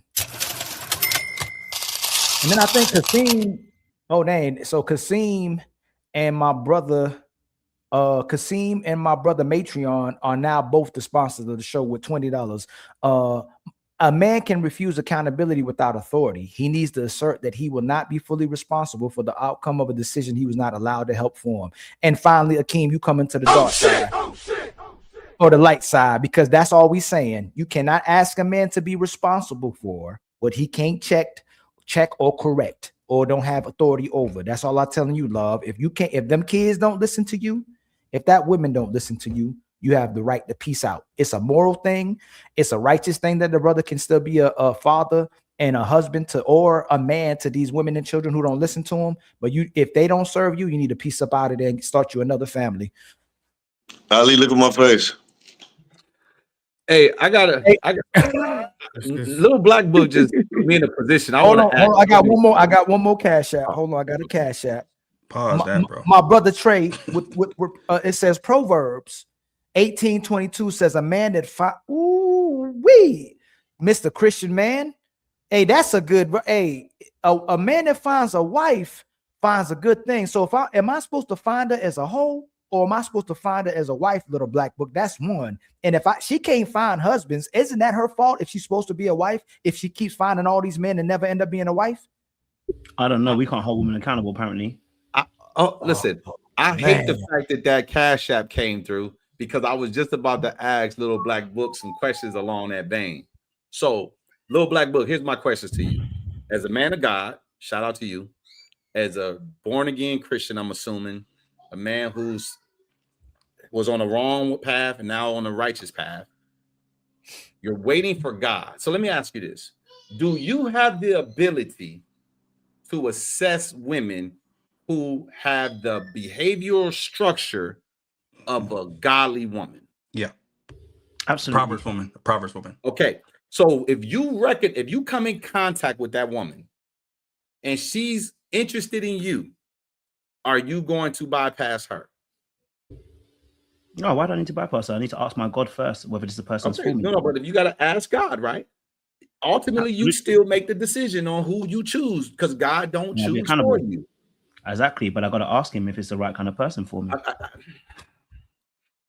This is where. He's saying yes, semantics. Listen, he got to ask. It's not semantics, because you should be asking God first and foremost. You can ask God whatever you want. Listen, we've all asked God for things in life that we didn't get. Every last one. Some people are not saved in asking God. They never actually reached saved people. Pastors ask God for things and they don't get them. Moses asked God. Jesus asked God for something, he didn't get it. So you can't just use that. Listen, if you meet a Proverbs 31 type woman, she's interested in you. You ask God, how are you going to know if God says yes or God says no? The relationship I have with God, the intimacy I have with God, God will let me know if it's a yes or no. He's let me know if it's a no before. So okay, watch this. Hold on, watch this. Have you ever asked God and he said yes? To know what the yes sounds like. Yes, I have seen. Yeah, what are you talking about? Relationship wise. We're not talking about jobs, school. We're talking about relationship. Have you ever asked God about a particular woman and he told you yes? Yes. Oh shit! Did you follow through with that woman? Oh my God! I'm gonna keep that to myself, but yes, I have. I won't say anything more. There's some things when you're going through something currently, you should not engage, talk about it too much. But yes. Okay, so you got somebody that you're vetting. I got you. That's what. No, you don't need to vet a woman that God told him yes to. Right? Yeah, you just fell into that one, Little Black Book. Yeah. No. Got your ass. I just don't want to talk about that process right now. Walk into that one. This be that book, because listen, there's some things that I've been. You walked into that one, Little Black Book. He didn't walk into it. He didn't walk into it. He moonwalked into it. I'm a leader. He was led to it. No, I wasn't. There is things that I want to. He's gonna try to talk his way out of it now. I try to warn. It's nothing to talk way out of it. Oh, praises. I try to warn people all the time. I am going to ask the right questions There's nothing to trip. Hold on. So why can't you just say, "Hey, I found a wife, and I'm going through the process of This thing, listen Because to me. there's some No, things when it- no, Tad. That's not the Said what? question. I don't want. No, hold on. That's not a things when no. you're Little talking black about. book. I don't want to encourage that conversation. No, I'm that's trying to not what talk we'll. about No. Make sure you say the right thing, Tan.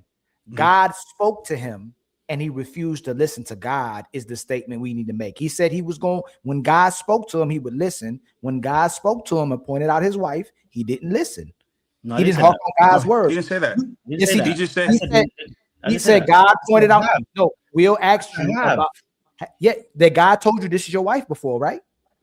And that's why I said I'm currently in the process. And I said I don't talk about it too No, much. you can't be currently in the process. No, you can't be currently. You can't be currently in the process. That's the point. Look, how long does it take to marry a I'm woman? currently in the process. Okay. No, That sir. means- he's You wearing know, all you white. mentioned He can't something. get on one knee. Sir, He's wearing all white. sir, He can't get sir, on one knee right I'm now. gonna He's gonna ask you talk this. his way out of I'm this. gonna I ask you this told very you. simple question.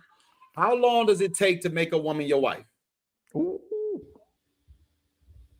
It doesn't take long. I mean, If God told you that that's If your God wife, how told you long? that's your wife, is how what long we're does it asking. take? How long Watch does this, it take? watch this, gentlemen. I'm gonna make it even simpler. No, I'm gonna make it even simpler for him. Okay, go How on. long does it take to seek salvation? To repent? Oh my God. When you find out when God calls, when you hear God's voice and you feel convicted to turn your life around, how long does it take? It's a journey to going from being a sinner to being a saint. How long is that These are journey? the saints. Again, are you talking about actually? Again, this is why it's going to get technical. Are you, again, we're talking about justification versus sanctification versus mortification. You got to talk about the aspects. No, sir. So if you're talking about justification, How long does it Wait, take hold to on. repent? Hold on. This is hold on. Repent, as in give your life to Christ and actually be born again. Sir, I like things to be very clear because I'm when being you're very saved, clear. born again and saved, are you talking about Like being giving born atonement. again? Little black book. Like giving Little atonement, black man. Like you lust one day and you're like, man, I need to repent. Hold How on, long watch does it this. take for you to? Oh yes, Do instant. If you you want to need repent, do you instant. need an intercessor, a human intercessor to repent? Well, Christ is a human intercessor. Christ is God not and man. here anymore. He's no longer human. Well, he actually is an intercessor, though. He's a link between Okay, us my and the question Father. to you. Listen. I was This is very why I said that. clear. This is why I said they want to have this conversation because as soon as we No, do, little I don't black think we'll book. have this You conversation. asked We'll me ask to be questions. clear. We don't I'm being answer it. extremely clear. I said, how long? I said, do you need a human intercessor to repent? The intercessor is Jesus, and he is man and God. This is what I'm trying to tell you. Jesus is no longer man. Jesus is no longer a man. Oh God. Yeah, Jesus not human. Let me ask him this real quick. Jesus is not Well, here We're anymore. gonna go left because now we're gonna go into theology. Let's get back onto Yeah, relationships. little No, that's not theology. That's a fact, brother. We'll be here a long time. Sir. That's Yeah, not 'cause fact. That's that not. No, he religious- don't need no help. He's already been served. I served him. He's taken care of. He's a little slow, but he got it. Little black book. He cooking with these. He cooking with these movie It's not references. a book. Christ is Little both black man and God. That's who Little- he is. Little For black. we saw his star in the east, and we have come. Damn. Hey, little black book. Little black book. You said Christ is God? Is Jesus walking the earth in human man form today? Not right now. No. Right. Okay. So I asked you, Jesus is not here in human man form. So is there an intercessor in human form? Is there a required human to help you repent? No, not if you're talking Okay. about on the earth. So right now. you made this decision you can make this decision without anyone at any given time, right? Yeah, of course. Would it make sense for someone to say I'm on my journey to repenting? No, you wouldn't say I'm on a journey repenting. You would say I'm on a journey in terms of my relationship with God. Okay. So this is why I will call. I'm not gonna call you this, but I'm gonna say your ideology We're having a is conversation. westernized feminist because you have adopted this philosophy of this journey of getting married. If God called a woman or told you who your wife was, and you are in relation with this woman, you should be already married to this woman. There's no need to drag this. Well, then you're not listening to God. You're not obedient to God. Nope. Did God tell you a date? When God says yes, he also says time. This is how wow. this is what I said. Like, we Okay. don't have this conversation. I'm done. You're right. Let me- You're right. I ain't got nothing. So the woman that you're talking Please say hold on something right real quick. quick because Okay, go ahead, I'm Smoke. getting tired of the nonsense that I'm hearing. And the thing is, I said this the last time I was on the show with Little Black, but all you do is just let him talk. He gonna talk himself right into a trap, which he did, and he did it again. First and foremost, you got to understand when you just have to listen to him. Just listen to the words that come out his mouth, and you let him dig his own grave. And I'm gonna show you how he did it. Now, let's remember, he's been on this path for 2 years. Apparently, it's taken him over 2 years to find his wife. I never know that it took a man that long to find a wife or be able to make a decision when it comes to. Okay, but all right, brother. But like I was saying, when all you do is listen to him. Now you sat down, you told everybody that God picked a woman for you, correct? I want to make sure I'm hearing this correctly. You said that God already told you who your wife was, correct? Yeah, I had to make a choice. I made a choice, and he revealed us if the person's yes or no. And I said, yes, he did. Okay. Is you married to the woman? No, because everything has timing. Okay, next question. Hold on, all the smoke. Have you had relationships with this woman? Well, that's not my business. Have I known the person? Yes, I've known the person. No, I'm talking about, have you had intimate relationships with this person? In the past? Yes. No. Yeah, in the past. This is what I said. I don't want to talk about because then I have to explain. I don't want to get. All right, I don't want to go. That's not. This is not. I want to finish my thought, please. I want to finish my thought because I wasn't trying to. I'm not sleeping with her now. I'm not doing. I don't want to get into your personal business like that, brother. Okay. What I'm gonna say is this here. What you explain it to us, your journey is 100% letting us know that you're projecting your nonsense on other men now. This is 100% facts. Whatever you had going on in your personal life, you're literally getting online and lashing out on all men. It's almost as if you're trying to make it seem like all men are you. We're not you. Right. You did that to women and all that. So to get on a panel and say, because think about how he moved, y'all. Think about how he moved. How he moved is men ain't this, men is guilty. Blame the man, blame the man. In reality, you know what you're doing? You're blaming yourself. You're blaming you for everything because you felt like you was a no good man. That don't mean that every man on earth is a no good man. That's what you're doing. You're projecting your own mishaps on everybody else, bro. And then you know who I'm gonna be, and I'm not trying to pop shots at you, but you know the only other group of people that walk this earth that tend to do this are women, bro. And I'm not trying to be funny, but I'm just being real to you. You actually have the same type of talking points and everything. When you sat down, you said, well, I was this horrible man, and and then all you do is say that we're all horrible with you. Nah, man, you horrible by your damn self. And I'm gonna tell you like this here. As a leader myself, and as a real man that's walking this earth, I'm not for to clean up your mess, and I damn sure ain't for to be cleaning up all these women messes either. When y'all make that bed, y'all gonna have to lay in that there, man. Not fall back. And I'm gonna make. If I knew this woman, if I knew this woman, I would tell her to run for the hills. No disrespect to you, Little Black Book. I think you might be a great guy. Right? I don't know, but you seem poised. You got a sense of humor. You can take a joke. You don't seem to be lashing out. Not real disrespectful. And I don't know. I know you do. I'm just saying what I see. But for a man who's a leader to be told by God that this is your woman, and then string that woman along, that woman should be like, you know what, Lord, the alleged leader you sent my way is incapable of taking the next step. He has me in holding pattern. That's not my situation, though. I don't know what the situation is. That's what I'm saying. Like, that's not the situation. And no, I don't know. If that was a situation, I just know you're not married. I just know you're not married. That's all I know. If I was single, I know, I agree with you. According to you. That's all I know. But then he said timing. But then he give you a date. No, he doesn't. God doesn't give you a date. So he's going to come back and follow up with you. He said, this the woman. That's how God works. Hold on to her. Take her off the market. Who said took off the market? I didn't say any of these stuff. I just said God told me who the person is. That's it. That's what I told you, that God just told me who the person is. And so now what we're doing is we're superimposing things. I just said that God told me who it is. So if he told me yes, I'm waiting and ready for when you're ready, God. When you tell me this is time to go forward, I will go forward. I won't waste time. I won't Give me one example. Give me one example of that in the Bible. Of what? What you just said.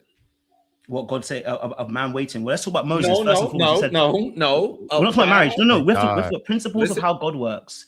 Moses said in Exodus, he talks about fact, God, I am not going to leave here with the Israelites unless your glory goes with me. So he had to wait. There was a time when Saul was going to hold on. There was a time. Hold on. I'm going to give you examples. The time when Saul was going to hold on. You're talking about. You want Bible? I'm giving you Bible. Let me finish the Bible because you want Bible.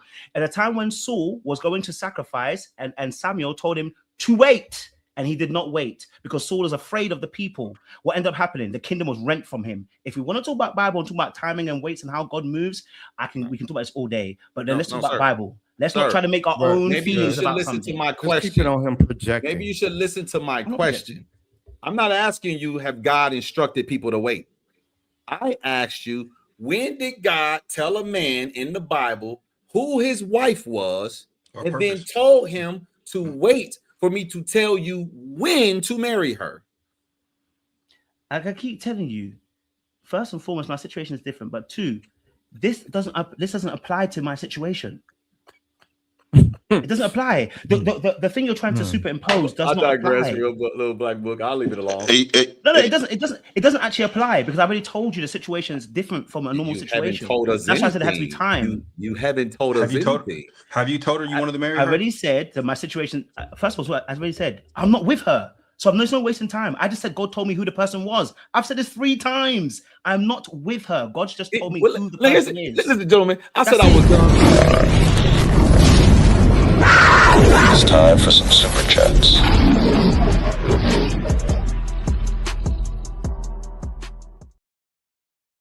All right, y'all. We about to start with the next show. We about to start it up. Let me read these super chats real quick. My brother Frederick.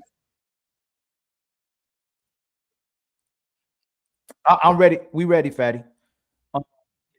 Just